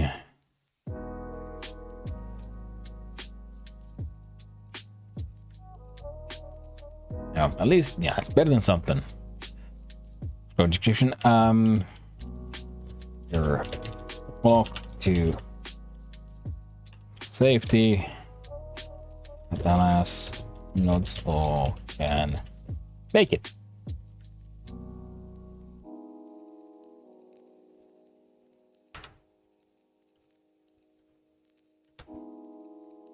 It's a game, the HTML game. It is a prototype. It is no payments. It is upload files.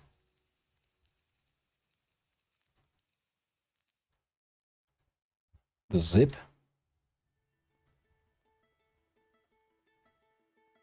Time to click on the Godot. Click on this one. Get the numbers. 1152 648.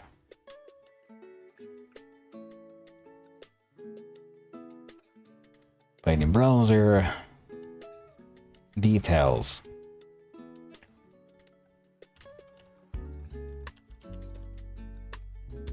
Little creatures need your help to reach their extraction point.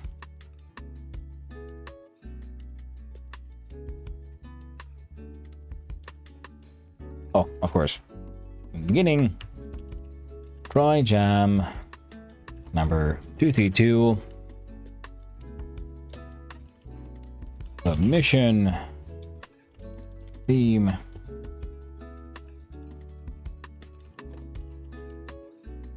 Sacrifice.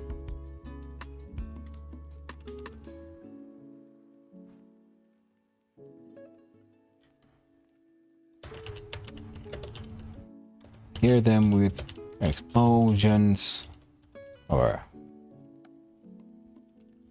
fight them with lures. Help them get to the white square on the right. Beware the orange. Beware the orange areas. The threats will creatures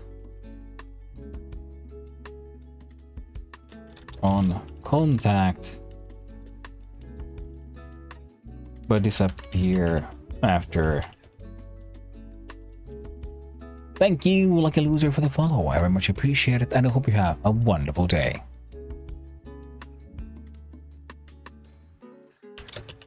Right.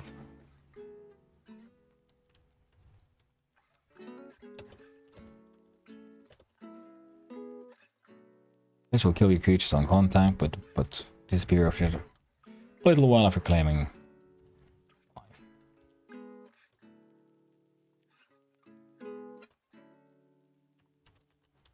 Sadly,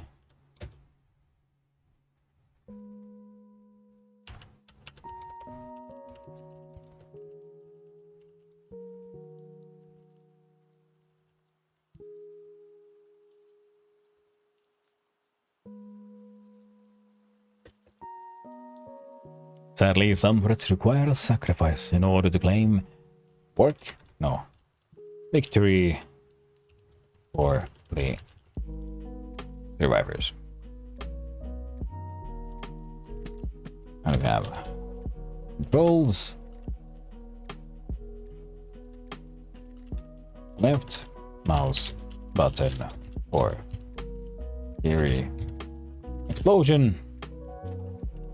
Right mouse button for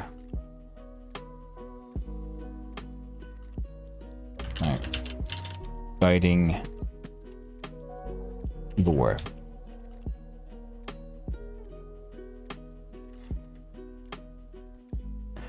The Trijam 332 submission theme sacrifice. The little creatures need help. Need your help to reach their extraction point. Scare them with explosions or guide them with lures to help them get to the white square on the right. Beware the orange areas. The threats will kill your creatures on contact, but disappear a little while after claiming a life. Sadly, some threats require sacrifice in order to claim victory for the survivors. Controls: left mouse button for a scary explosion, right mouse button for a guiding lure.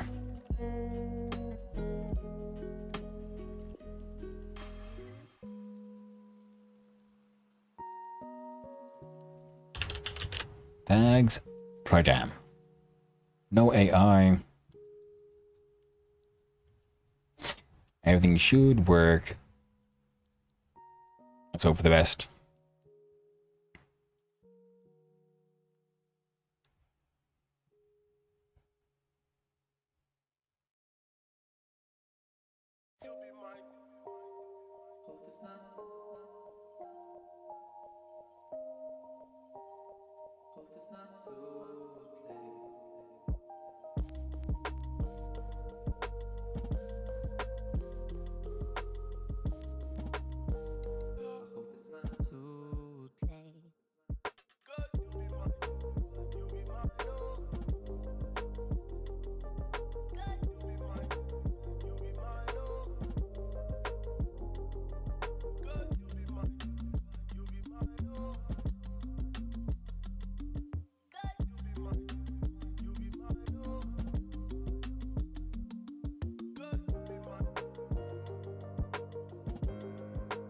Oh damn.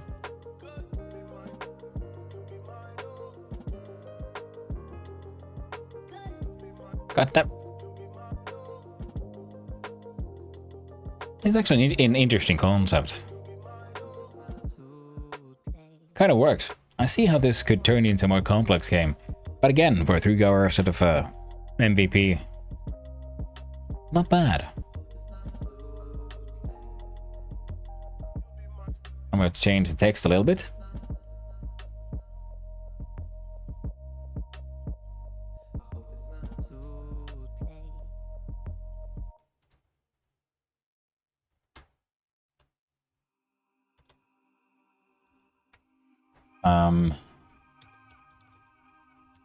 Creatures like staying together.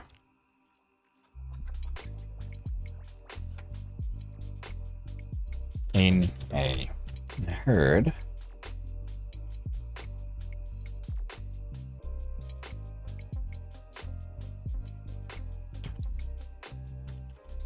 Both actions have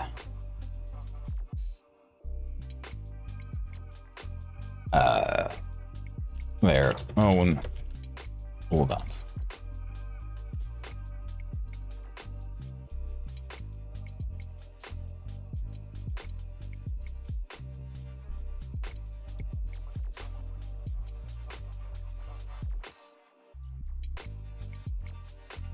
Double check. Change the helm to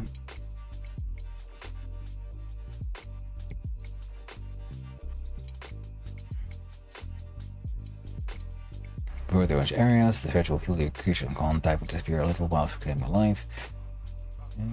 Both actions have... Yeah, I think that's enough detail for most everyone.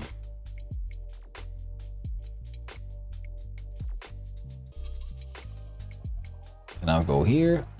We do a little bit of a roly-poly. We do submit shepherd and I can't remember. Well, around 10 minutes.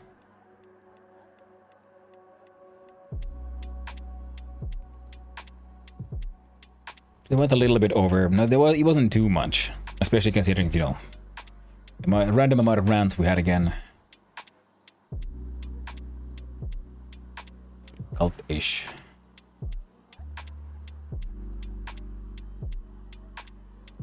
Personal angry circle. Ah, wonderful. But it's now published. The game exists. It's on the internet. Has no audio. And the graphics are, well, they are what they are. Actually, that's kind of dumb. Let's put it this way.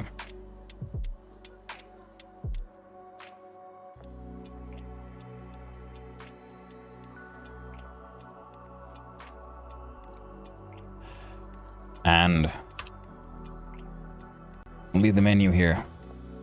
So I gotta go have a little break, stretch my legs, grab a drink, let the dogs out the backyard, and I'll be right back, and then it'll be time for the Valheim.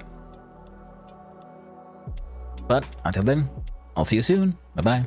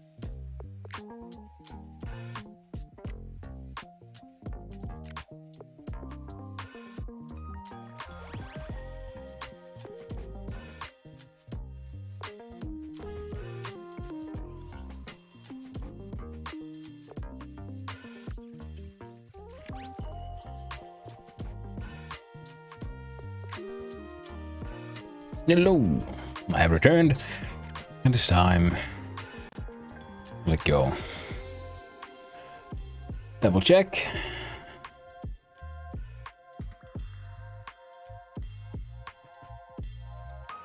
Yep, it's there.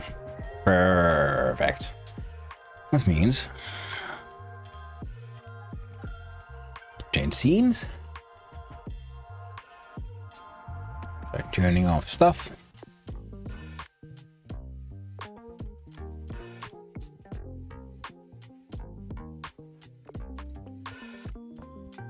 Then open up others, and then we'll have a look at the stream information.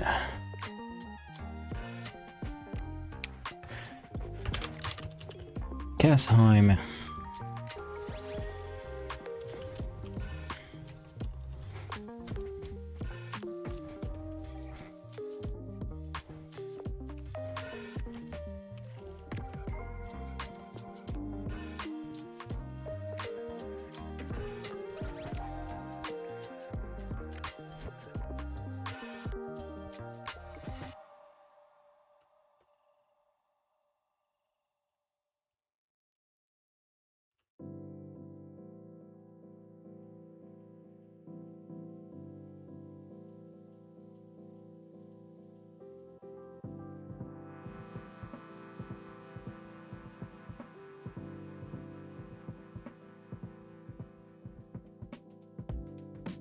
It says stream info change, but then OBS is lying to me again. Does that far too often, I think. Alright. That looks to be all A-okay. Finally. Back to the hyming.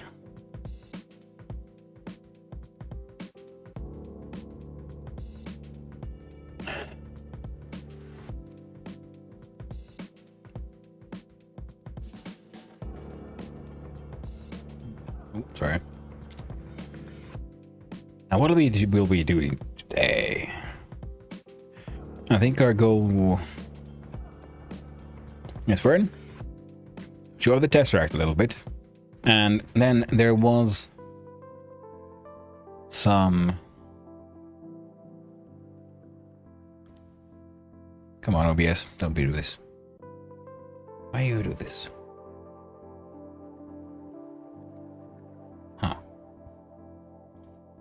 Odd. Oh,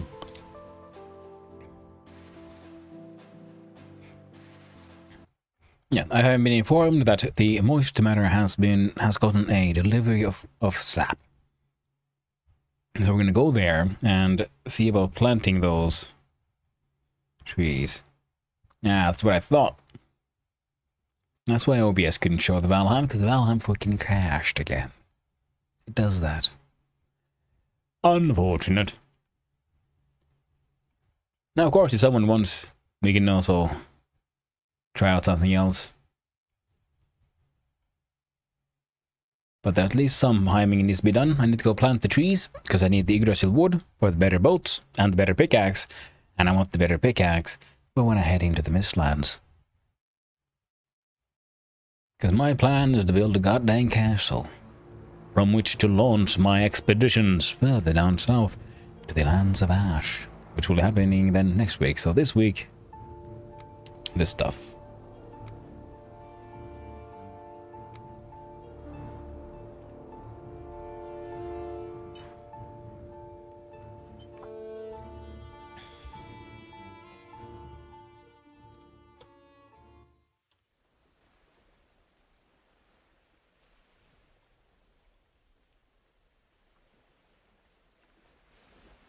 It's annoying that when on OBS sometimes you change your category, you click OK.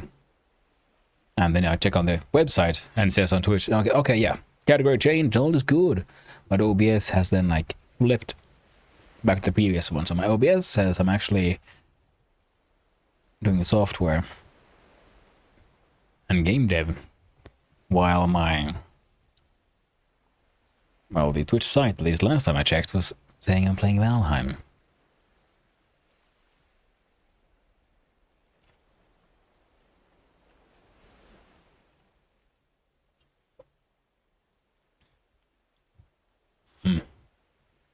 The good part about the Gearwood will also be the new and improved boat. So, cube. As you can see on the inside, I added a fire. A brazier inside. I attached it actually to the metal grid and then added a stone in so it goes slightly higher. And that seems to create less of a smoke issue, which is nice. Boop. I wish I had more crystal, because it would look fun if all the walls were crystal with corners of stone. Maybe I'll come back one day and do that. And I was trying to figure out what do I do with the hole, and I just thought I'd go with the theme I went here, and we'll add the tar wood. And I think that's a pretty decent way of having a sort of entrance in here, using the little side walls and everything. Looks nice. Oh, thanks, Toxa. I like it. Glad you like it. But giant iron cube took ridiculous amount of iron. I mean, just ridiculous. I mean, it's stupid how much iron went into this thing. And then inside we have the stone cube, all the corners attached, so a proper tesseract dish with some wiggle. Now go down the stairs, and there's a little tar wood behind there as well, as a background for a lovely little blue fire. The blue fires in the corners, and in general, quite blue. I'm quite happy with it. It is in fact the tesseract. There was some left over as well. I think I left it here. I'm thinking I need to bring this thing with me at least. That's enough, like 3 windows. Not enough to really matter. But I think I'm gonna have to run off to the house, grab some food. Sorry. Oh, terribly sorry about that. Oof. And then make my way back to the Moist Manor.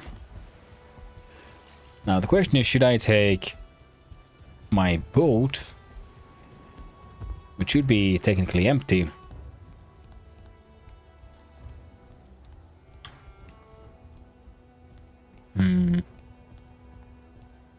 Ooh, James is here.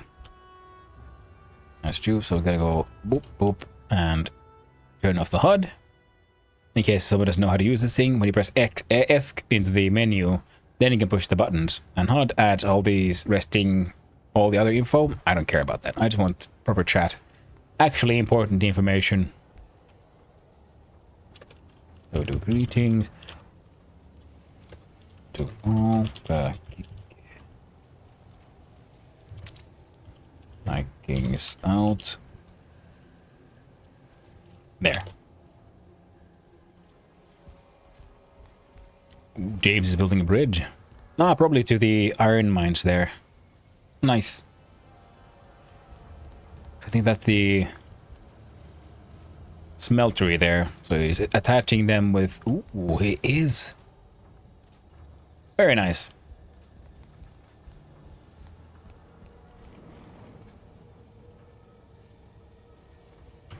Ooh, James is here, Swick is here. Good stuff.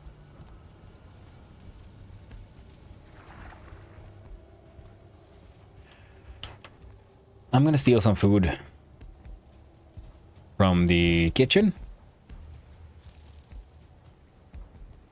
I'm gonna eat some of the feasts. And I am going to...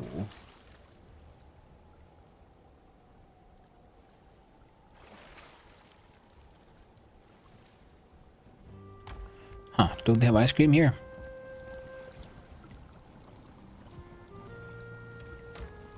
I mean... Well, they got all the other advanced stuff. So perhaps not. Oh well, that's fine. I'm gonna need one of that, one of that, and one of that.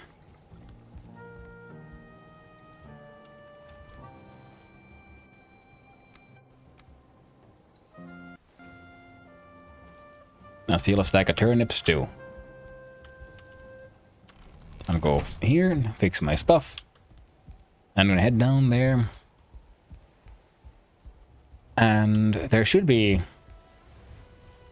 a large amount of wolves here.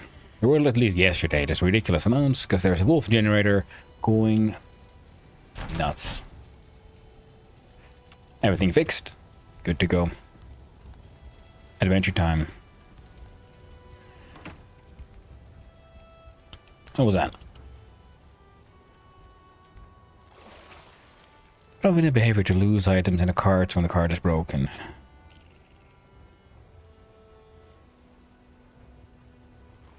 We'll see.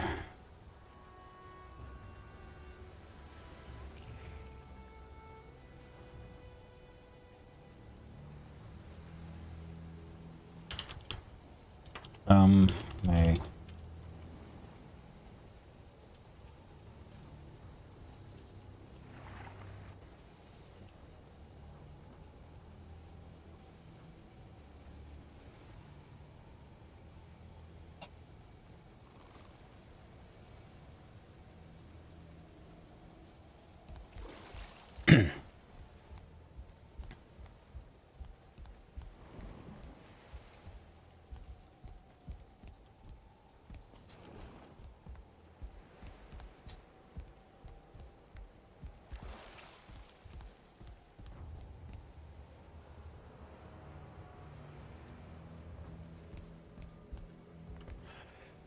Okay.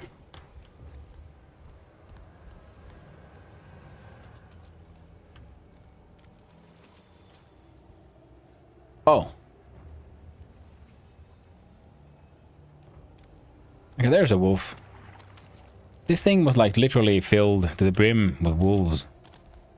Maybe what I thought.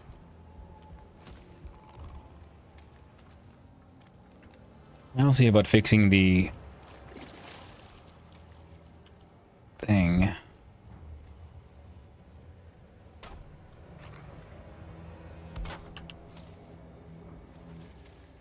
Yeah, so they should be breeding normally up there. We'll go check on them.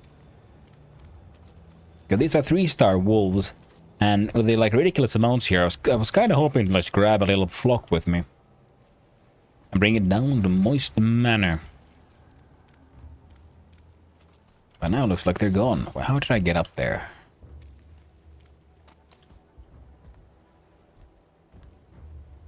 So path is from there. Okay.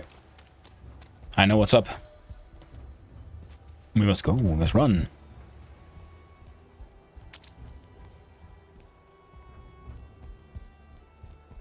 Actually, not that there's much that I can do, but I kind of want to just see what's up with the wolves. Oh. Is there too many of you guys? I think it might be. Throw meat under a muzzle. Yeah. Oh, there shouldn't be wolves. Come here. Ah, damn it. Alright, I know. What's the issue?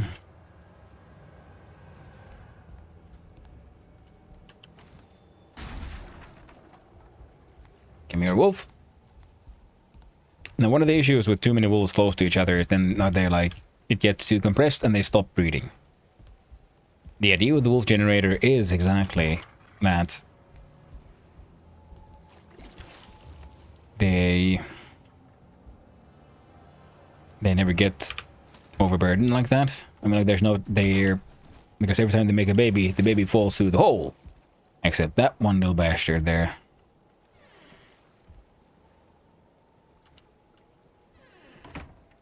There.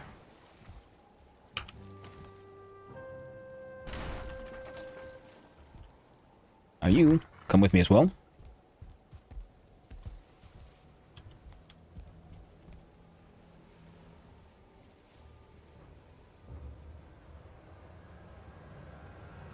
Okay, how about we just don't question it? Better that way.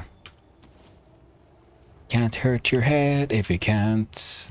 if you don't acknowledge its existence. There we go. Now there should be a couple of wolves out there. I would do 2 full stacks.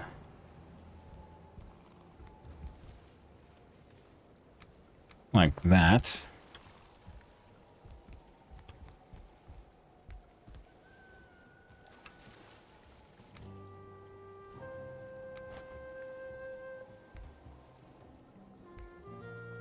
I think that one might have just fallen through. Whereas if I aim here and I chuck it,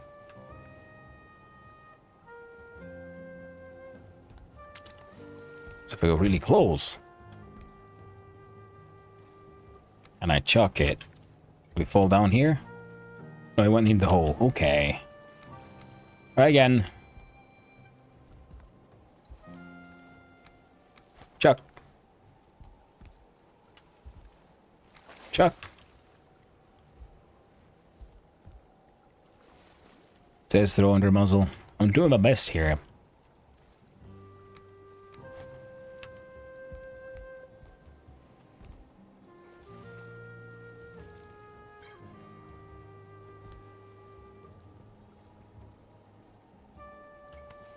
Okay. Freaking one. How am I supposed to...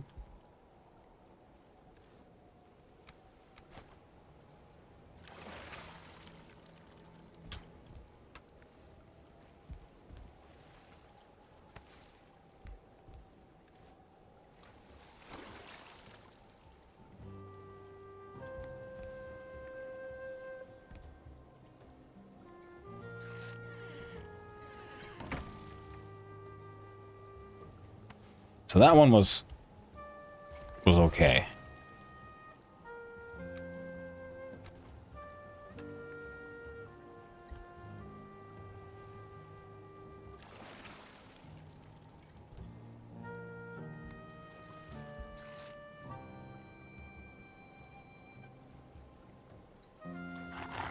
There we go.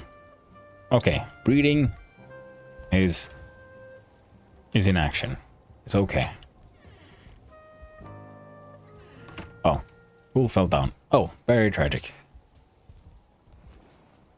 Very tragic indeed. Welcome back from the ads, everyone. You keep on getting alerted by something, so let's go see if we can find whatever it is. I'm freaking out, that little boyo. Now you, friend.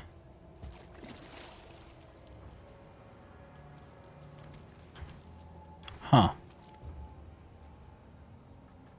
I think there's a... oh, yep, there's still one here. Yeah.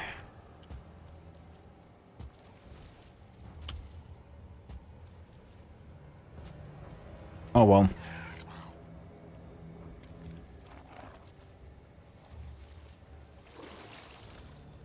Huh.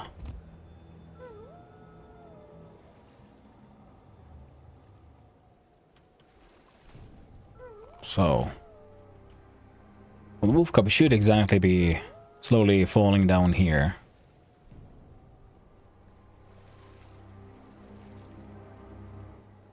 And I guess it is. Yep.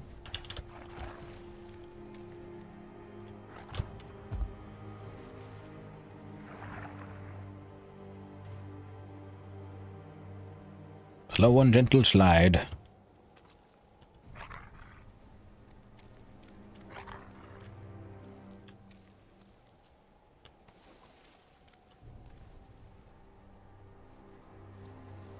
Alright, that works for me. Come here. Come here, wolf. Come.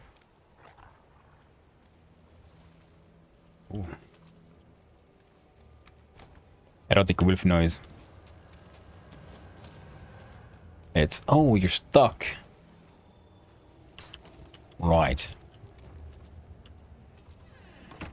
So if I take down this wall here, can I get you to follow Wolfie boy?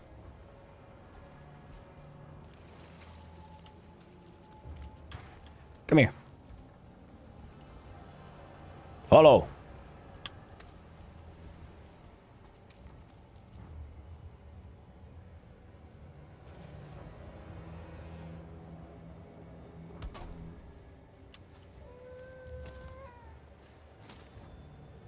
There.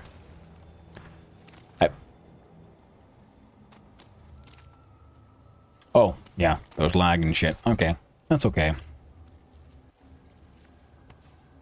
New eating is also acceptable. Eating of the eating. Now, I'm pretty sure I saw another wolf around here.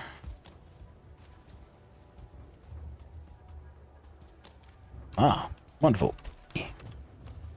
Can I just run up the wall like a moron? Maybe.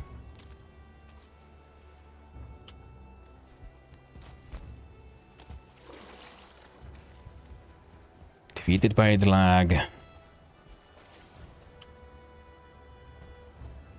The most fierce enemy of them all. Who cares about Yag? But it might be when you could be worrying about lag.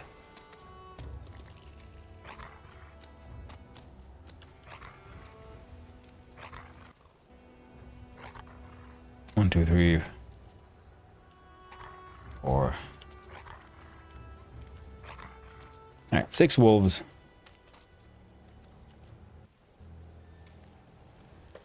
We leave 1. Here's a question. Can we get you down from here? So if I go here, can you follow? Apparently yes. That is good. Excellent news, everyone. Another question. If I walk that way, I can follow along the river. I'll get to Haldor's. From there, I could keep running and eventually make it to, spawn an Onion Mountain.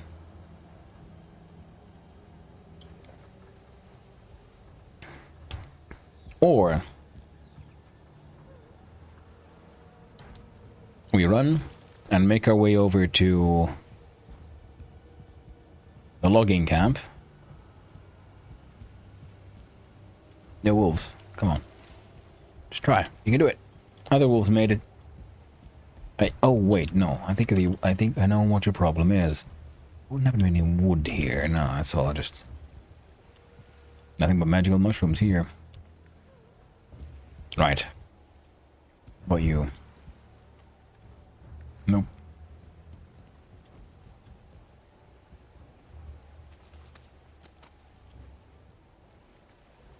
Let me out. There we go. Ooh. You almost got me. Thankfully, only almost. Now, is there a way to get down from here that doesn't involve me jumping over some shit? No, there's a half wall over everything. Which means things are getting relatively trapped, except for those stairs.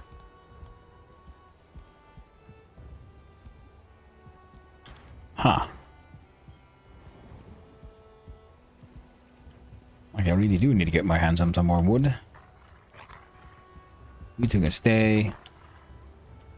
Stay. Stay. In fact, here. I would like to have some meat, you hungry little bastards.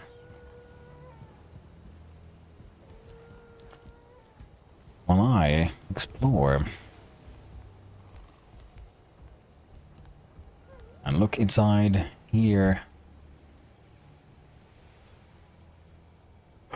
Thank you for the hydrate, Axel. I appreciate it.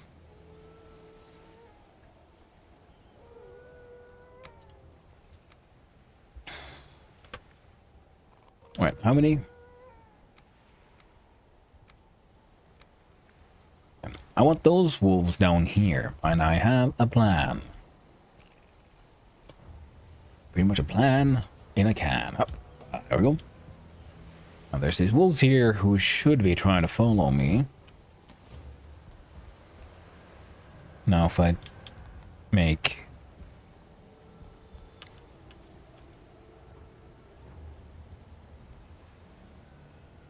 stairs. God damn you, stupid. There you go, come on. You can do it now. Path. You have a path. You can make it. You can make it. No, you! Oh shit, Swick.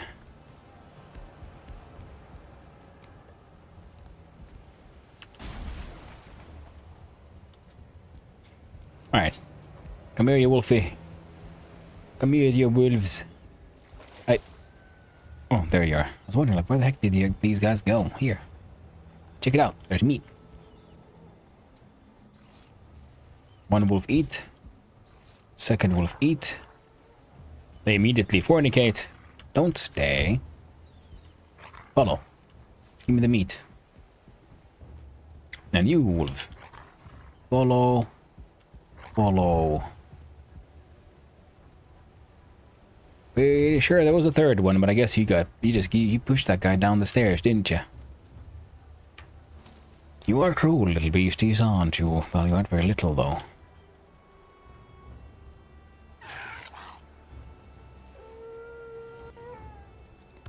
Wolfie's making babies.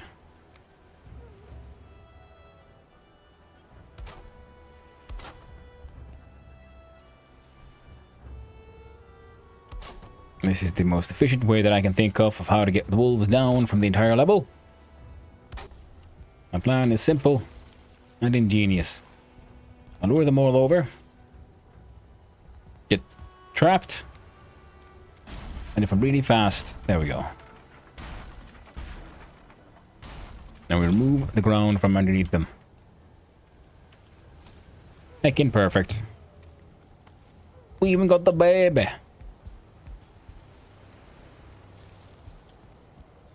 And just to make sure, like a good Boy Scout, we'll leave everything as we found it. Except for this cart.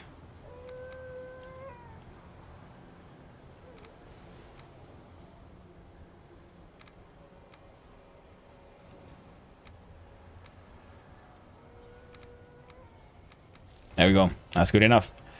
Been eaten by so many wolves. Oh man, wolves are horrible.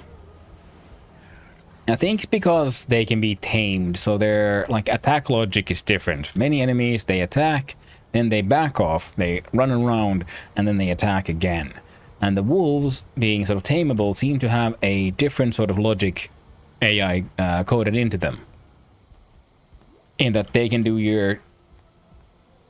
They'll run after you, they'll catch you, and then you're attacked by a sort of machine gun of attacks. See, because they keep on attacking rather than, you know, backing off and then coming at you again later. Is that really all of you? 1, 2, 3, 4, 5. I could have sworn there was another one. And why is this thing alive?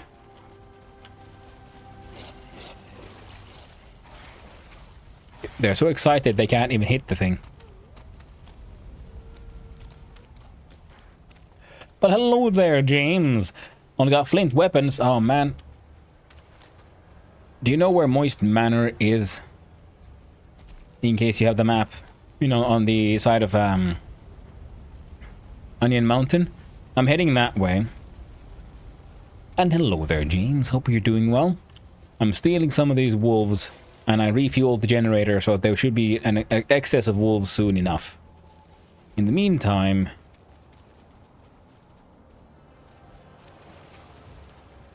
I'm gonna see if I can make my way to where there was the old logging camp. Sent the pic where my shack is on WhatsApp. Oh, thanks, man. And, yeah. I smelted so much iron to get my goddamn Tesseract done. So there was a little bit of extra, so I'm taking one stack with me. So I'm gonna get to Moist Manor, deal with some of this stuff.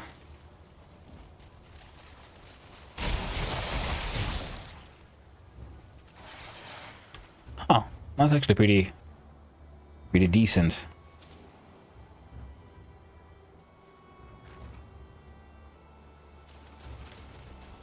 Hey, whoa, whoa, whoa, whoa. Wolf army. Multi-star wolves. They are powerful.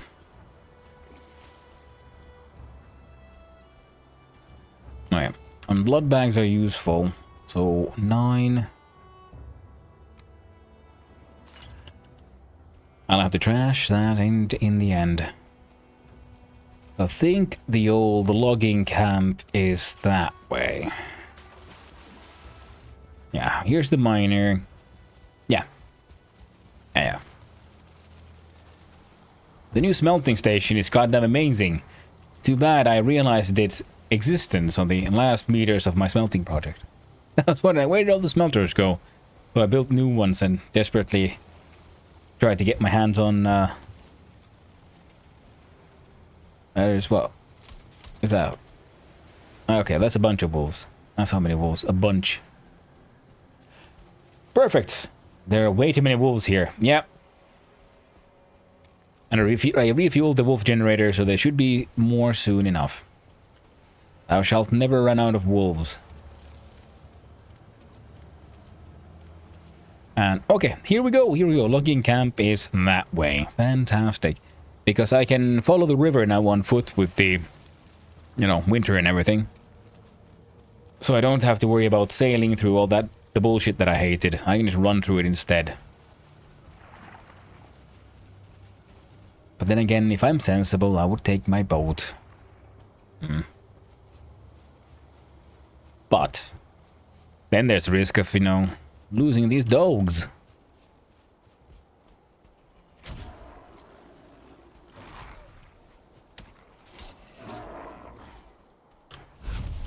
Oh, right.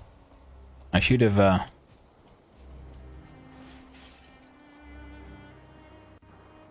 I should have brought some... I should have stolen some needles. Oh well, I can get some more.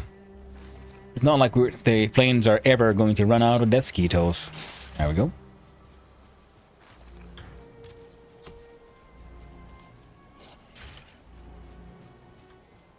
Stolen some needles? Yeah. Oh, I should have. I didn't.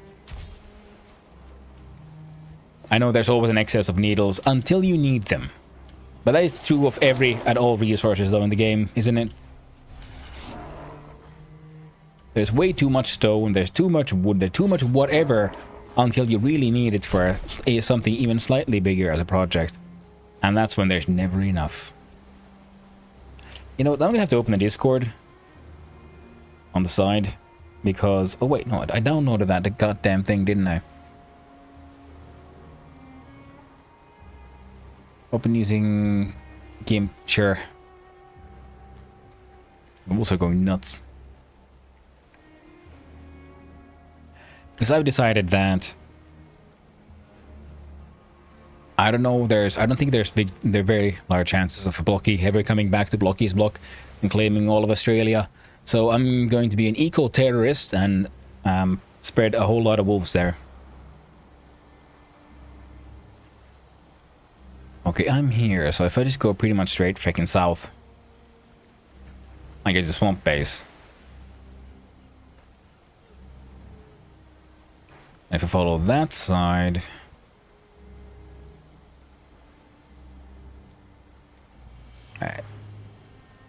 Oh, right. There we go. I was not in Malham mode. Now I got my...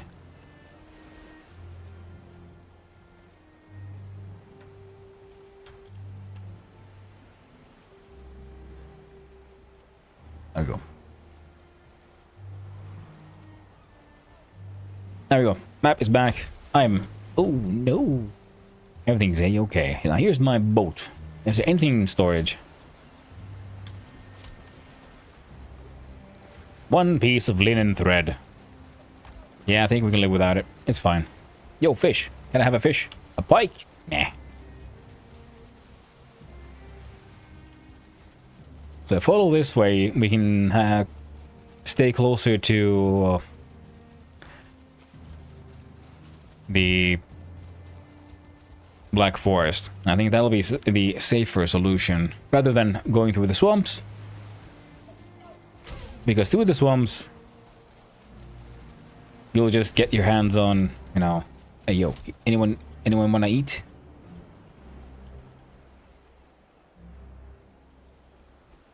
Tame, happy, you're hungry. Eat the food. Happy, happy. Is the food near the sign some once or for all to use? I mean, the one that says travel food, don't take everything. And then that's pretty much, you know, it's okay to take. It depends on which one you're referring to. There's a lot of signs, and I don't know what everyone has done to those. But they're more meant for people who are like running past if they need to just increase the food again. Yeah, first we need to get these little boys, these lovely little boys and girls who need to come with me to the Moist Mansion. Oh, diggity dog.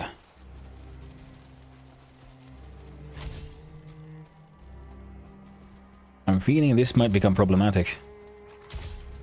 There we go. Because you can probably get the grayling, can't you? Or not. There we go. Ooh. We got 25 bolts left.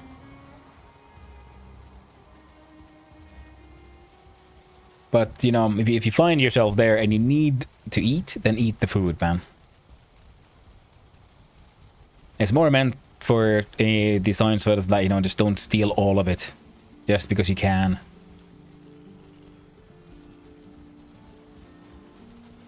Okay, here's a little check.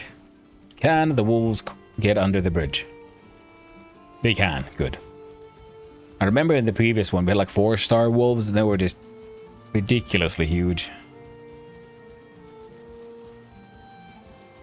Of course. Good, man. Good, good. Okay, going past Big Hammer and Lady Fox. Okay. So essentially, if I just go straight ahead,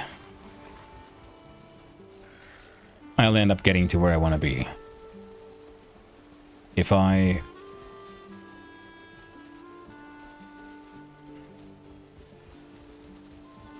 Okay. Looking at the tree. Looking at the map.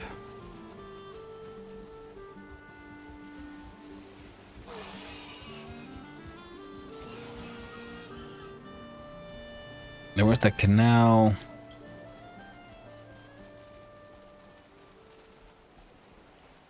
The canal that I headed was over there.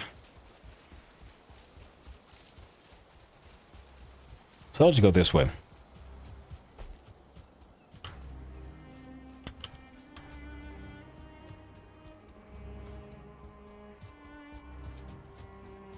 Oh, I'm not rested. Oh.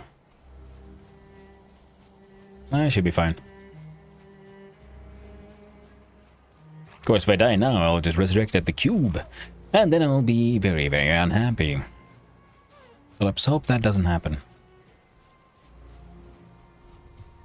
That's why I want to get this trip done before night ends. Oh.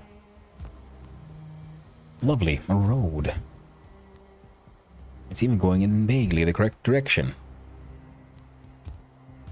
That's a lot of stone. Hey, wait, is this one of these roads that Ugla and Virkuli and the others were working on? If so, god dang. That's a lot of stone. Well done, fellows, well done. Okay, we have reached meadows. 1, 2, 3, 4, 5. I have 5 dogs. I think one of them was lost on the way. I think he'd been trapped somewhere. Well, they'll make it or they don't. I need a minimum of 2. I would like as many as possible. And then we need to make a wolf generator and turn all of Moist Mansion area into an ecological disaster of catastrophic proportions. the way only high-end wolves can. Ah, so we have east, we have west, we have a north, we have south. Which means that there should be someone's base here. Might be that one. Why 2? A minimum of 2? So that they can breed and make more. One lone wolf is not enough to make babies. You need a minimum of 2 wolfies to make baby wolfies. So I'm hoping for, you know, then to make a wolf generator with like 4 wolves. To just mass produce them at a ridiculous speed for no real reason other than because it's funny. You're taking these to the moist manor? Yes, yes I am. Don't you still have the doggos there? No. Last time I came in there, they were all dead. Nothing was broken, they were just dead. So it's almost like someone went in to slaughter them or something. No idea. Ooh, fantastic.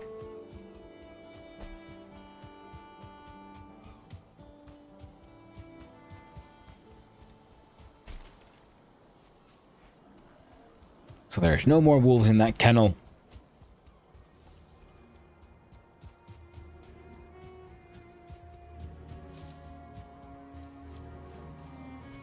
Like the outer half of the outer corner of the place was also outside of warded space. So that kind of sucks as well. Ooh, what was that? Yeah, city map. I should be able to do that. And then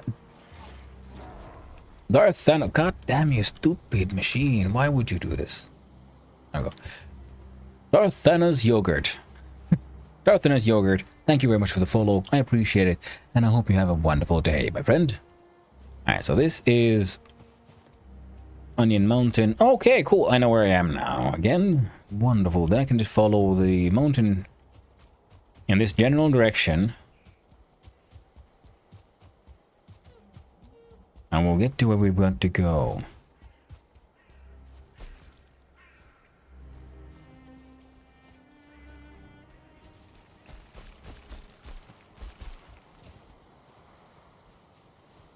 Wait. It might have been faster to go the other way around, but yeah, it is what it is. That should be enough.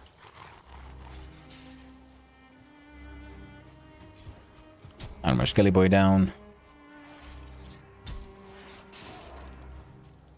Grey Dwarf down.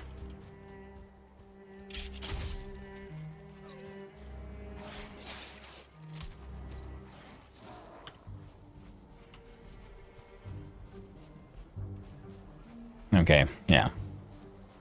What I want to do, yeah, like I said, is cause an absolute ecological disaster. Have a wolf generator that just spews wolves into the meadows area. There's boars, there's necks, there's all kinds of things that breed down there, which could feed quite a large wolf population.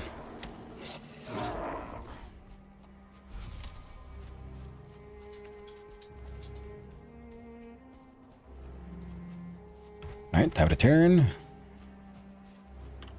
You still with me? Yep, good.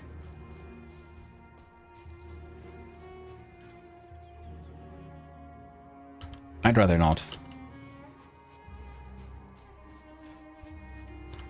Ecological disaster. That is very true.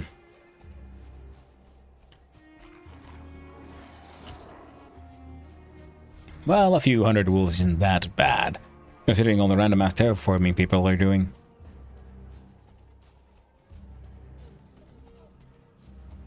Plus, if I get a large enough, like, pile of dogs going,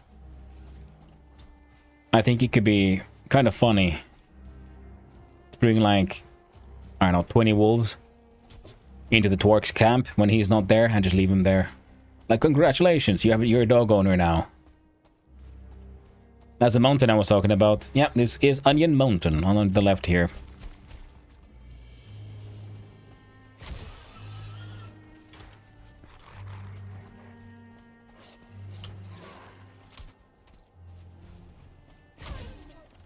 which means... Yeah, those are beaches, so...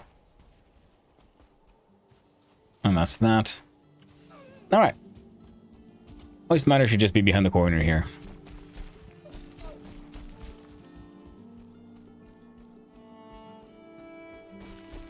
Cause remember that building.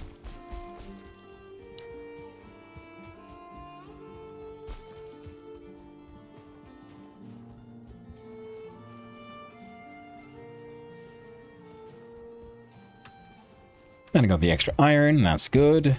I'm gonna plant the Yggdrasil trees. Oh, I was slightly wrong about where I was. Well, that's fine.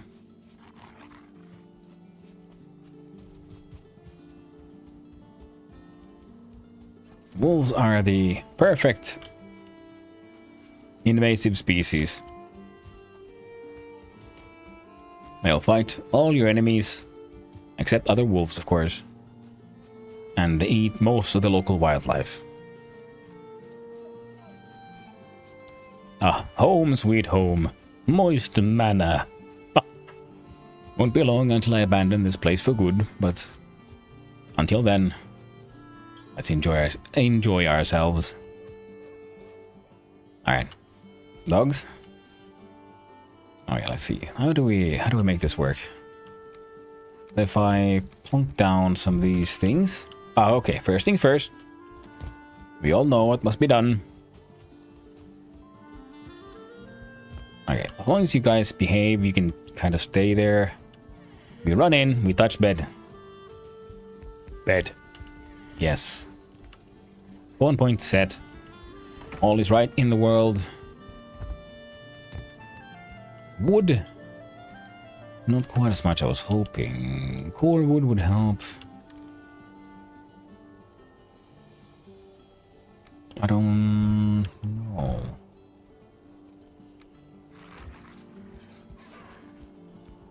And then with a few bits of stuff here. How do you even get up there?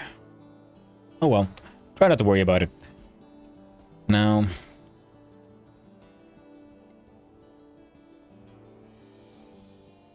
how should I do this? I think I'm gonna build it out here, which means what? I'll need what? 2 iron. Nope. Number 5. We do crafting. Yes. God damn it, wolves! You're not really helping.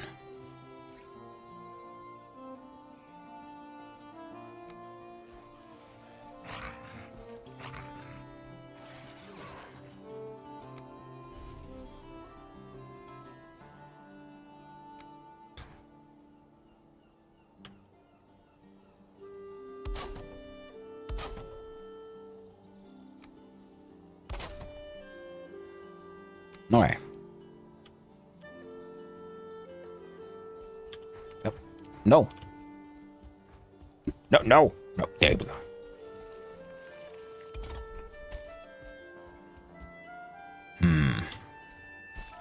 You know, I think I'm being a little silly. Now, can I interest you fellows in joining me inside the old kennel? Answer is probably yes, but I don't know if we can get you in there with the way things are.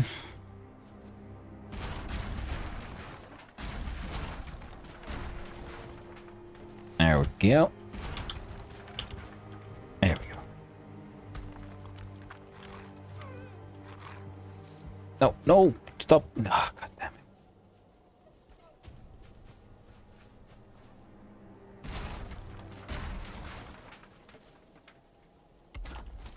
Alright, come here. Come here, you all. So we have... I think we had 5 last time I counted, and now I see... Now we got 4. Well... Better than nothing and all that. Oh, well, I'm gonna wall you in the stone now, okay? Nope! Yep. Okay. Go back here until you all follow me. There we go. There's still 4 of you, right? Yeah.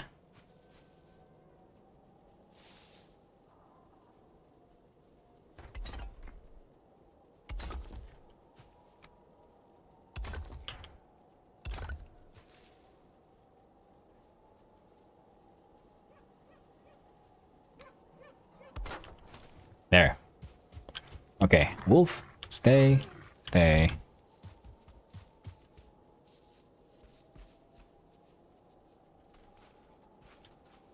Stay. Stay. And here's some meat.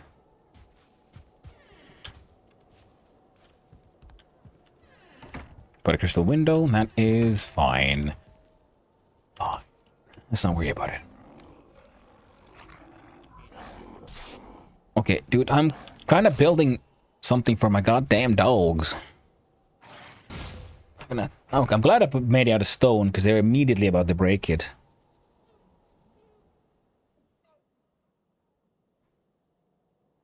I know I touched bed, but I'm still afraid. What if I didn't touch bed? What if I didn't touch bed? I touched bed. All is good in the world. All is as it should be.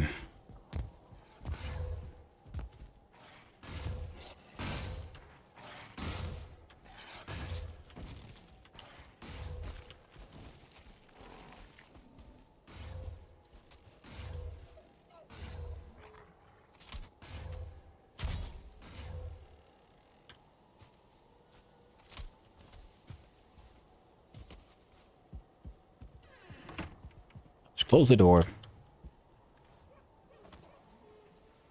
Keep on trying to put that thing on, even though I shouldn't. Now.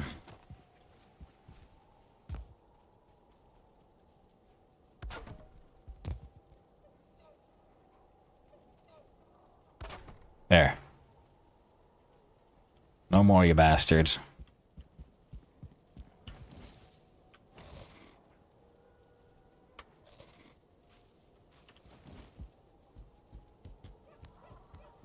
Now let's see.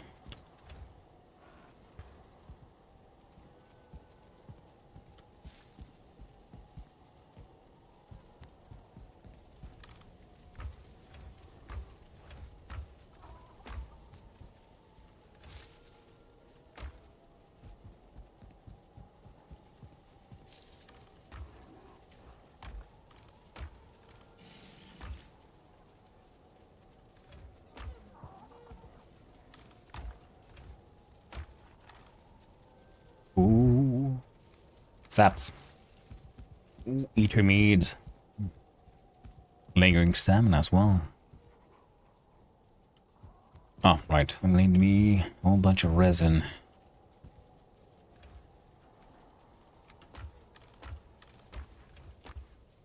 There's always too much resin. Until you need resin. There's never enough. Alright, that should be enough, actually. Also.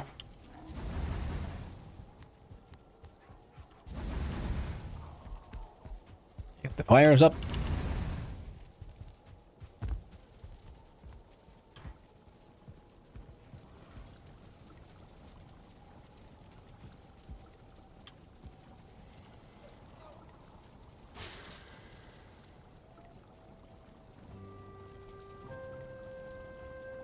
Let's get some rested on. Alright, take it easy. Well, thank you for hanging out, Swick. I always appreciate it. I hope you take it easy as well, my friend. I'll be... Remember, frozen glass chest. Yep. Whoop. I noticed. A noise. Very nice. Thank you, friend. I'll get them planted.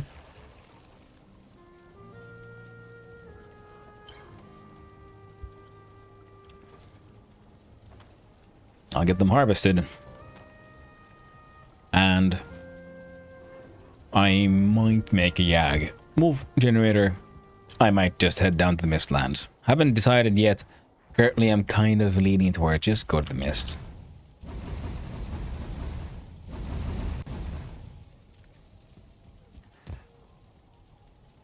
The swamp nearby if you want iron. I brought with me like 30 extra iron, and I think there's some in here as well. There was at least. Alright, we got black metal and all the other stuff. We need like 80. Ah. Oh well. It's winter. Who needs a boat? I'm just gonna run. Alright. Show me, boy. Whoop. I'm going to say no thank you. Alright, good night. Yeah, good night, man. Hope you get a good rest.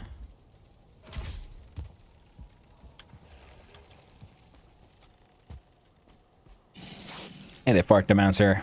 Suck on these needles.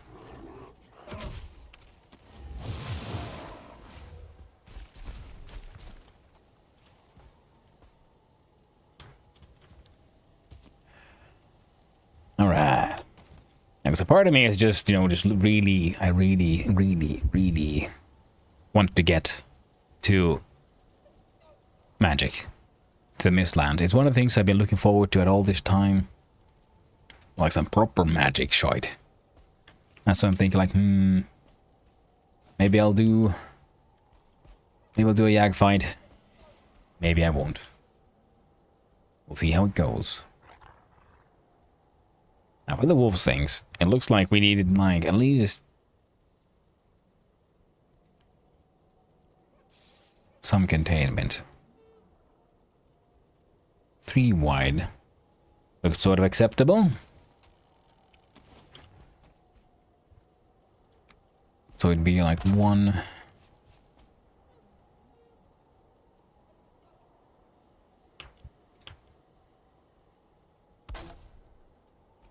At least if I want to build it like straight there.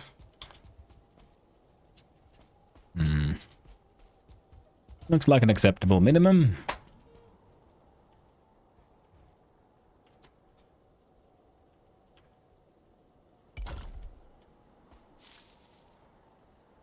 Nice.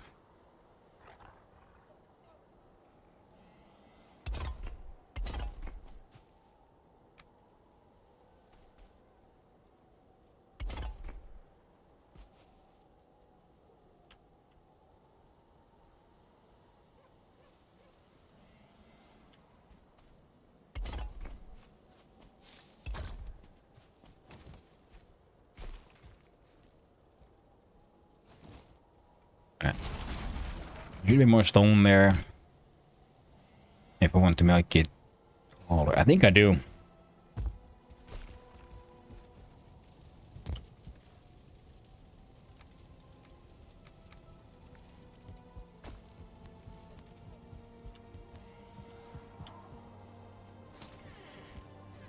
There we go.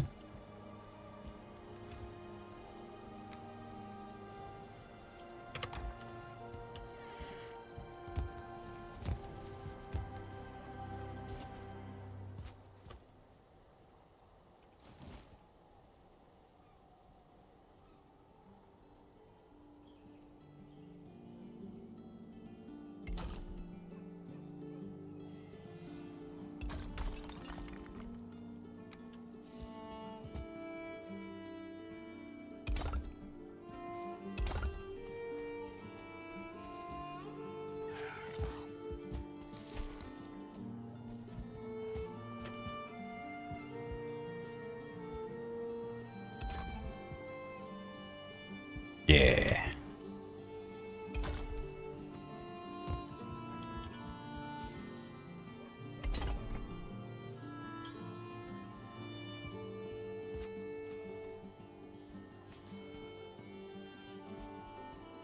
May as well have the wolf shoot.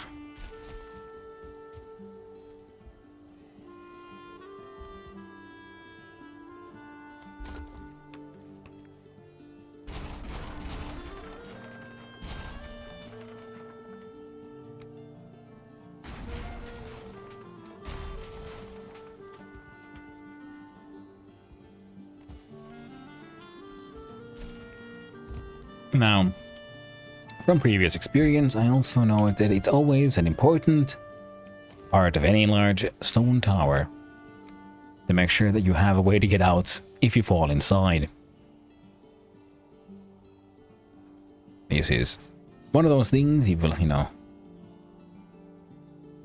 one learns through experience, if nothing else.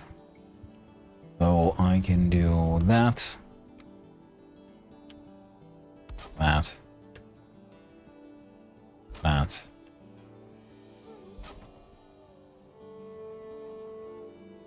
That.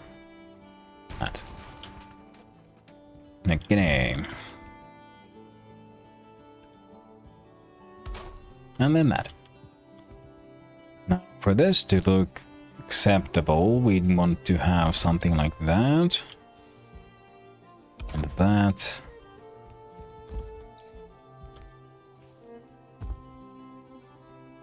And that.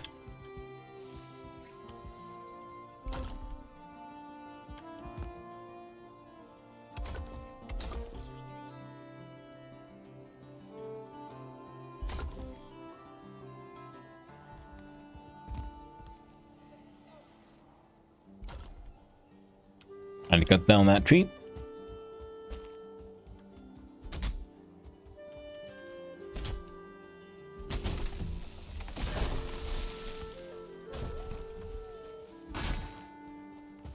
Come on, jump, jump.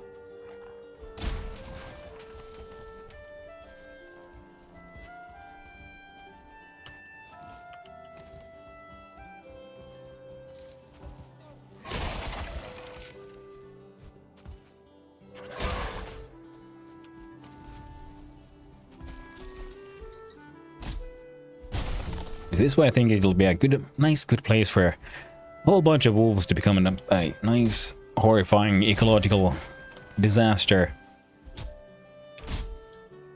Because there's a pig rock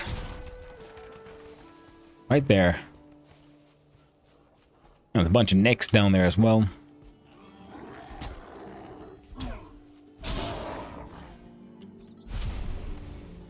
There we go. Oh yeah, it's gonna be great.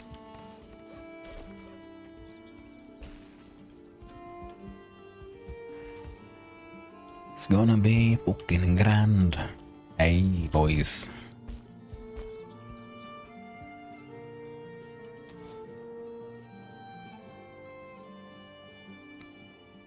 Sorry about that.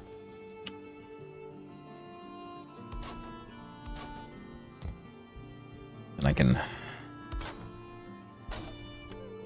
write that in there.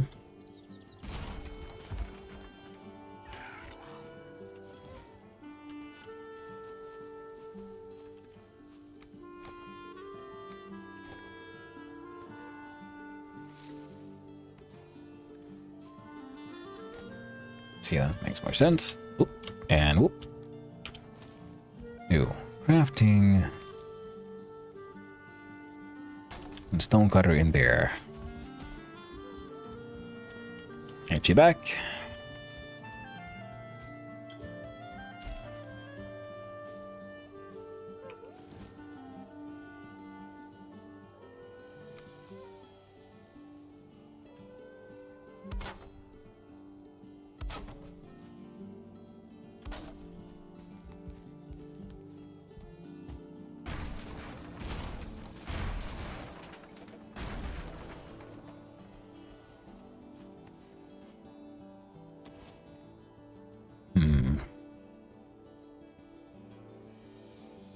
Yes. It'll go there.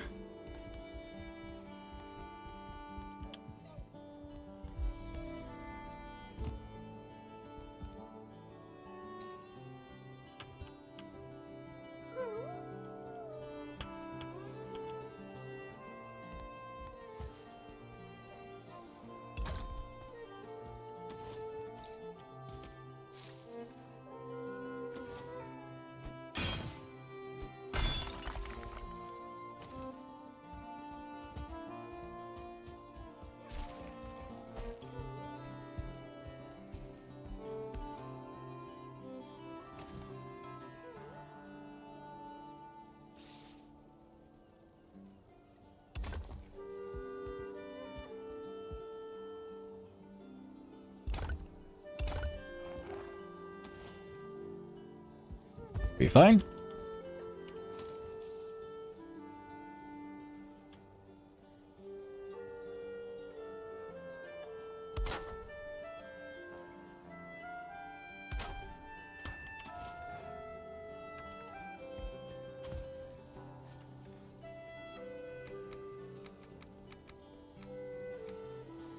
With the berries.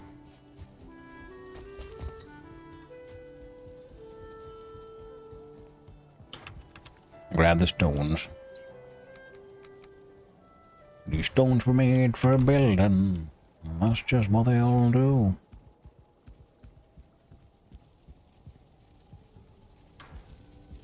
One of these days, they'll just rock all over you.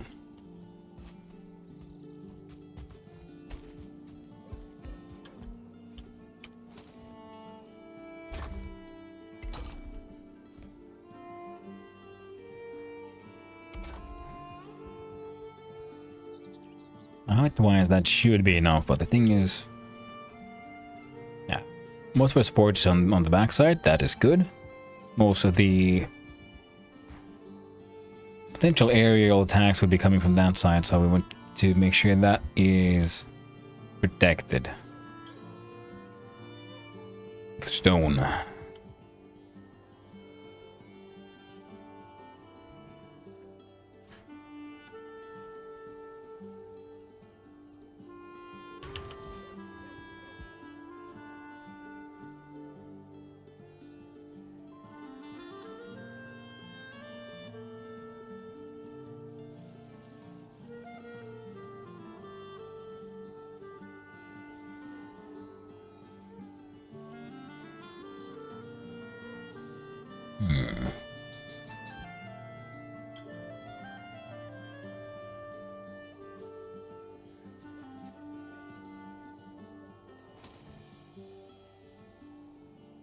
One of my problems is I'm not entirely certain how high we can go. I put you down here.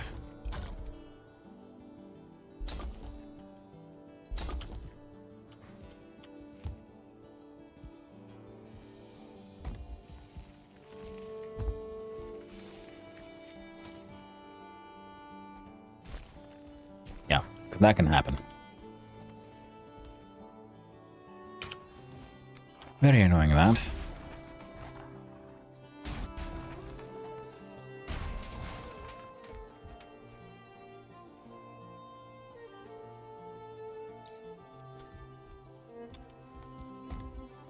Maybe it's better if we just stick it here.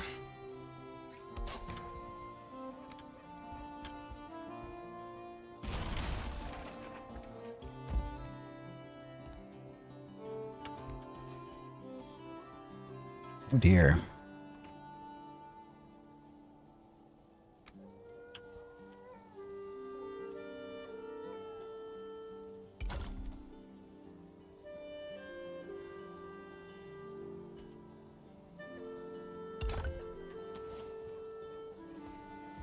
Acceptable. Oh yeah, oh yeah. Oh.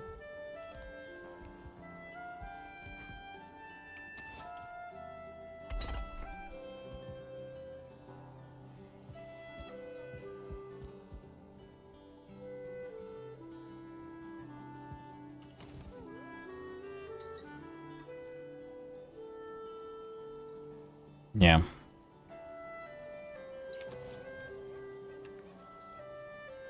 So next would be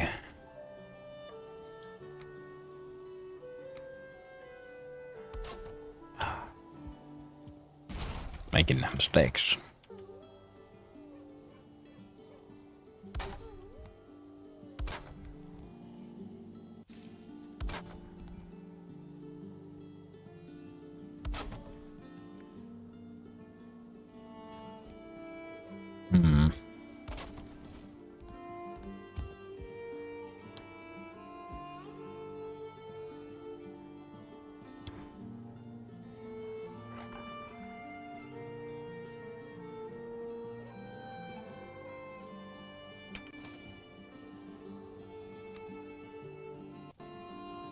wonder if I can...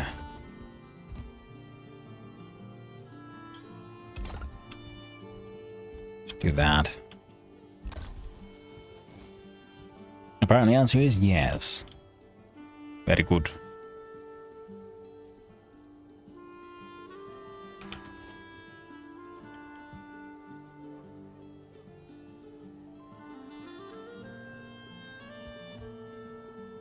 Yo, what's up?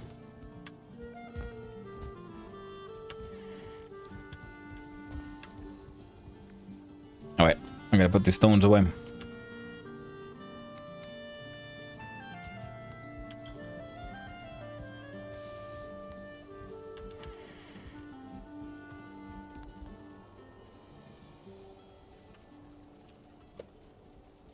Hello there.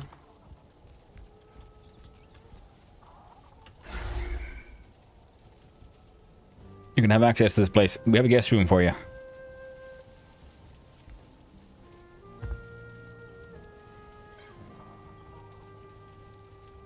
Just I have to activate the ward once.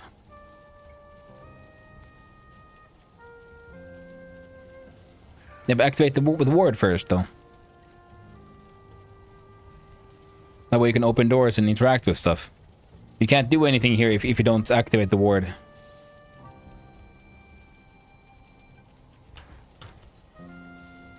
Dude, activate the ward.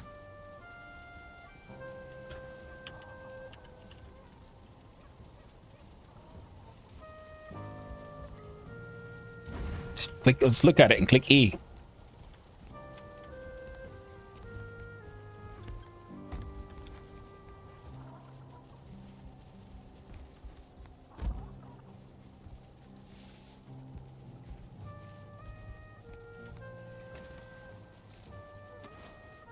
We got some wood.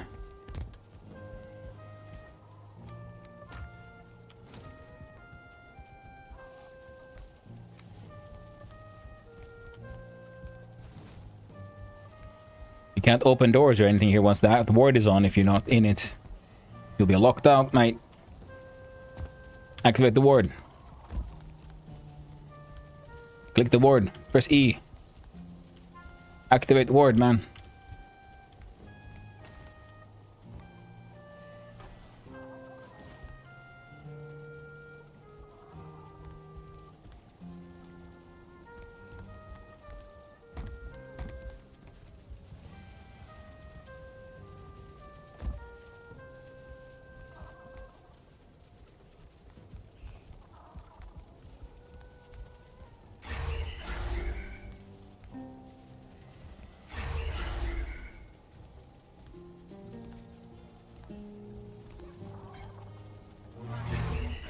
Oh, do it again.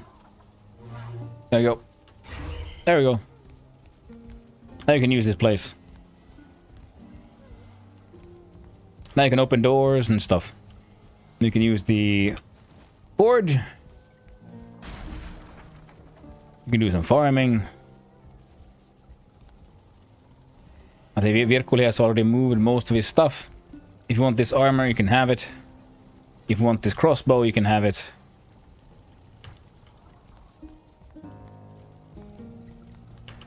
I don't have much here. I just have my harpoon.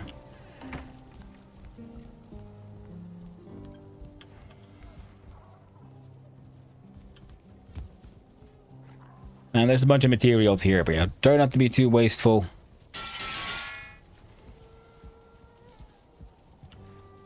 And at least during summer, yeah, just you can maintain the farms as well.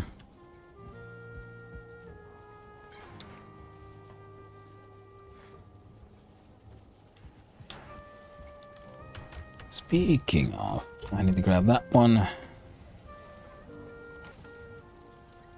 What do I need for the Iggy wood?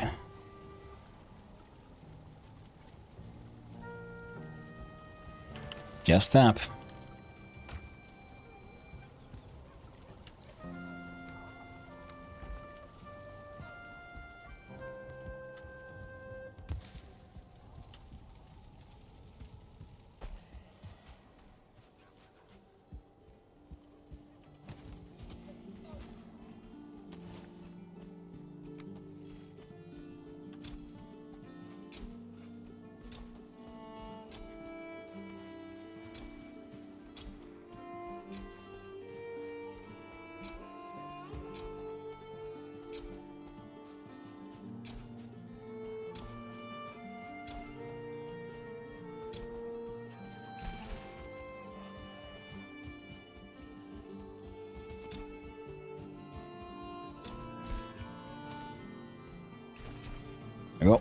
to plant the special trees. And then I can go continue building my wolf tower. Alright.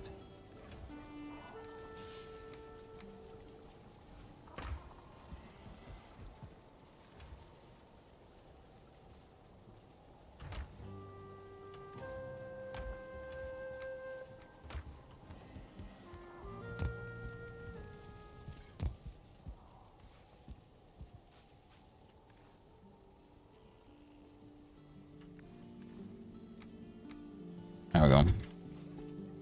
Now let's see. How should I continue this?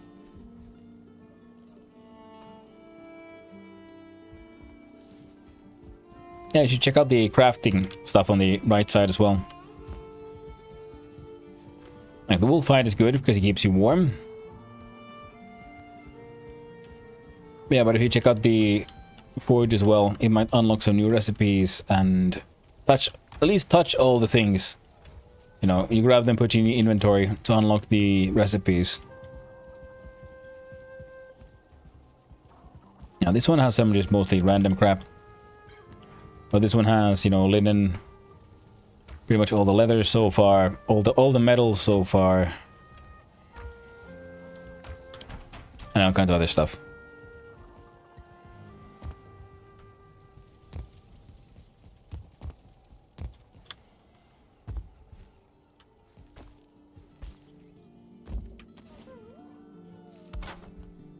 Okay.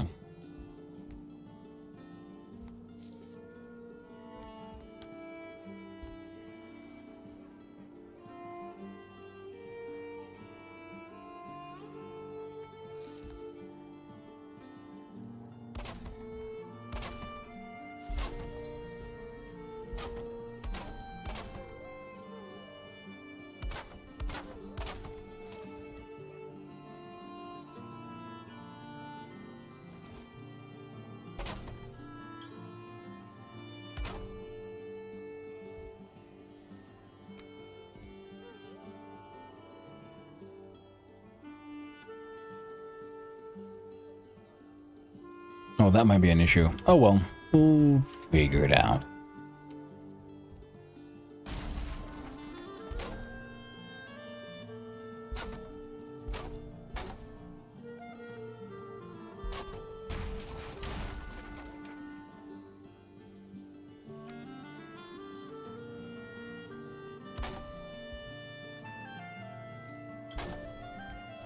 There we go.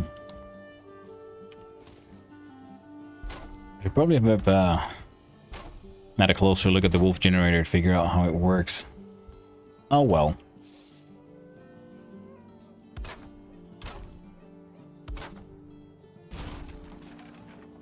Ain't nobody got time for that.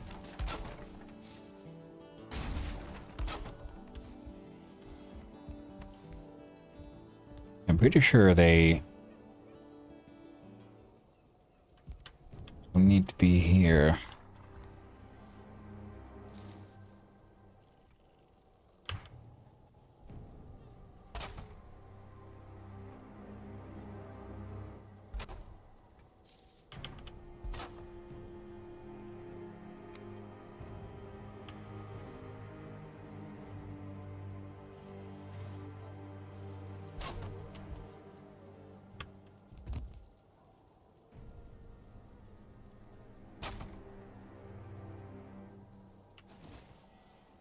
Ah, running low on wood already.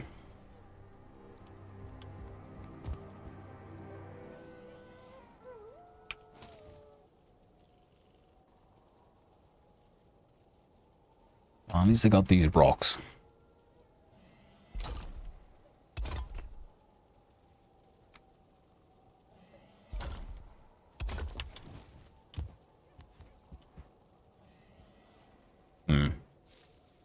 This won't work. We'll have to go in from the side here.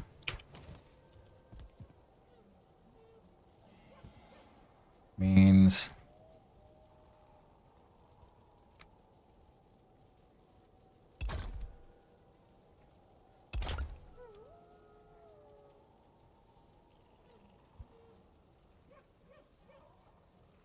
either this or that.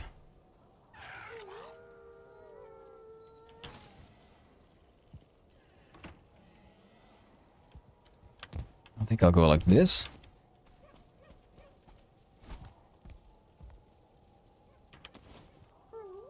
Then we can...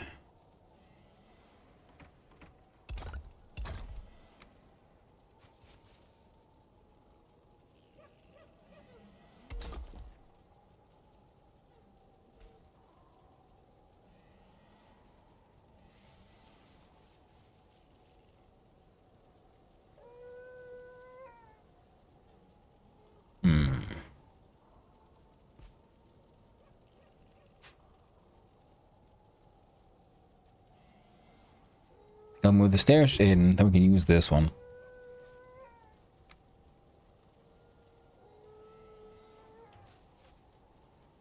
And I might have to...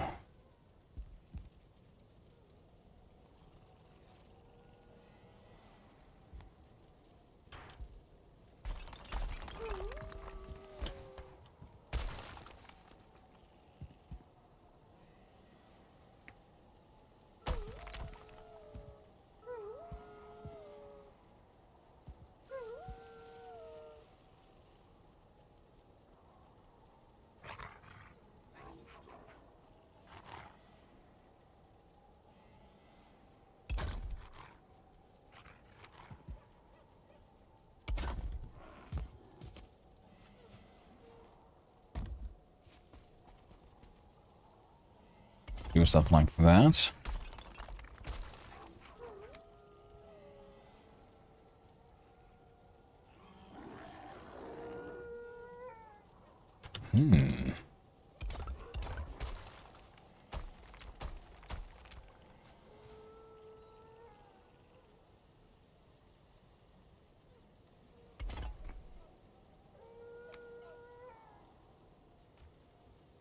I wonder...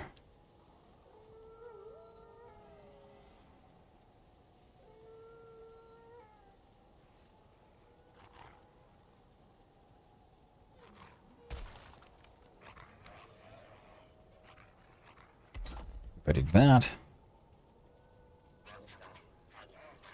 No. That would work, though.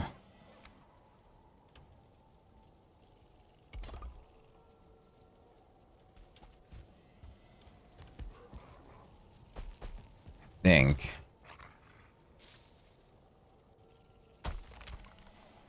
No, it would have to be...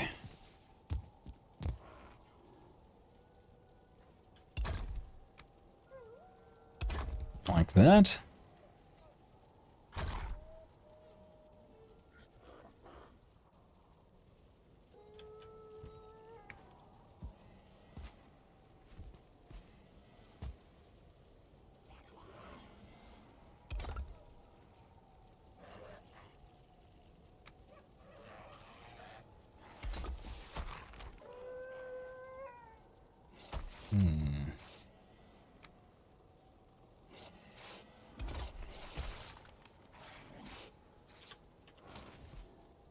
What are you doing?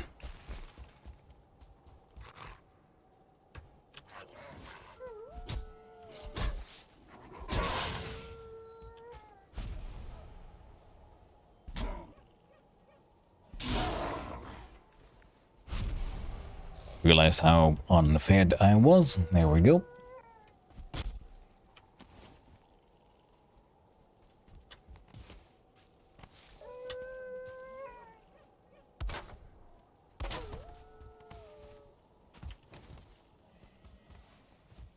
That should keep the little bastards away for a little bit. While I continue trying to figure out how do I make this math.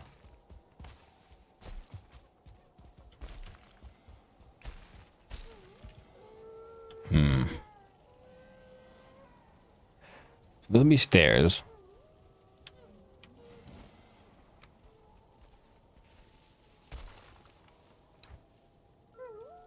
Which means 2 more of that.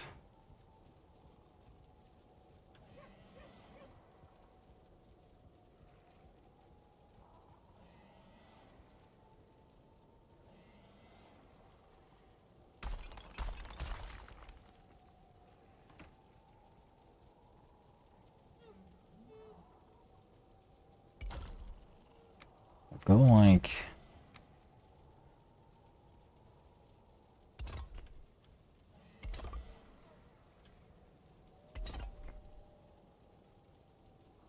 that. And then...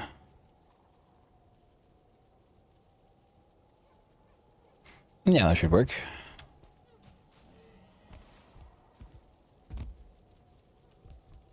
See if I attach you here.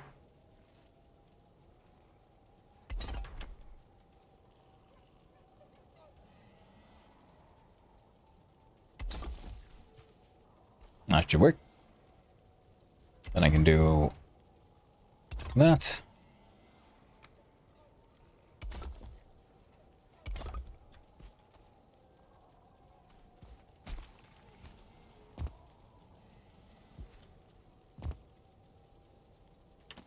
Then one more there. Fantastic.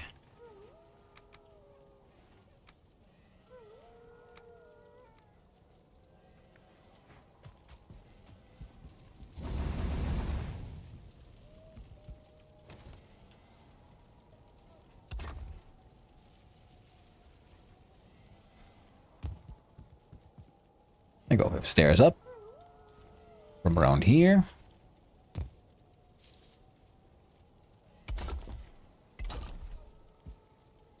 We can make them nice and extra wide and stuff.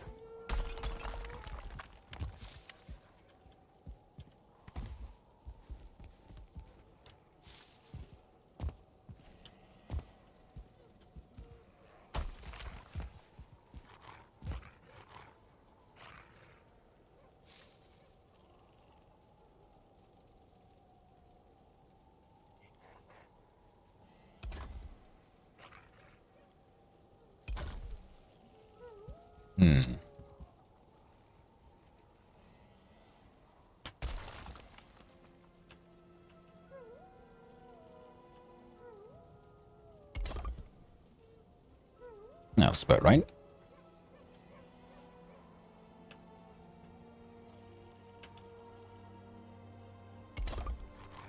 I like that. And then we'll have the base of this done, pretty much.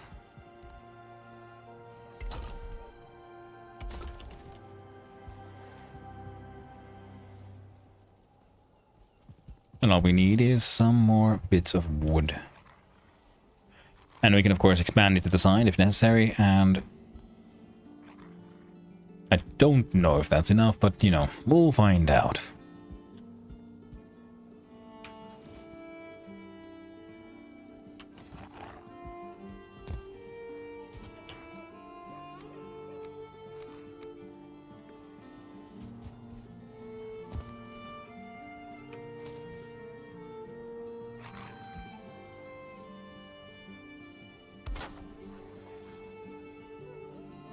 And then I can use these.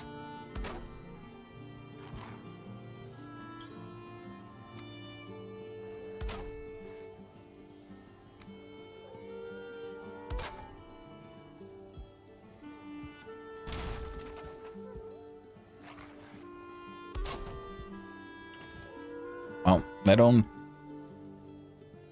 match quite perfectly, but I guess it'll do. At least for now. And with this,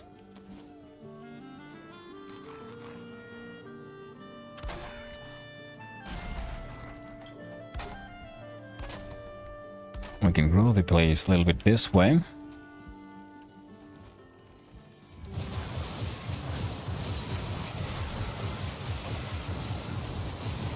Come on, let's hit the thing. There we go. Drake's up there, we don't need to worry about.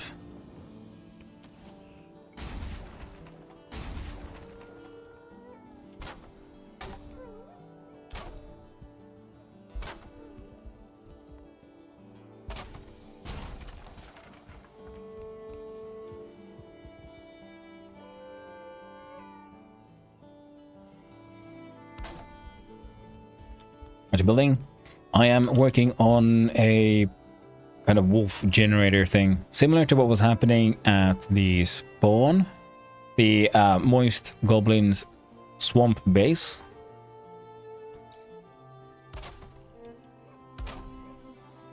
But if I'm gonna make one, I'm still gonna make it look, you know, somewhat nice. At least that's the plan. There we go.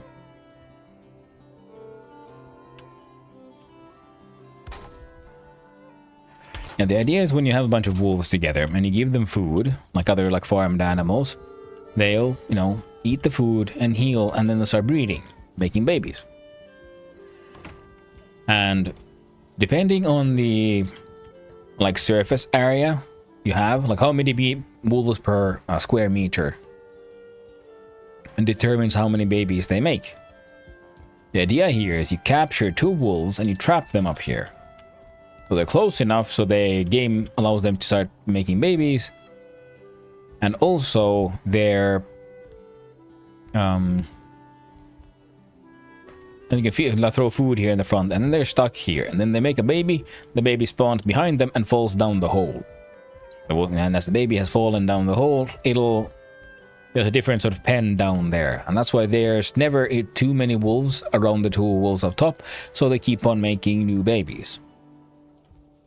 We're cheesing the system, as they say. Cheesing the system.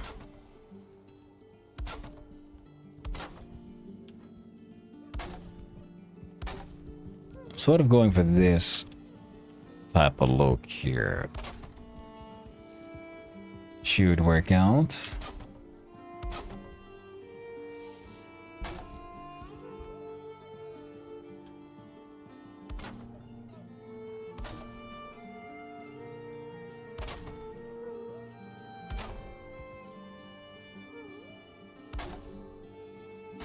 Oh, that was wrong.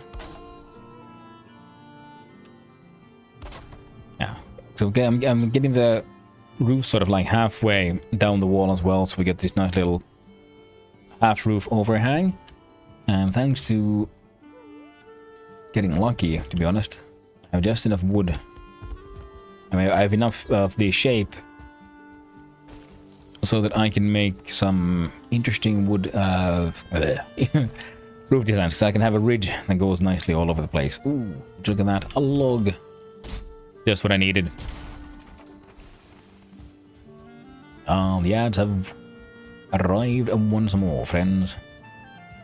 It's a tragedy. Nay, a travesty. Horror beyond words. I'm gonna be careful I don't damage the saplings.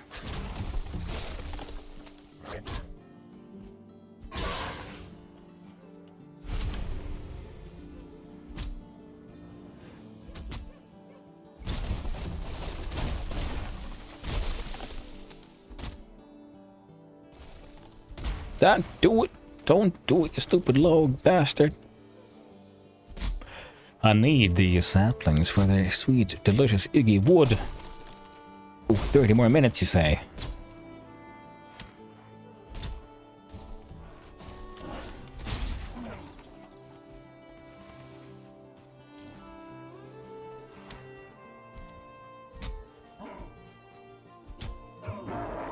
God damn you. God damn you all to hell.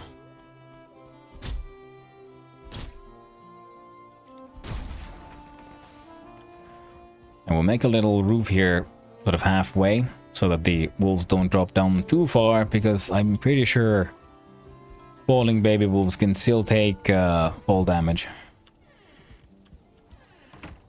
I'll go get rested, because the loss of stamina is annoying.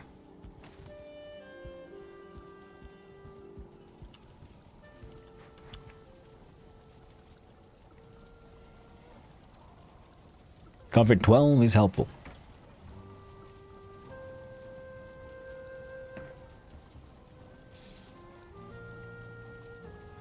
There we go, Comfort 12 has been reached. So yeah, do you want some kind of cool, some special weapon?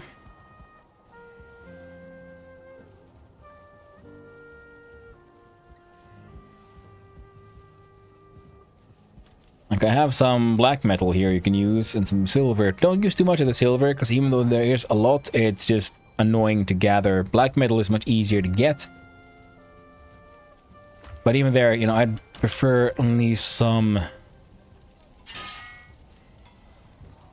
okay, one stack of black. Okay, don't touch the black metal actually, because we're gonna wait for the Yggdrasil wood to grow, and then I can make a black metal pickaxe, which I'll be needing at the Mistlands. But there's a whole bunch of stuff of linen here, so you can make whatever you want from knives? Yeah, sure. I mean, what do we got? We got some stuff for bronze. Oh, and Gnith, thank you very much for the follow. I appreciate it. I hope you have a wonderful day, my friend.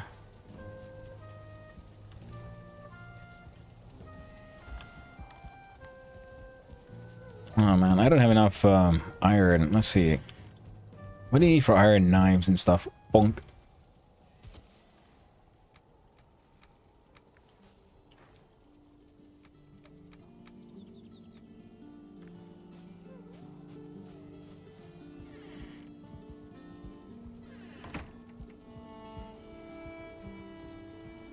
Because you can go hunting for mine on iron by either mining from crypts or also the Draugr drop it now as well. We have a smelting facility up there.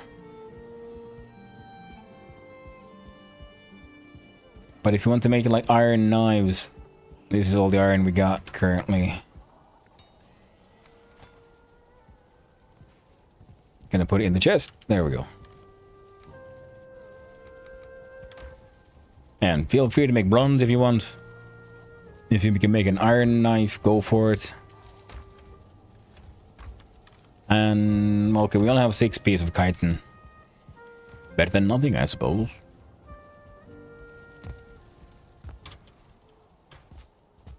Let's go pick up some. Oop, there we go.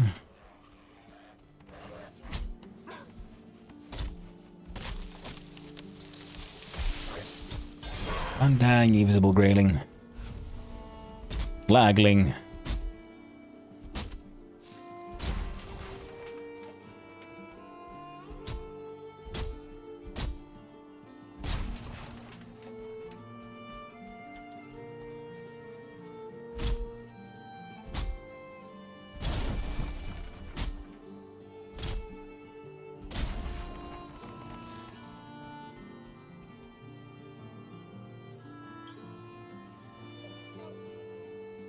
Well, it's slowly sliding out.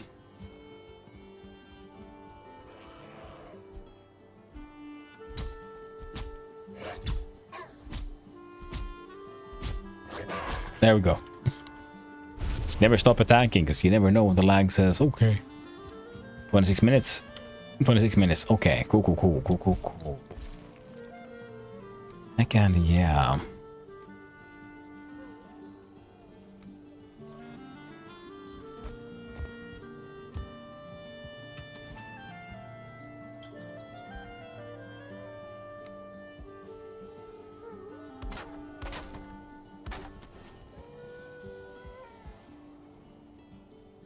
Yeah, I'm okay with that. Whole system will be functioning somehow and somewhat.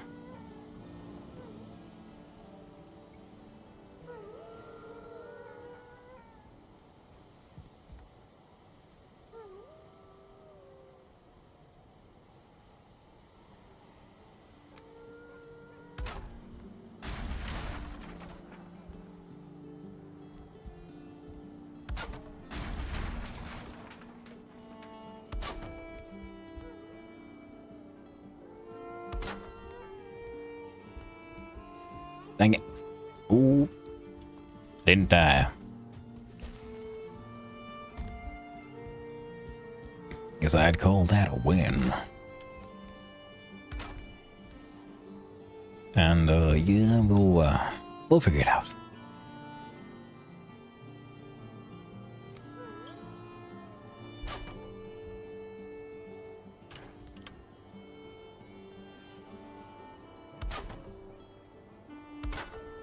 That should work.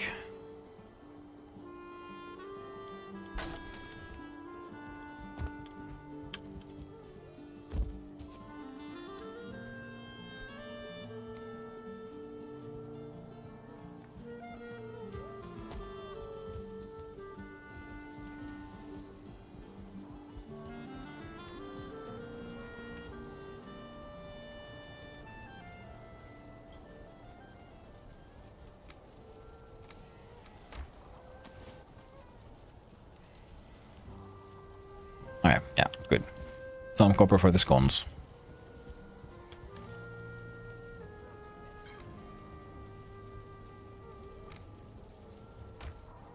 Yeah, 4 should be enough. Or it'd be more than enough, to be honest.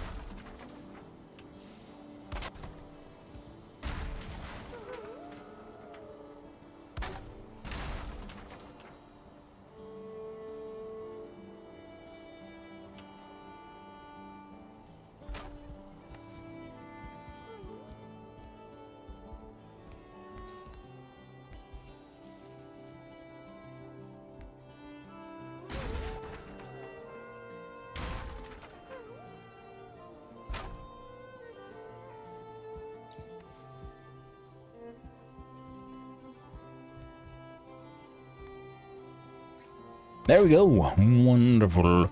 And now some lighting in here. Wouldn't want to do your wolf breeding in the dark now, would ya?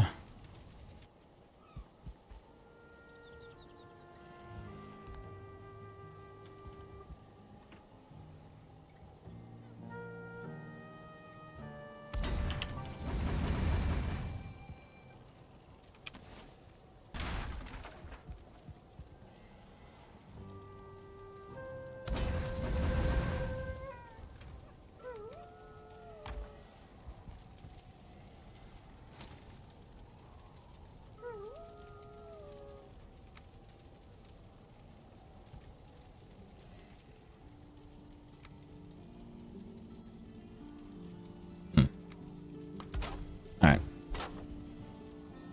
Definitely with that.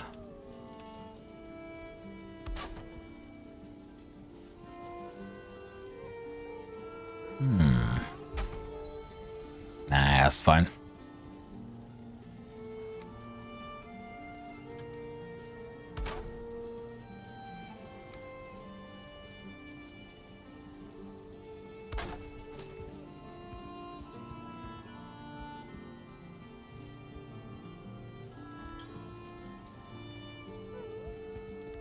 All right, keep on getting that ward warning. Let's fix that.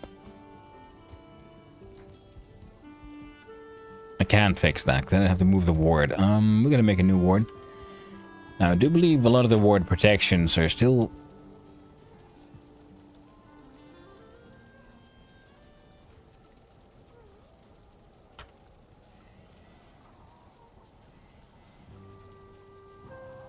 No. Color equals white.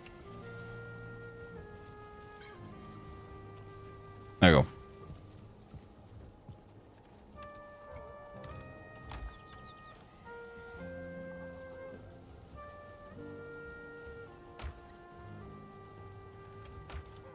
Right.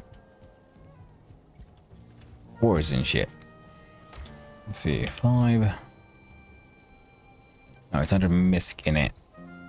Great War fires and fire and wood. Passive poison damage.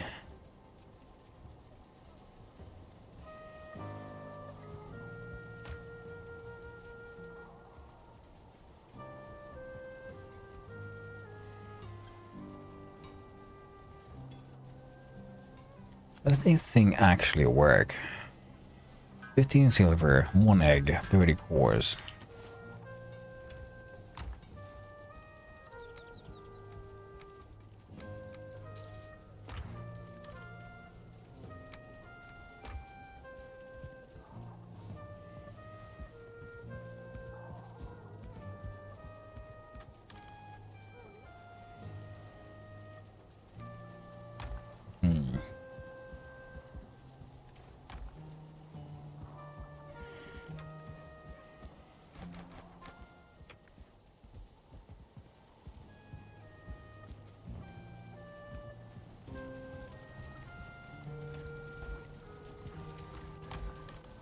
Pretty sure we... There we go.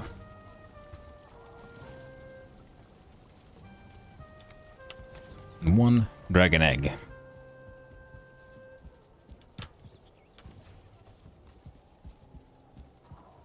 Now let's see if this actually works.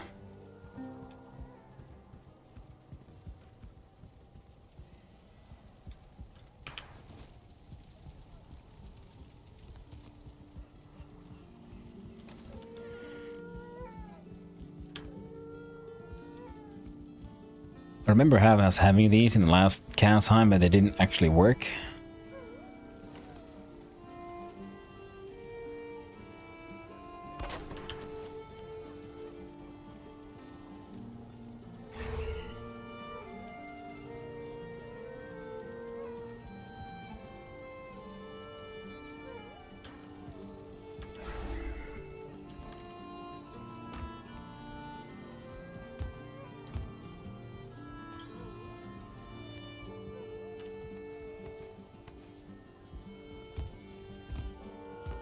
Okay, so bring wolves in.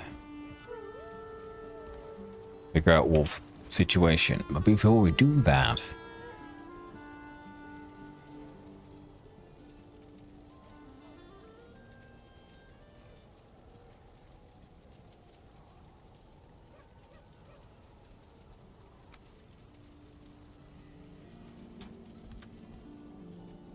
one fit.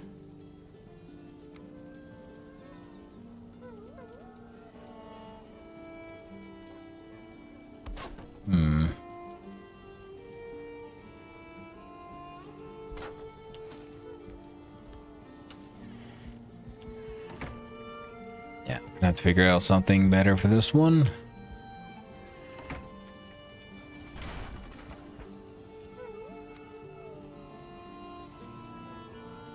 A wood portcullis. Oh, holy shit! That's actually pretty cool. Iron one for that proper castle look. Might need to build me one of those.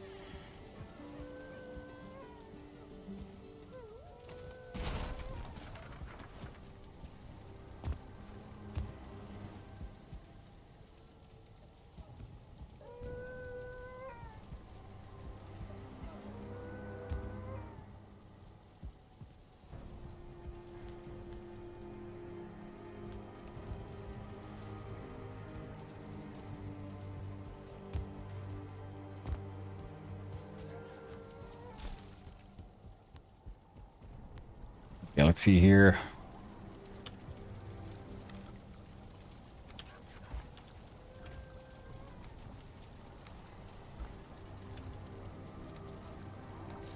Few stacks of pork, few stacks of venison.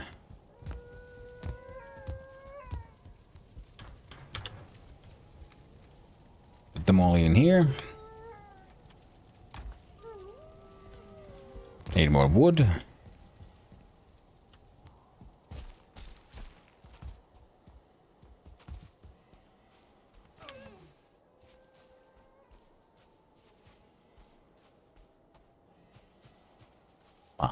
Tree log has not come down. Well, that's fine then.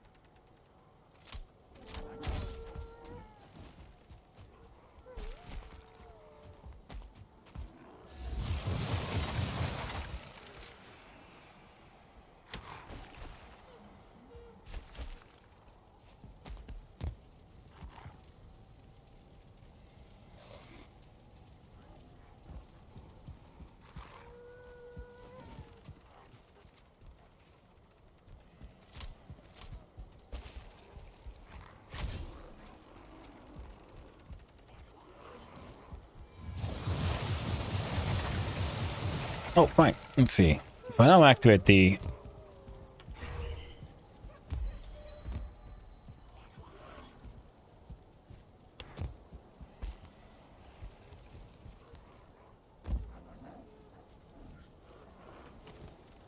Yeah, no, it does nothing.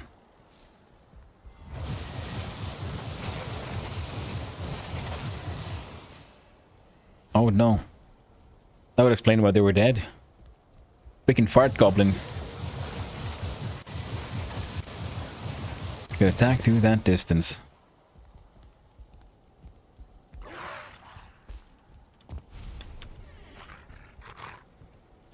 Holy shit. God damn it, wolf cub. Okay.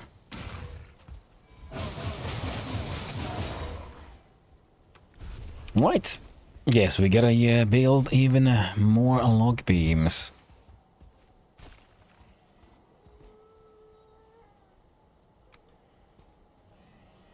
That was like the entire population just one-shotted out of existence. Hey, brute. No.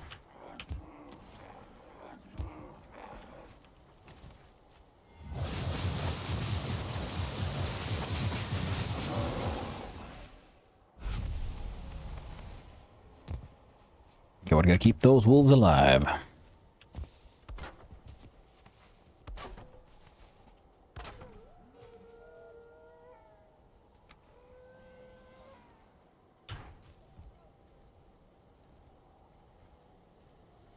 Let's see.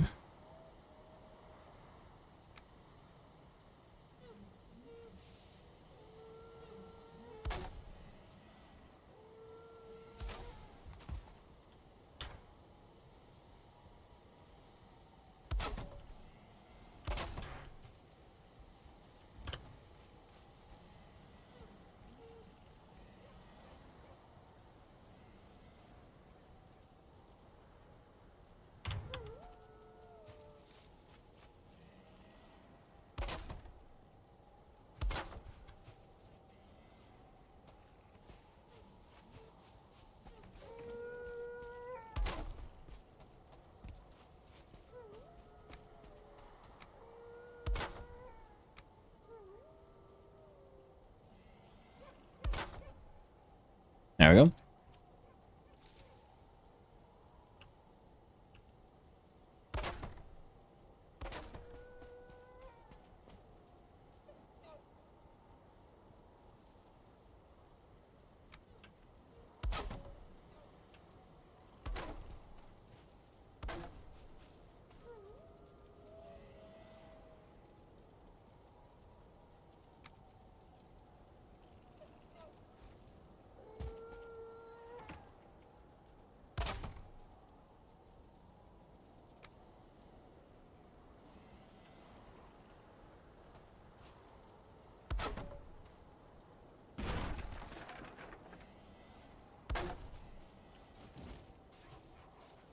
There we go. Hopefully that'll keep the little beasties slightly safer for a little while longer.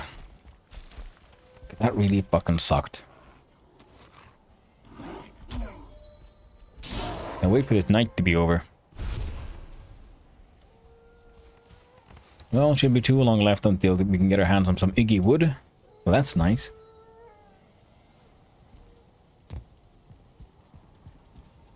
Nothing's just depressing. No. Pointless and inefficient it is.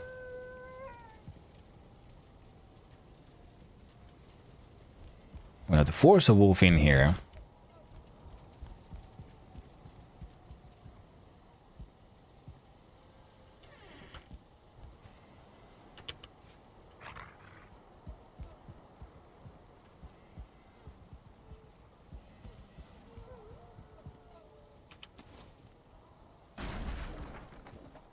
Come along then.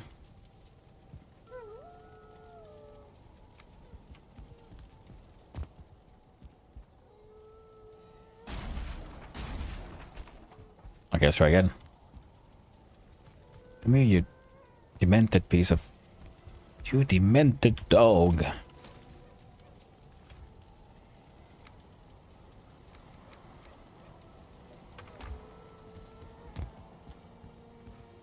Could you follow me, please? You can follow me here, okay? Can you follow me here?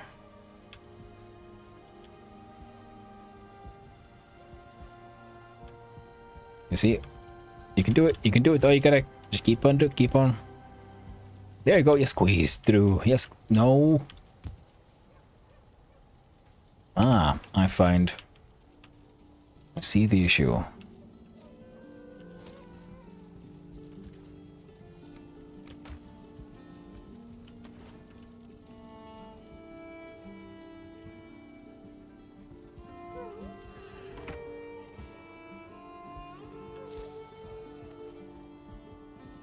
Come on, I gotta move. You're a wolf bit. Come on, wolf. I believe in you. I think I've already squeezed you up by this point.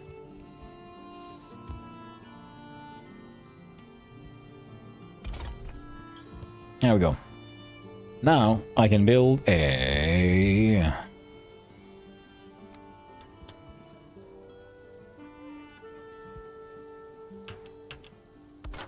There. I can... No. Bacon gate.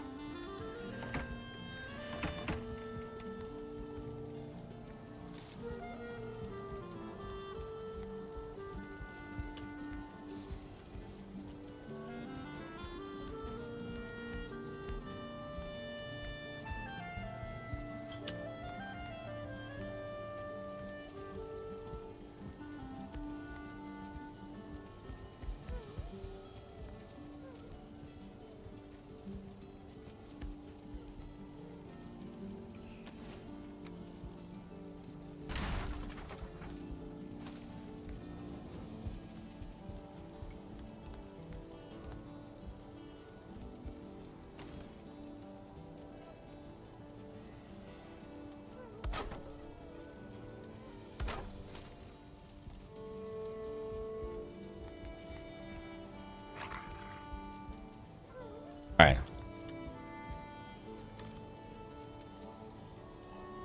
Okay.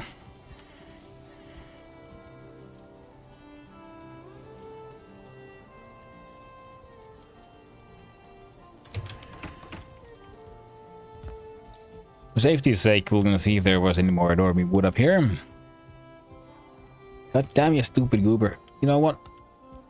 You do you. Ain't got no time for your nonsense. Silly cub. What? Fine.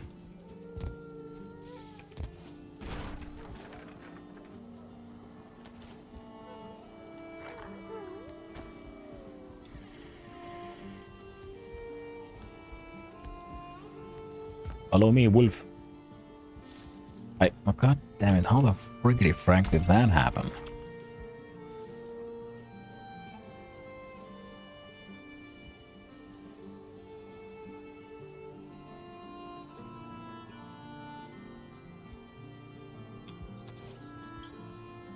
It's fine. Come here, wolf. I'm here. Just... There you go. Nice, soft, careful steps. Oh. And I give your butt a push. Push. Push. Push.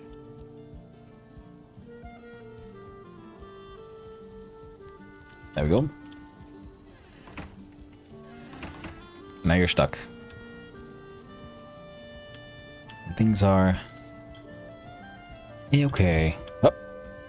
Oh.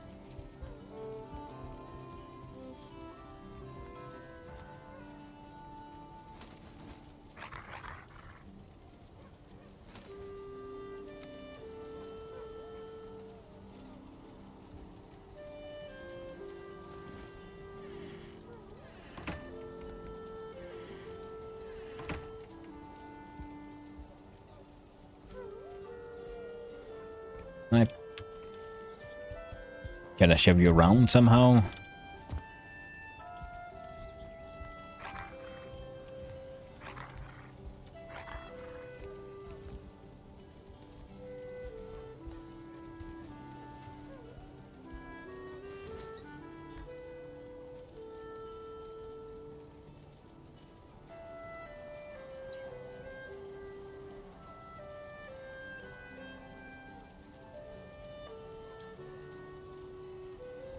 Yeah, I know there's a wolf at the house.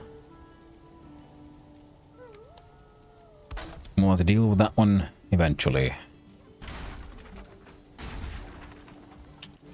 Alright, little goober.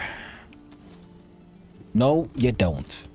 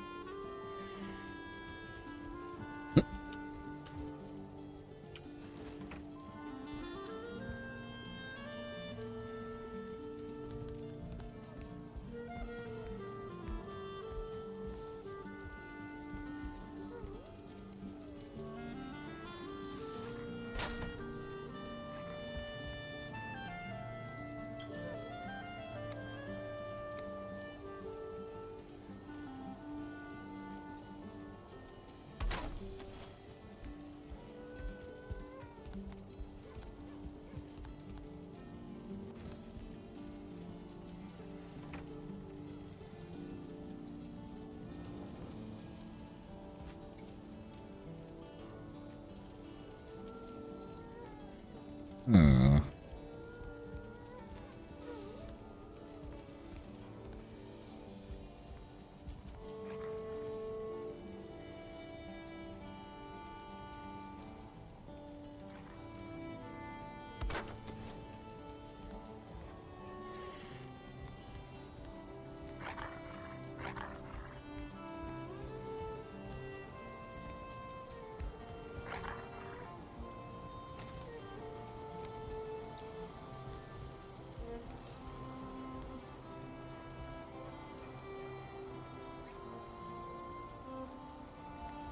Hmm.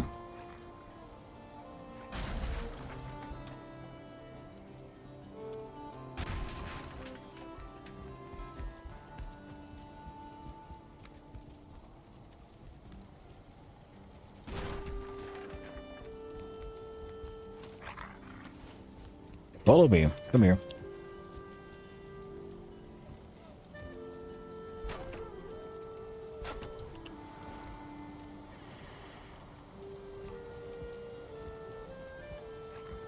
Gonna do it like this then.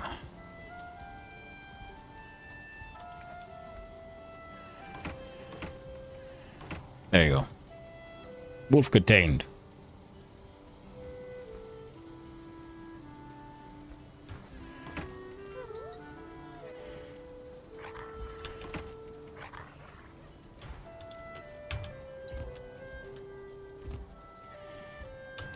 Come here.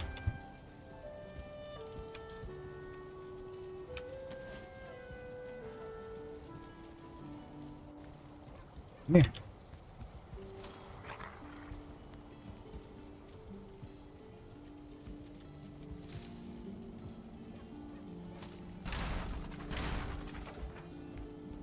Whoop. Come on, Wolf.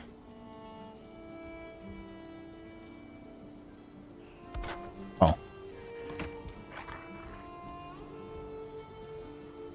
Guess you get to stay after all.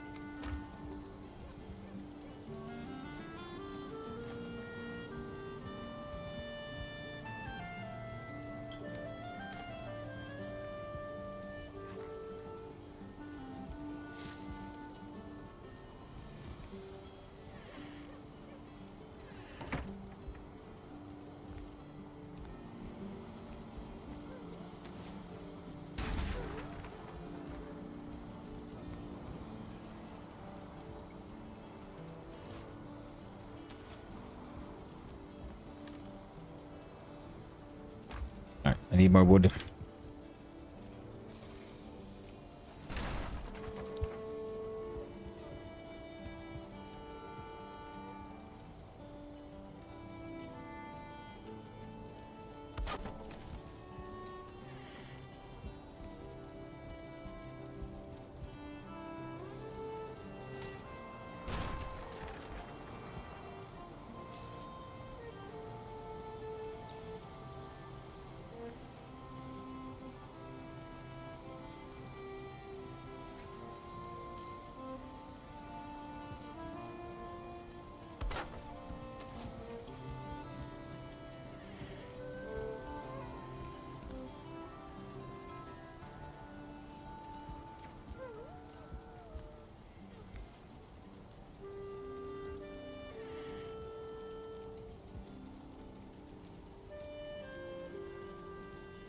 Hello, another Jamie. How are you doing?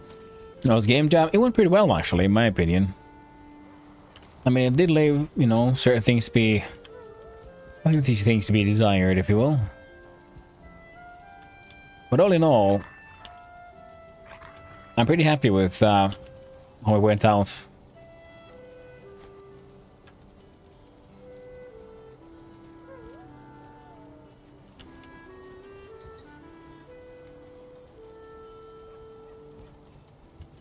How it all worked out in the end.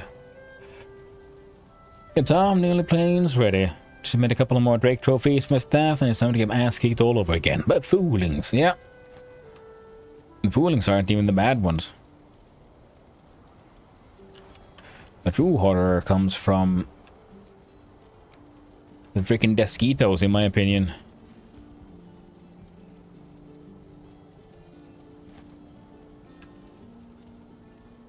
Oh.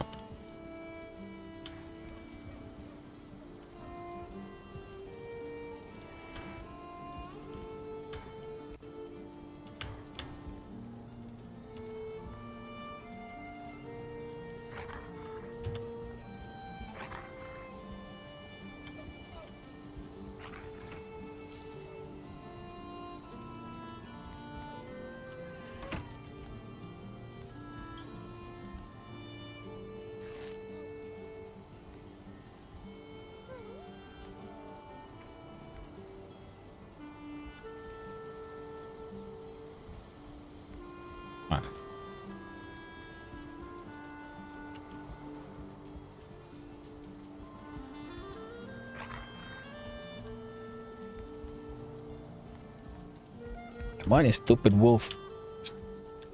Let me go grab my fucking boar meat.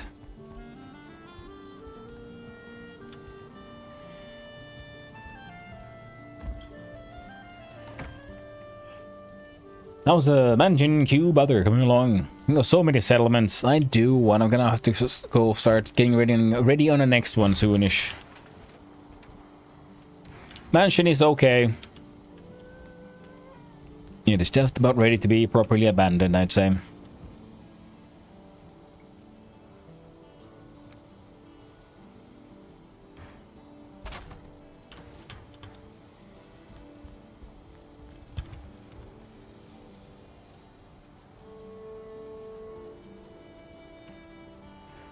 Now I can't remember how to make this thing work or not work.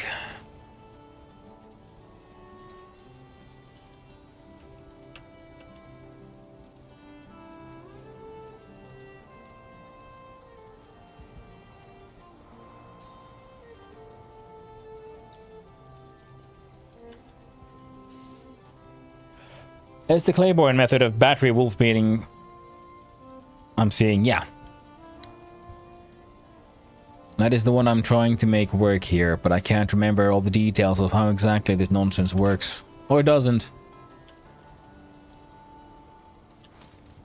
Wait, are you the heckin' problem again? I think you are.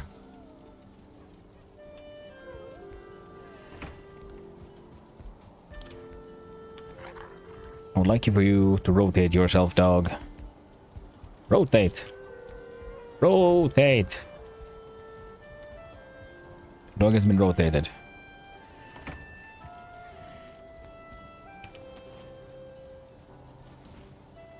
And yet, things aren't quite as well as they could be.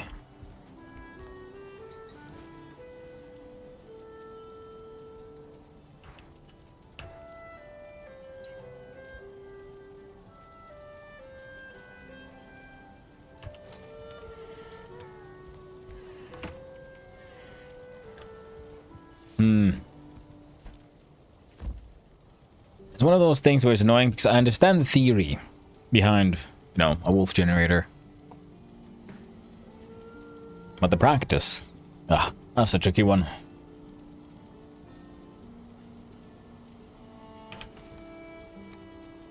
Well, if we break this one down.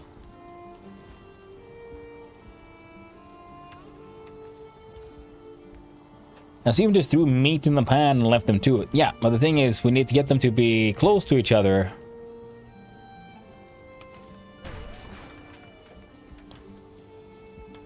And sort of facing the correct way so the babies fall down the hole.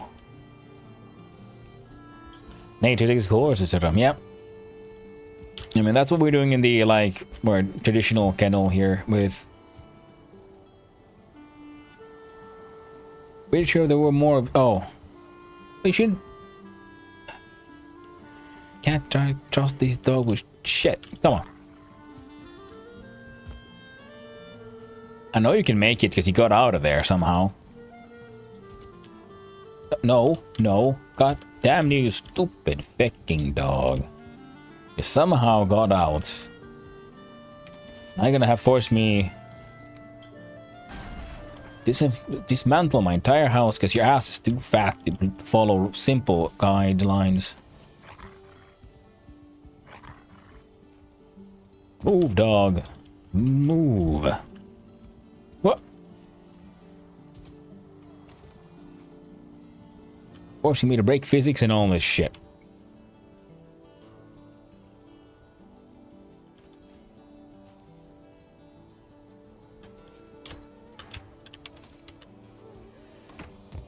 Wolf vending machine. Yeah, that is sort of what I'm going to try to make happen here, another Jamie. But the wolves, they're not having it. They're just being a menace. Absolute nuisance.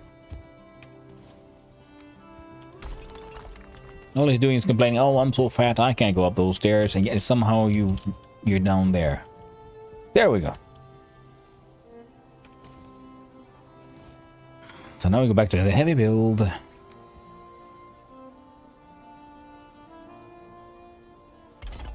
There. Next part. No.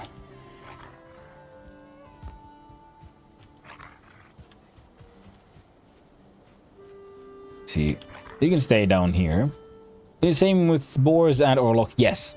Yes, that is all like sort of quote-unquote animal generators are use the same sort of premise. Because animal sort of, whether or not they can breed successfully has to do with animal density. So what you're doing is making sure that they get babies and then the babies fall away.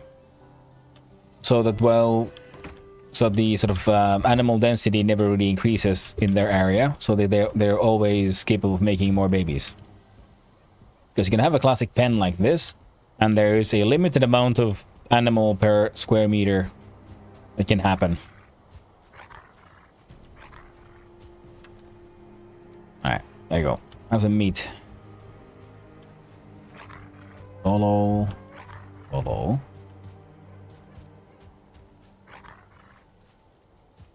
Come here, you dumb bastards.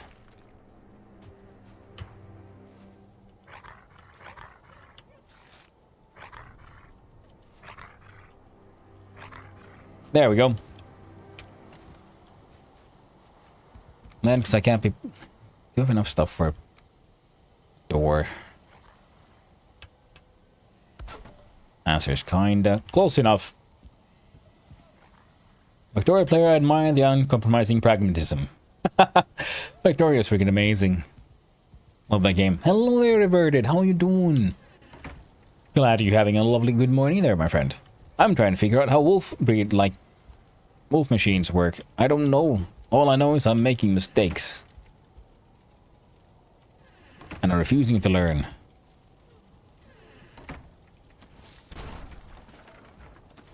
Like,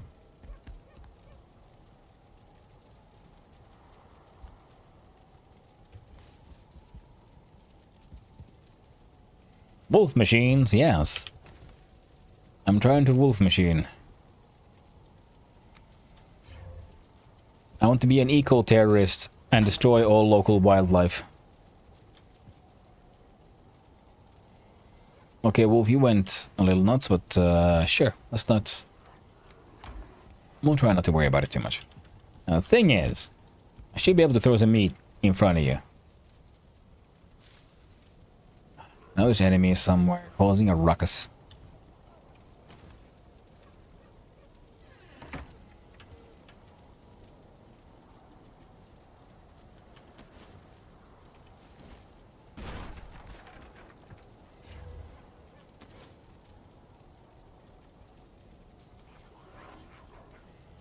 I understand them not being in the mood right now. It'd be ethical treatment of those wolves. Absolutely. See, they're here. They're being nicely fed. And once they make the babies will just fall down here. Down the chute and be released into nature. There's boars down here, necks and everything.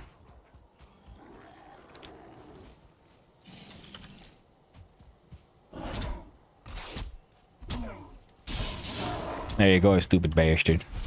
Ooh, piggies are done.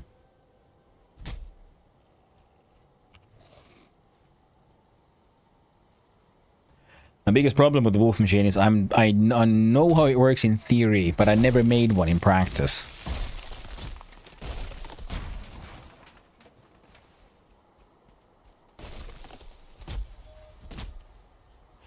Is this a Mistlands? No. But if you have the Yggdrasil sap, with plant everything, you can plant some Yggdrasil woods. So I'm still at the moist manor.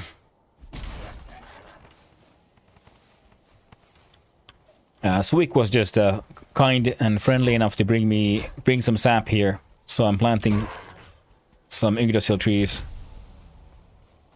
Come here, you little shit. There you go.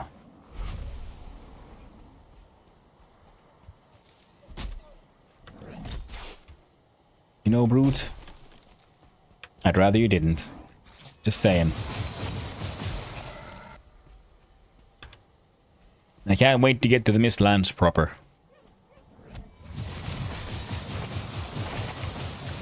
He's a brave lad, Axel. Whoop. Sadly, got me too. Brute one chance. Moist Manor. That was Clay's idea, wasn't it? No. Well, the name for Moist Manor might have been. It was just because Blocky said, like, oh, if you're gonna build something here, you better build a mansion. So, like, alright, fuck it. Challenge accepted. And now, this is my mansion. It is a little simple, but, you know, we have the bedrooms and guest bedrooms. We have a hot tub. We have the, smoking area. The central staircase with the central fireplace, kitchen, crafting. And outside here is the Moist Manor. You see what biome you're working on. Hello there, Librewa. I'm currently in... What is this? There's meadows, mountains, black forest, and swamp over there. Pretty much I'm moving over to plains soon. And the Mistlands, pretty much. But it's Casheim, so Casual Elephant, a multiplayer server. The server is progression locked, so it's only once a week that a boss gets killed. And this weekend they finished off Yagluth, finally. So now we can officially enter the Mistlands. So that's sort of where I'm headed next.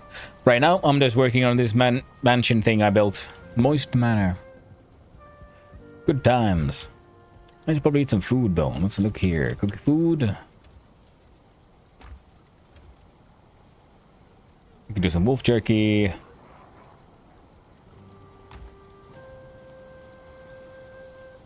I'll sell in some ice cream. Jesus Christ, what? All the food's gone. Oh well.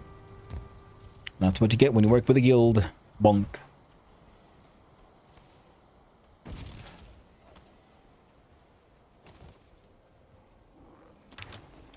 Ah, damn it. Are you the same one? Hey, why is the gate gone? I know, because I broke it. That's why. Yeah. There we go. Let's put on the rest of the clothing. Yeah, man, crossbow for the win.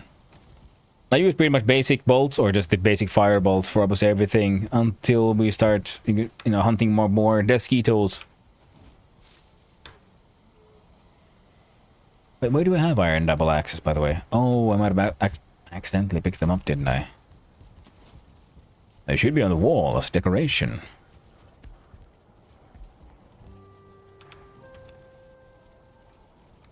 There we go.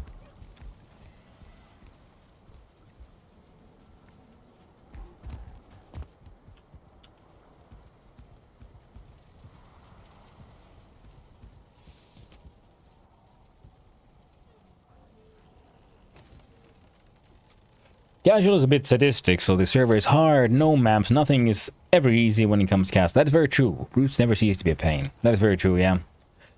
Yeah, Casheim is, you know, the difficulty is maxed out in-game, and then with mods, enemy health is increased, and all enemy damage is increased, so everything is extra hard.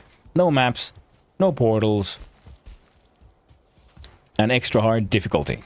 That's why I think it's funny when some people are like, oh no, my skills, and they try not to die and so on. I'm like, it's freaking Casheim. There's no point. Hello there, you back. Thank you for the follow. I appreciate it, and I hope you have a wonderful day, my friend. I remember when I joined in on the Casheim, on this one, I just ran around getting murdered one shot by necks. It was hilarious. But the good thing is, because it's a multiplayer, so people can work together. Like, for example, I haven't really been to the Mistlands yet, but other people in the guild have been there, and they brought back some of the sap. And because it's a multiplayer, it also means the, you know, people were gonna, all the like limited resources that are in a normal map are extra limited here. At least they feel like it. Oh, this thing has fallen down as well. So that's why enemies now drop stuff as well. And we have the plant everything mod. And by stuff, I mean you can get metal from enemies because, you know, the veins aren't there. It's not enough for everyone. But there needs to be a way for people to get to the resources they need. And they're only about 10 to 15 minutes on our schedule. Die. Yep, I know that feel. Oh. That's fine then. Don't worry about it.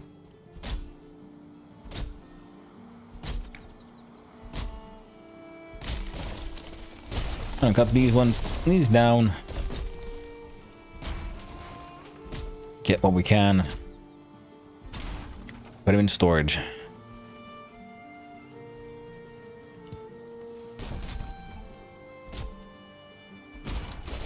What's the ward?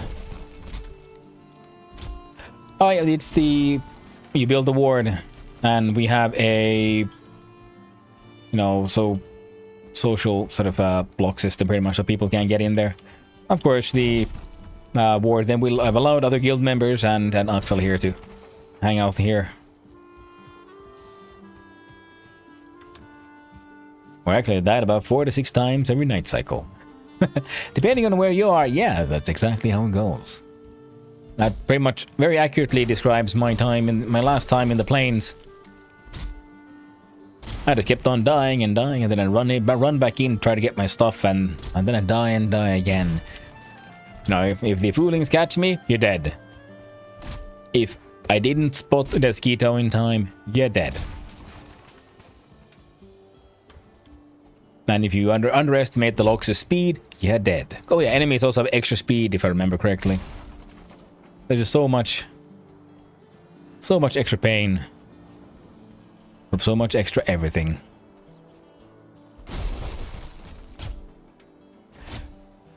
Guys, sorry about there. Any Americans here? I have a question about vocabulary. That's unrelated to the subject of the live stream. Quick question.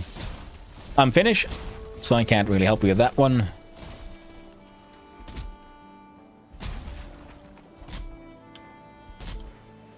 And there might be. I'm in the forest. That's constant. I used to have a run skill of 40, but after weeks of hard work, I managed to get up to 33.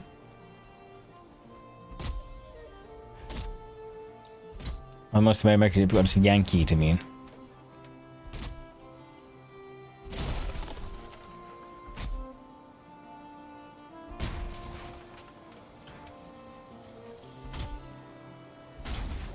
That is actually an interesting question. I think about it.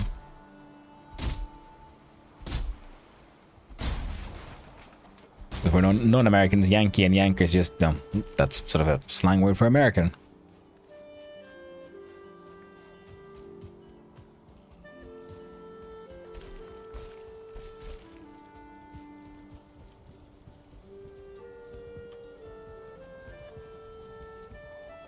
It's American or Northern or something. Discussion with casual. Oh, okay.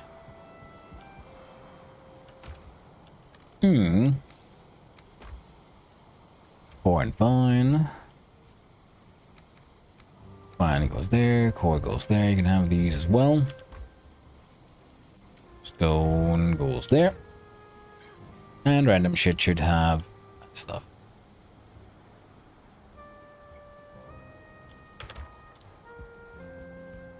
They seriously fought in the Union and Civil War.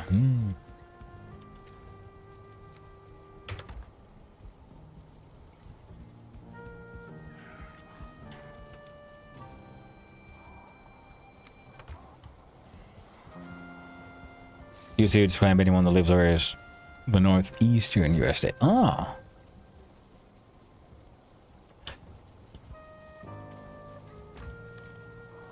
I mean, anything can be said with anti-imperialist undertones. That's the whole thing with the whole imperialism. They kind of got everywhere. But, yeah. I'd agree. Outside of the US, Yankee and Yankee is just a slang word for all Americans. Them Yanks.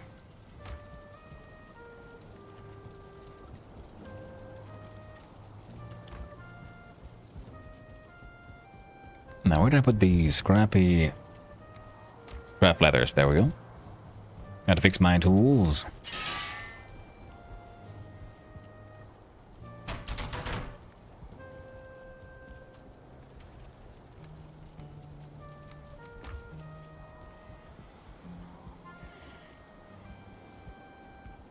Non-Americans means American.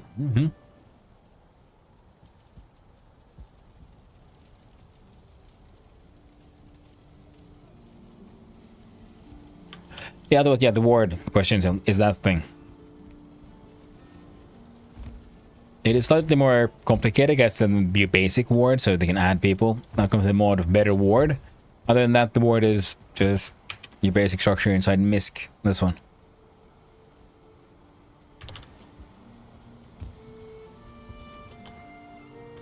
Mostly used to make sure people can't steal your stuff in a multiplayer server.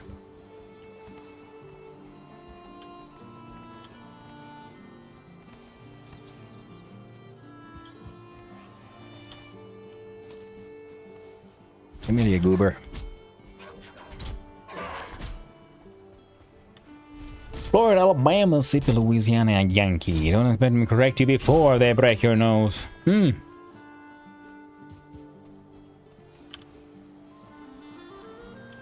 bum bum. In other words, I gotta go call Reaper Yankee now.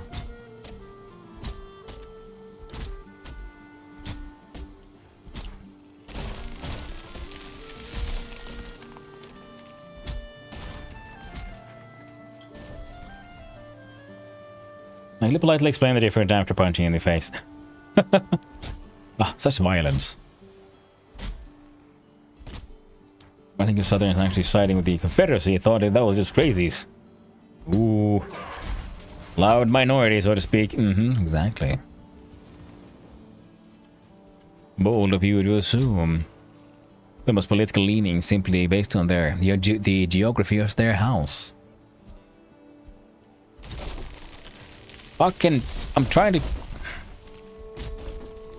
I don't want fallen logs everywhere because they cause instances and lag. Well, at least this one climbed into a tree.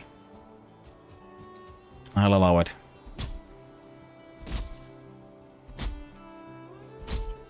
I went for US, so I don't know. Yeah. Me neither.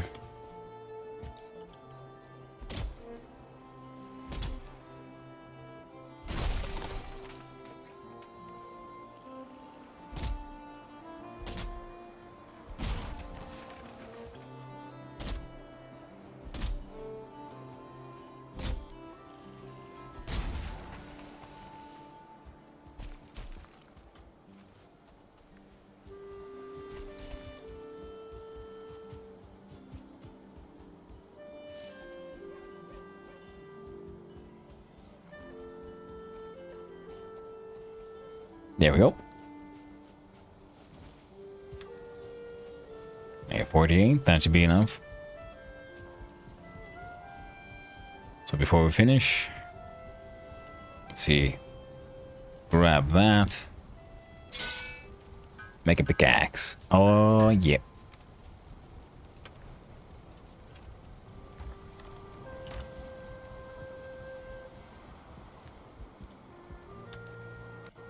Then again,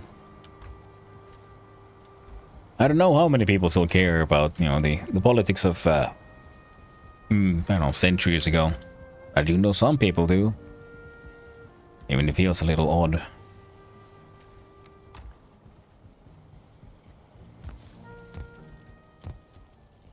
Well, they, that's me. God dang it, they aren't eating.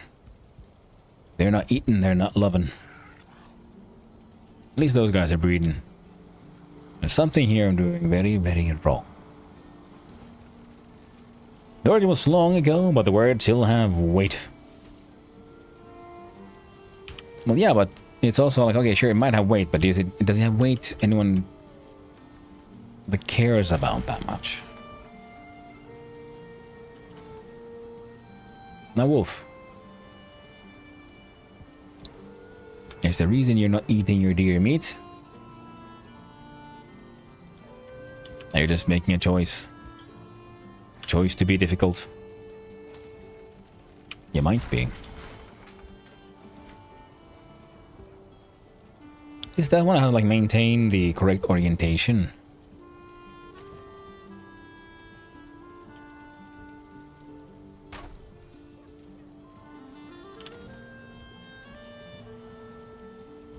Alright, Wolf. How about I throw that to you? No? How about from here?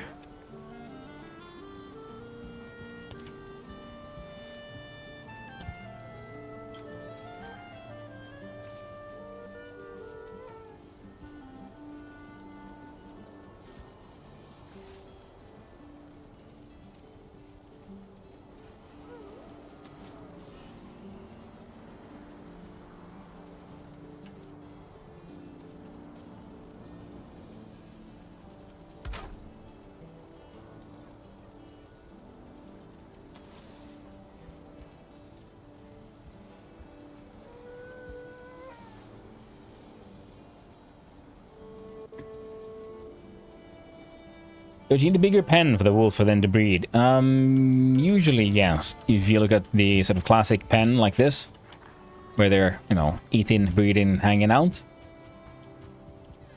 What I'm trying to make here is the infamous wolf generator, where the wolves would then make the baby, and the baby would fall down the hole, and that way the wolf density per square meter never really gets too high.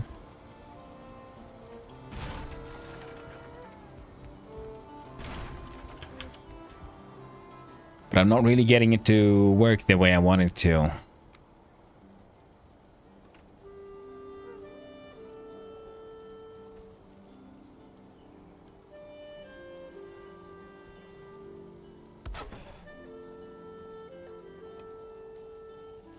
Enemy to blame, societal woes. Well, that is true. I mean, that happens everywhere, yeah. Us versus them mentality. That's what, you know, is problematic with many times of, like, you know, you know, what's the word? Identity politics and so on. You just give all these, like, you're part of this team now. Like, well, why? Well, you are now. You know, that's why we have to care about these things. You know, these are the important things for those people who are part of the team. You're part of the team, right? You wouldn't be against the team, would you? Better not be.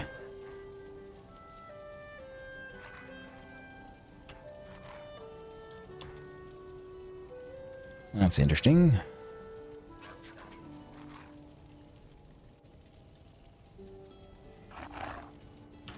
Oh no, what took that? The breeding has happened.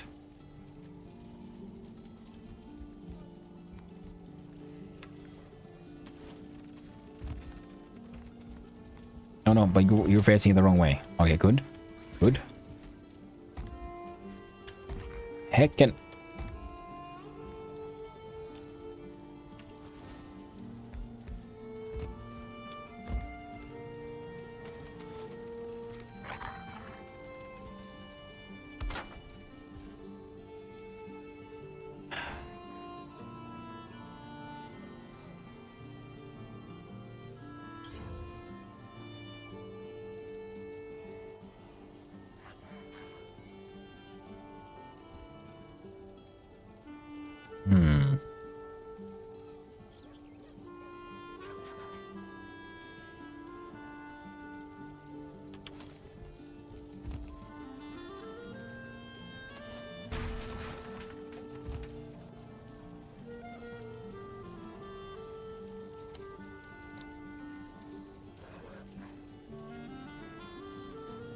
If you were to devise a strategy, a southern strategy even, to keep people from acquiring class consciousness, and you were to choose an imaginary enemy with one with a historical weight, is easier to sell to people. And technically, yeah, because you know you have a sort of narrative continuation, and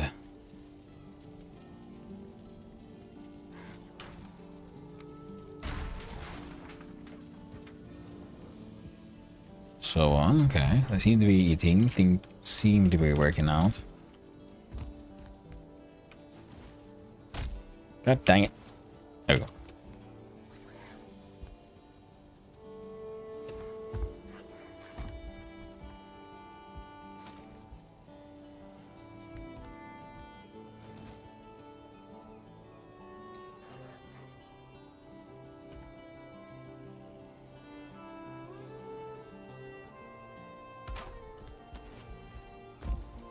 It seems to kind of keep him contained. But anyway, cute cows in the video, the goblin punching game. Ah. Yeah, the locks, they're nice and floofy.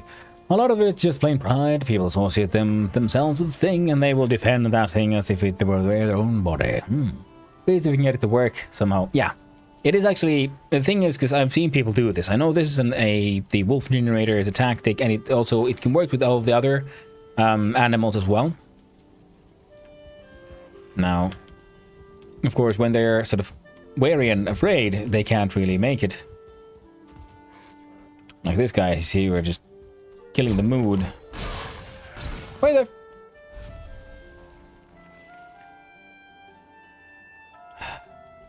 Crazy wolves coming from nowhere. Oh well. Let's cut down some Iggy shoots.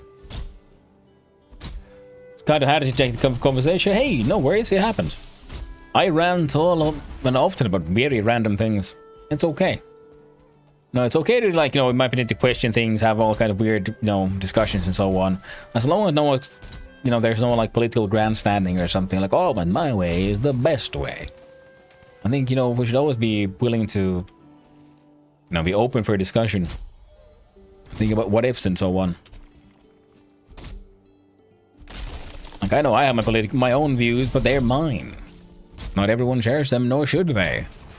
You know, if politics and political discussion doesn't really work if everyone would just, you know, agree, because then, you know, there would be no discussion, there would just be an agreement.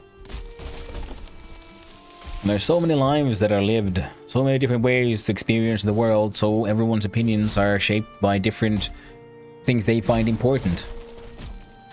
And that's fine, that's important, even vital. What's important to me and important to, say, a dairy farmer aren't necessarily the same thing. Okay, they might be actually, considering my background, but still, if you get the point.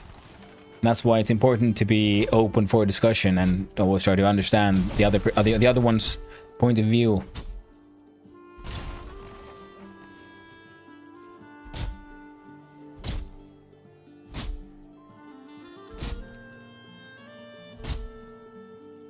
It's true when views that this is reinforced by ideological state apparatuses, but I didn't mean to get deep into. I mean, they might be, but it's not even a state apparatus. It's more of a societal weird sort of grouping. Like, yeah, the state might, you know, be affected by it or be affecting it, but it's not that controlled. I mean, god dang it, if the state was that efficient in its propaganda and whatever, man, I'd welcome that state, but most states aren't actually that efficient. It's just a hellhole of half-assery, that's what it is.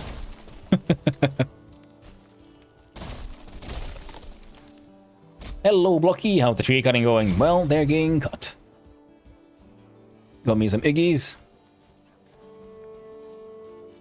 Got a in theory, a wolf generator, but it doesn't really generate that many wolves currently. I didn't really figure out how to get it all to work.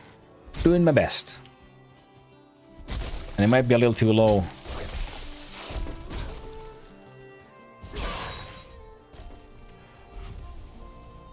You think people from the South End see Yankee as derogatory, meaning the other guys? Ah, well, yeah.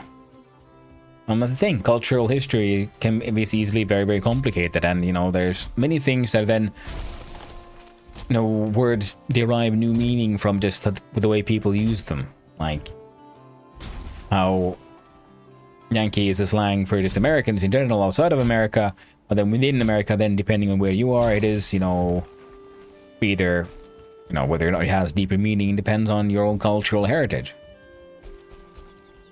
Especially, it's weird, funny sort of, because a lot of that cultural heritage is very, very old and from people and faiths that you most likely aren't a part of yourself. So it's always a interesting and bigly complicated thing. It's not vaguely, but it's straight up complicated. Too much wood. Random stuff against that. Where this going? Fletching barrel. Making a boat. I would like to, but I don't think I have enough iron for it. I like to figure out how to get this thing to work you do nothing when I'm here trying to make it all work, and then when I'm gone for 5 seconds, then you go, hey, you know what? It's baby time. I'm gonna make a baby. Now you got a goddamn wolf here just hanging out, being in the goddamn way.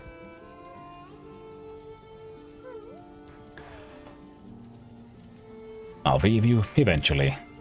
Well, that's good. And plus, it's an interesting take. Actually, arguably, if you think you're right, wouldn't you want to convince others of your views?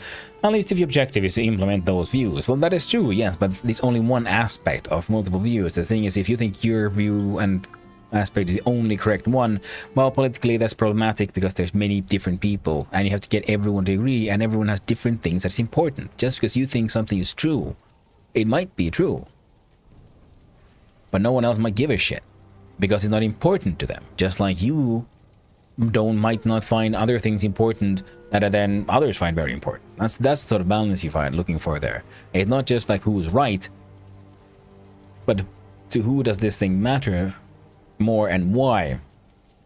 And the most importantly, there's so many views on things. Never assume you have the full picture. It's always more complicated. It's always more complicated. The most simple thing is, I don't know, do I like, you know, is this a good chair or not? Whether or not, you know, larger political ones, questions, is always more complicated, I found. Clay's the best one to ask about these, but it's looking, I can tell the wolves need less floor under him. I'm okay with the less floor. The thing was more like just making them close to each other, staying there. So I'm like, okay, how do I then make sure they don't fall off? Like, God dang it, wrong one.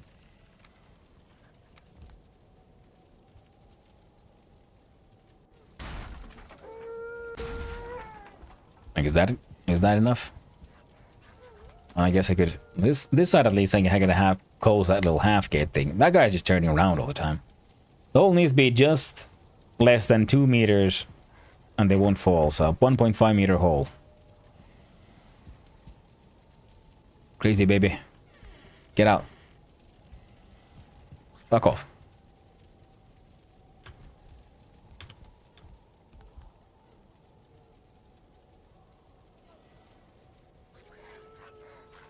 So 3/4 hole.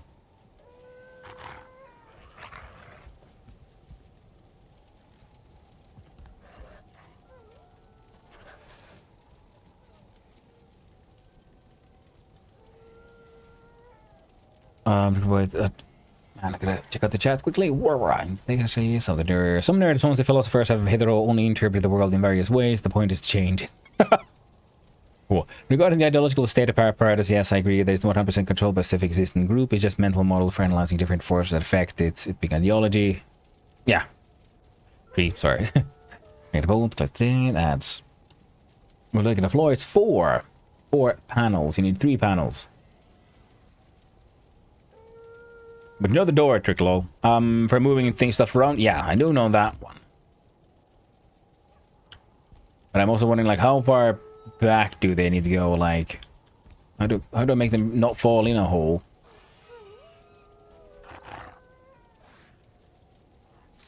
Alright, so there's loving happening. If you stay facing this way, I think that should still work.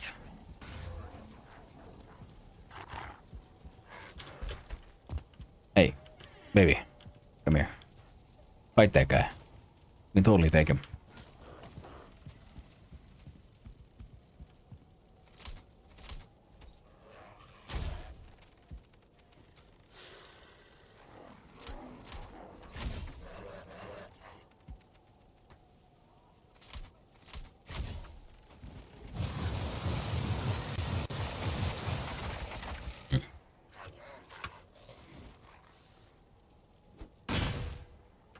Dude, what the heck?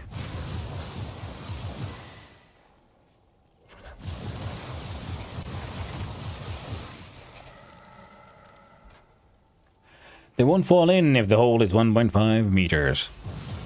Yeah.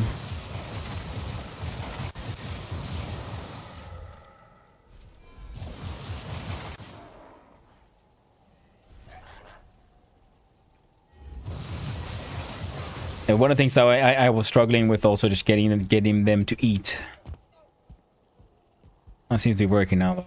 Well, that's a good thing is I already need some wood and stuff, so that's nice. The cloud effects are an issue when you shoot. That is true.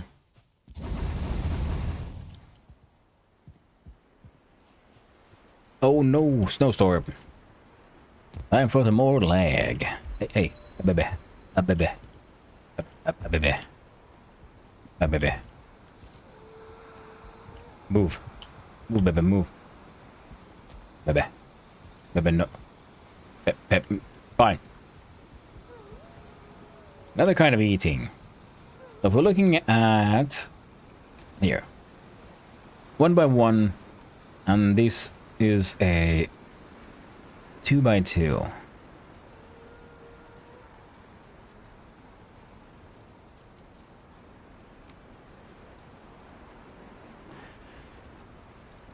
So what I should do is, yeah, okay, god dang it, there we go. So I can remove that one.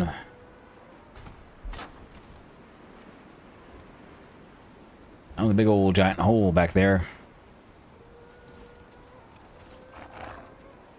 Only got floors, that's fine, and can't really get too far back. Thanks to that. That'll work. Well, the bed lol. Hope you work it out. Thank you. And thank you for hanging out and coming to say hi, Blocky. I really appreciate it. And I hope you get a lovely sleep. Well, they're kind of eating. Things are like kind of working.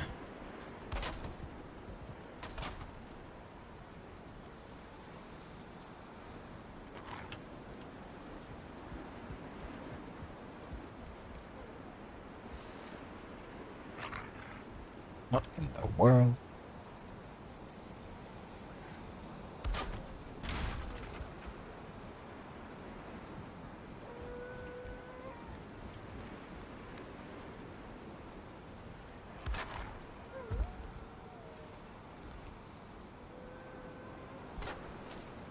There.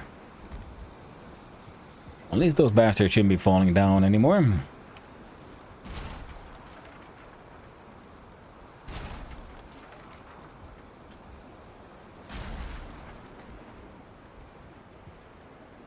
Not the baby should. Better be the same one.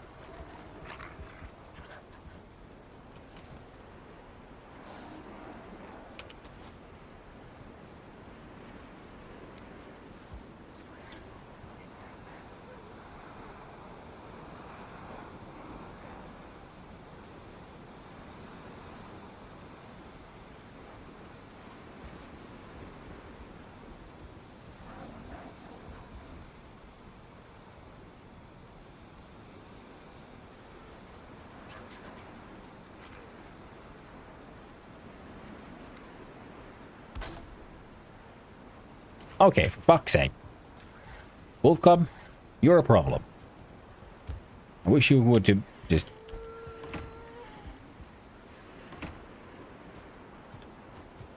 You guys are being a menace. At least you got some food. So these guys will eventually breed.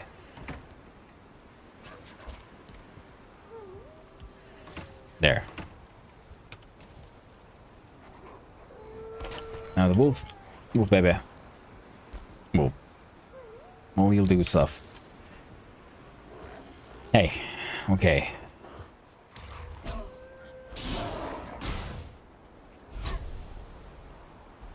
There we go. Looks like we're gonna have to build a fence.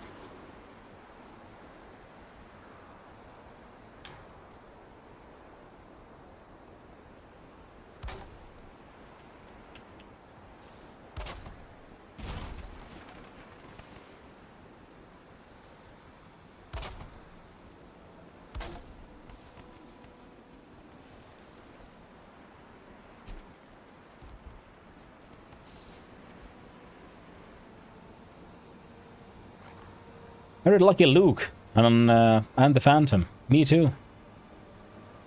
Boy, did you get around to doing Yang yet? I had rumors of a project. Hello, Evane. No, I haven't done anything like that just yet. I finished my Tesseract cube. Then I'm farming some Iggy wood here at the Moist Manor. And I'm doing my... we'll call it the practice run of a wolf generator.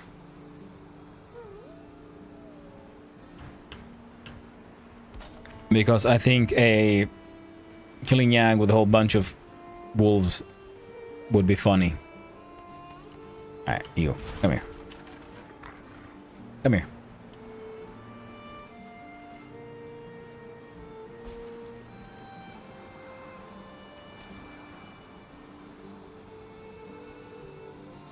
There we go.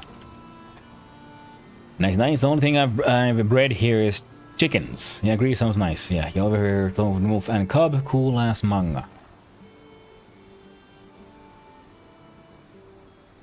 I can't remember, but the name sounds extremely familiar. I've read a lot of stuff and then, you know, forgot about it over the years. So it's quite possible that I've read it and just forgot about it. It's about a samurai with his kid in a cart doing samurai things. Yeah. Sounds very familiar. Again, I can't visualize it, but all of that sounds like, yeah, I'm pretty sure I've read that somewhat. Hey, look at that. It worked. There's a baby. Baby has fallen from the sky, from those butts. those baby making butts. Alright, we're gonna need a... You know what, we'll just do it with this one. Why not? Gonna have to make a giant...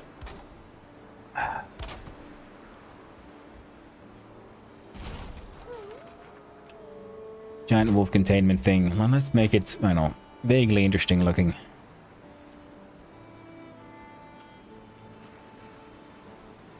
Crafting workbench.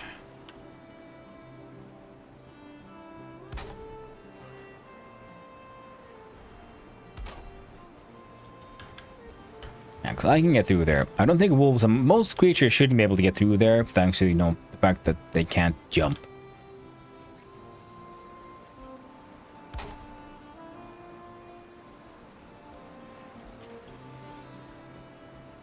And the general wolf pen as is would be here. So let's see. You would still go probably one down. As long as... No, you do you. Okay?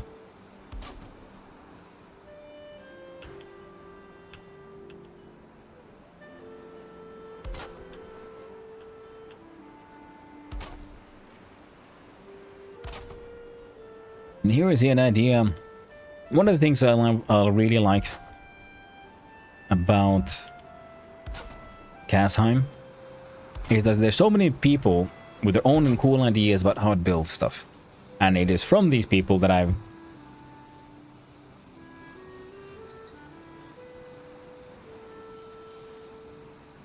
had this really dumb idea, like trying to build a fence like this. Because I've seen this done and I thought it looked really cool. Of course, it wasn't like proper fence. So I'm gonna do this. Yeah. Because that baby just walked out. They were not supposed to do that. I found that a very comedic moment. I try to extol the virtues of, oh, this is a really cool way to do this sort of like pergola wall thing. And then the wolf baby just walks on out. Gave zero fucks, if you will. Oh well. We can make it a tighter one here closer to the ground, I think.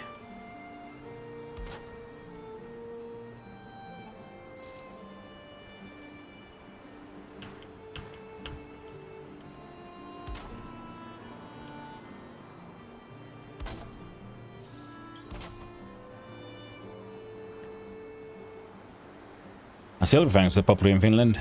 Yeah, hopea nuoli. Akakabuto, like the good old nightmare bear. I know of more than one person who has a fear of bears, thanks to Silverfang.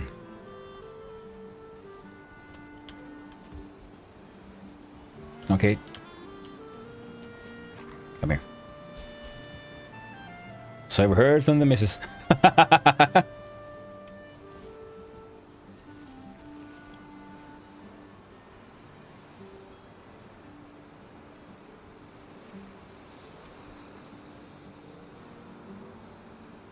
I laugh because same thing here in this household.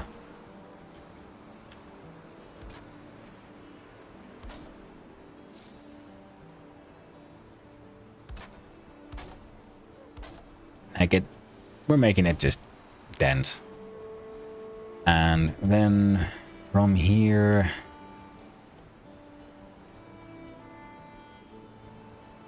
goddamn stupid camera, everything's sliding. Like we're going up that way.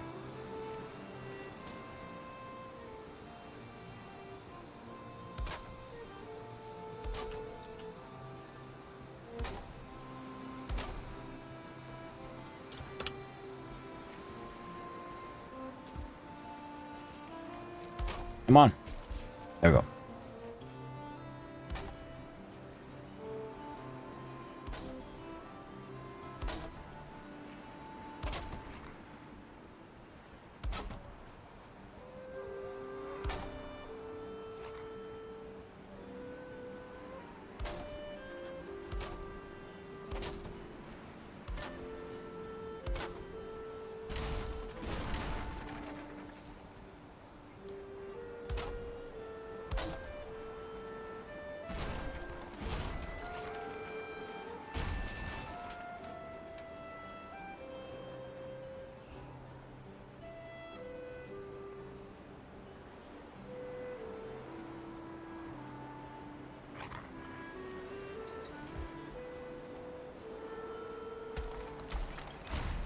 Jesus.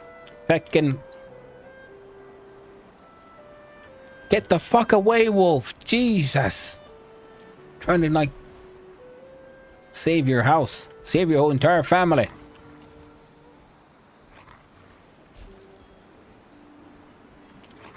There you go. Wolf stays. Finally. Beachhead concrete things. Yeah. It actually does a little bit, doesn't it? And I do believe the term would be... God dang it. I know it in Finnish. But it's, you know, a wave breaker or whatever they're called. Because they can absorb the impact from waves without, you know, getting too damaged or hurt themselves in any way.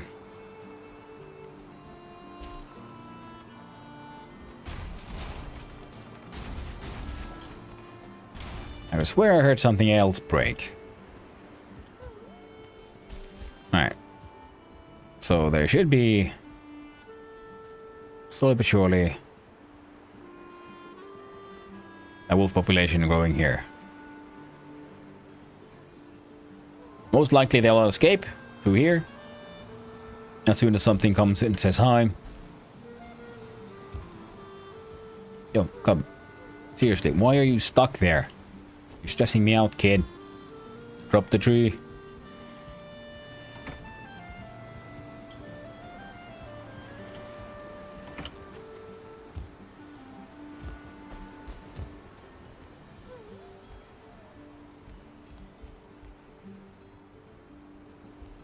Nothing here seems to be fine, though.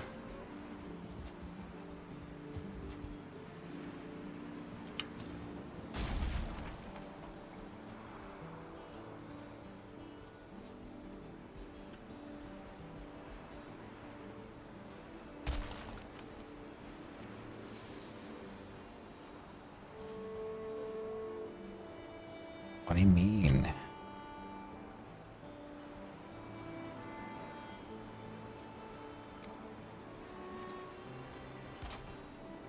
Come on, crafting.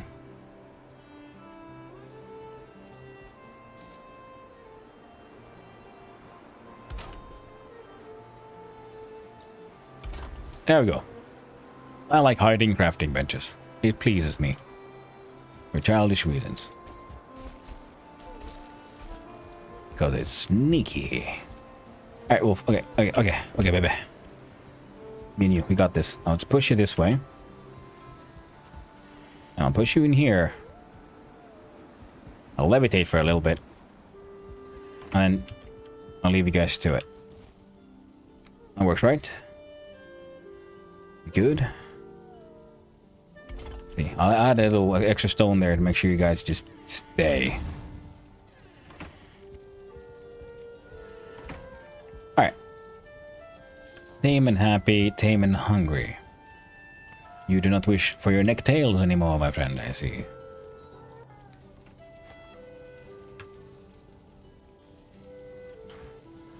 So the deer meat is getting eaten. Here's another one.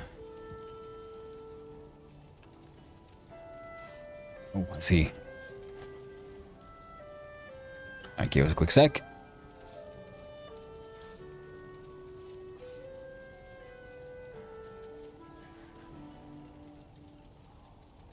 Hello. Okay, friend. Friend. Where do we have to go? Is that enough? Can you eat that? Yes. They're beating.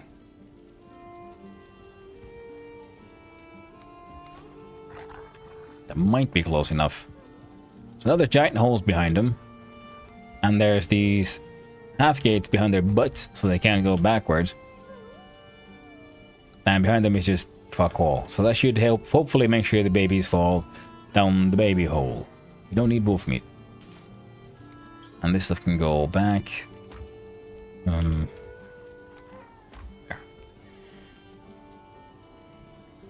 Did you just give birth already? Probably did, didn't you? Let's go have a look-see. Is there a baby in here?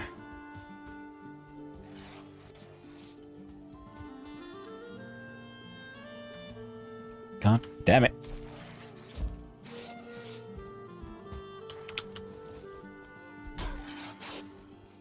There you go. Railing piece of crap. Okay, that is one of the problems here, of course. The good old fart dispensers and so on. So we have to see if we do in fact have a way to keep those out. Oh, heck yeah, hexagonal gates. Oh, these lovely dwarrier bits. Can't wait to get me some more of that.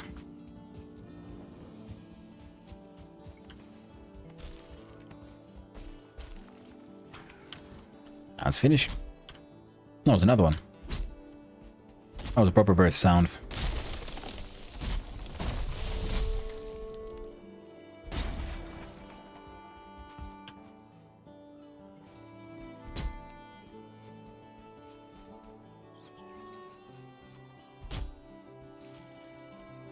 Come on.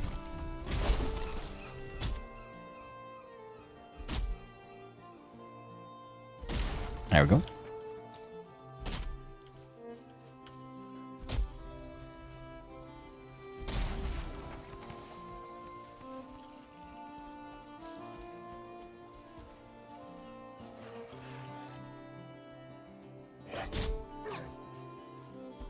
Come on, you like a piece of poop. There we go. There we go. It does some more wood.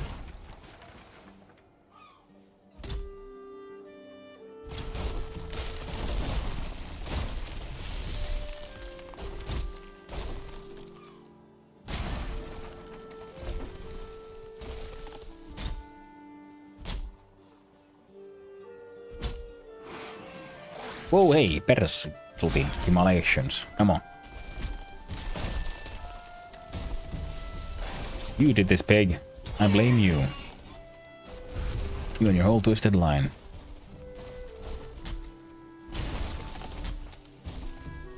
Oh yeah, that's right. I don't have a boat.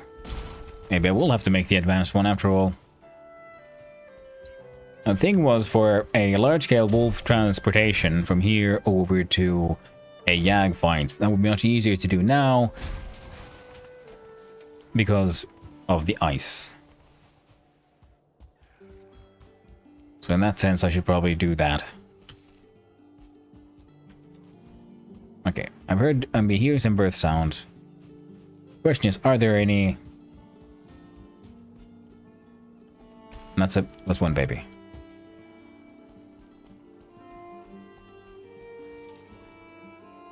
I'm not sure how you got in here, baby, but you know, good on you. Oh yeah, you're the one who just walked out. That's what happened. Are you hurt or something? No. I don't know if they, like, need a landing platform or something.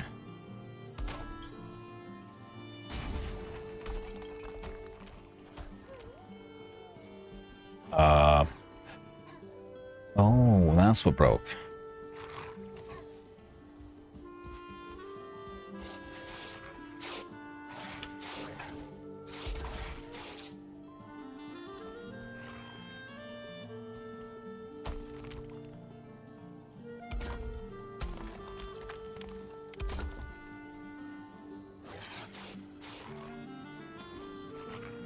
I'd be missing all the goddamn pieces when all the pieces should be just here.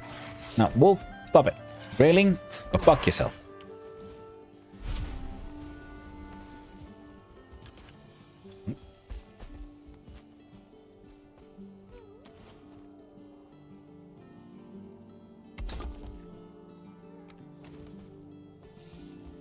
I'm gonna pick up some stone and hide our shame. All we can do now.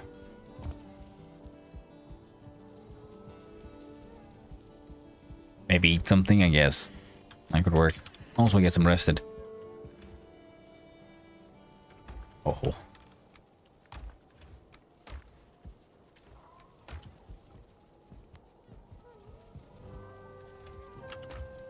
that away.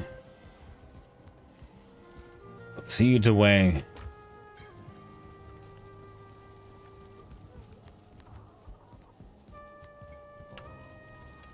Metal, leather,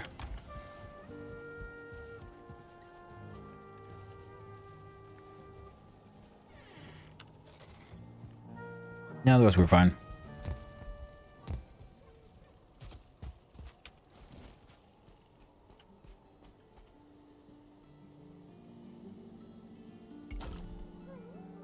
There we go.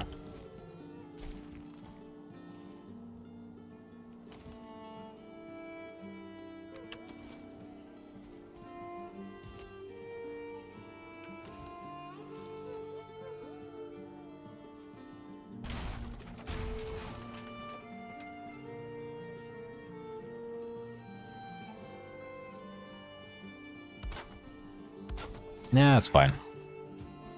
See?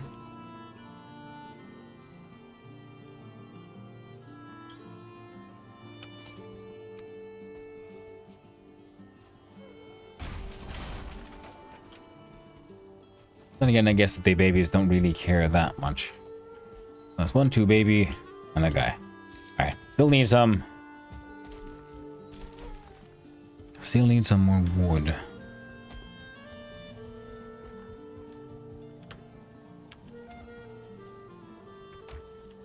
What with the stone? Or wood isn't enough. Shit.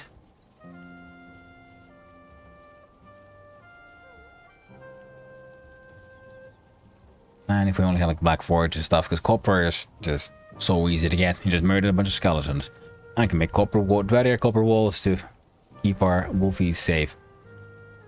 Because I would like to. Oh, I can make a stake wall. I thought they'd. Okay. I feel embarrassed now. Thought I needed something more. Guess I had all I needed. Oh, so we'll add a little stake wall outside the fancy gate. To just help. You know. Gotta keep them separated.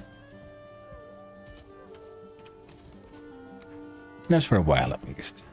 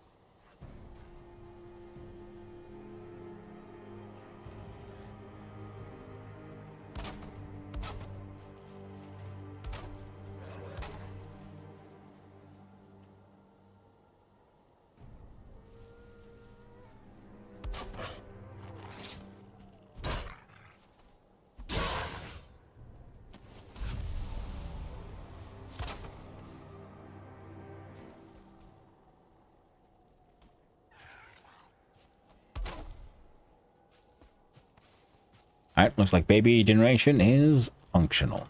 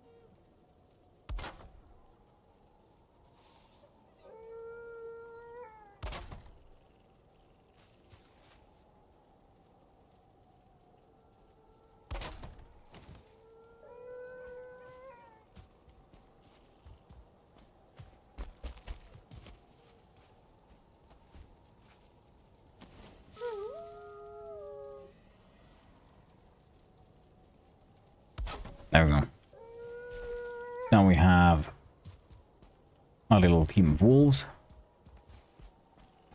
spreading out here. Have some meat.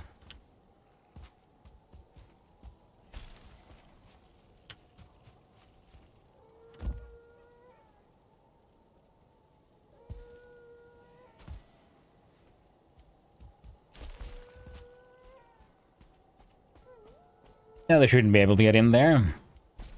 What's a terrific stack of fire? It shoots fireballs. Explosions. You can have it if you want, man. It's the staff I used before I switched over to the ice staff.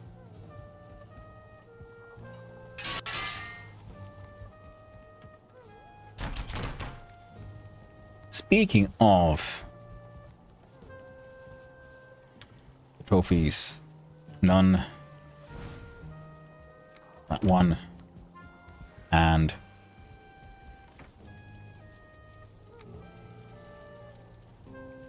freeze gland bark.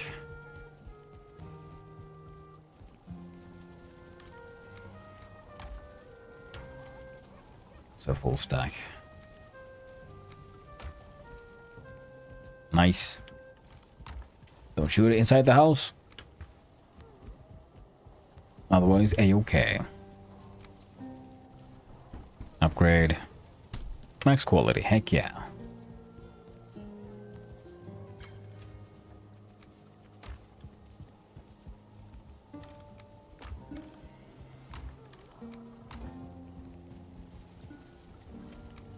As in freeze glands.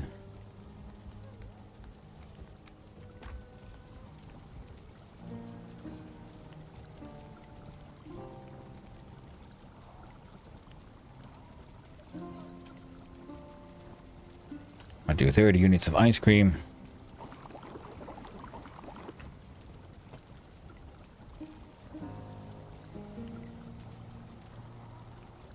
There we go. Get all stretched out. Oh, diggity dog, it's getting a little late.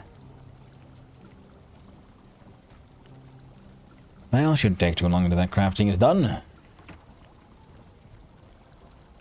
And while they're crafting, I can probably help them out a bit. Because, my dear friends, I need to go walk the dogs. So we'll see who's on and what's what.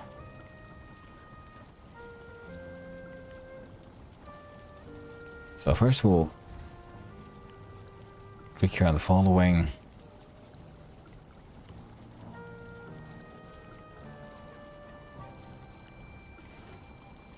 Okay.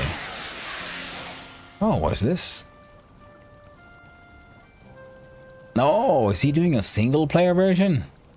Well, we're gonna we're gonna switch on over the scene and we're gonna raid on out.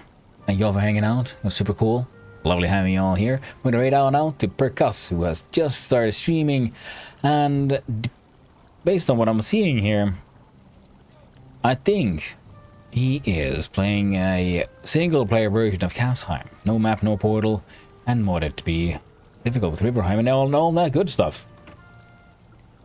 So thank you another Jamie for hanging out. It's been super cool. Thank you all for hanging out, friends. All the chatters, all the lurkers, and all those who just wandered on in. Hope you had a good time. I know I did. And I hope you have a good time over at Percus' stream. He's one of my favorite streamers. Does good stuff with survival crafters. He mainly streams Vintage Story, but after joining it on Casheim, he has also discovered the joys and challenges of hardcore Valheim. With well, hardcore in the sense that it's, you know, extra difficulty, no map, no portal, just facing the world. So, thank you, Beneath, for saying hi. Whoa, there you go. Click the button. And thank you, Evane, as well. And Evane, if you want to, we can try to look later in the week at the whole swamping gag with wolves. But there's a chance I might just bugger off and head on to the Mistlands already. I haven't really decided yet. I'm kind of feeling like heading to the Mistlands.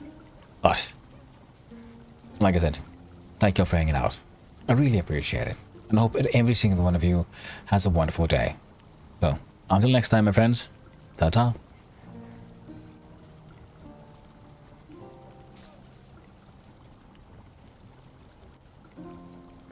Thank you for the biddies, Axel. I appreciate it.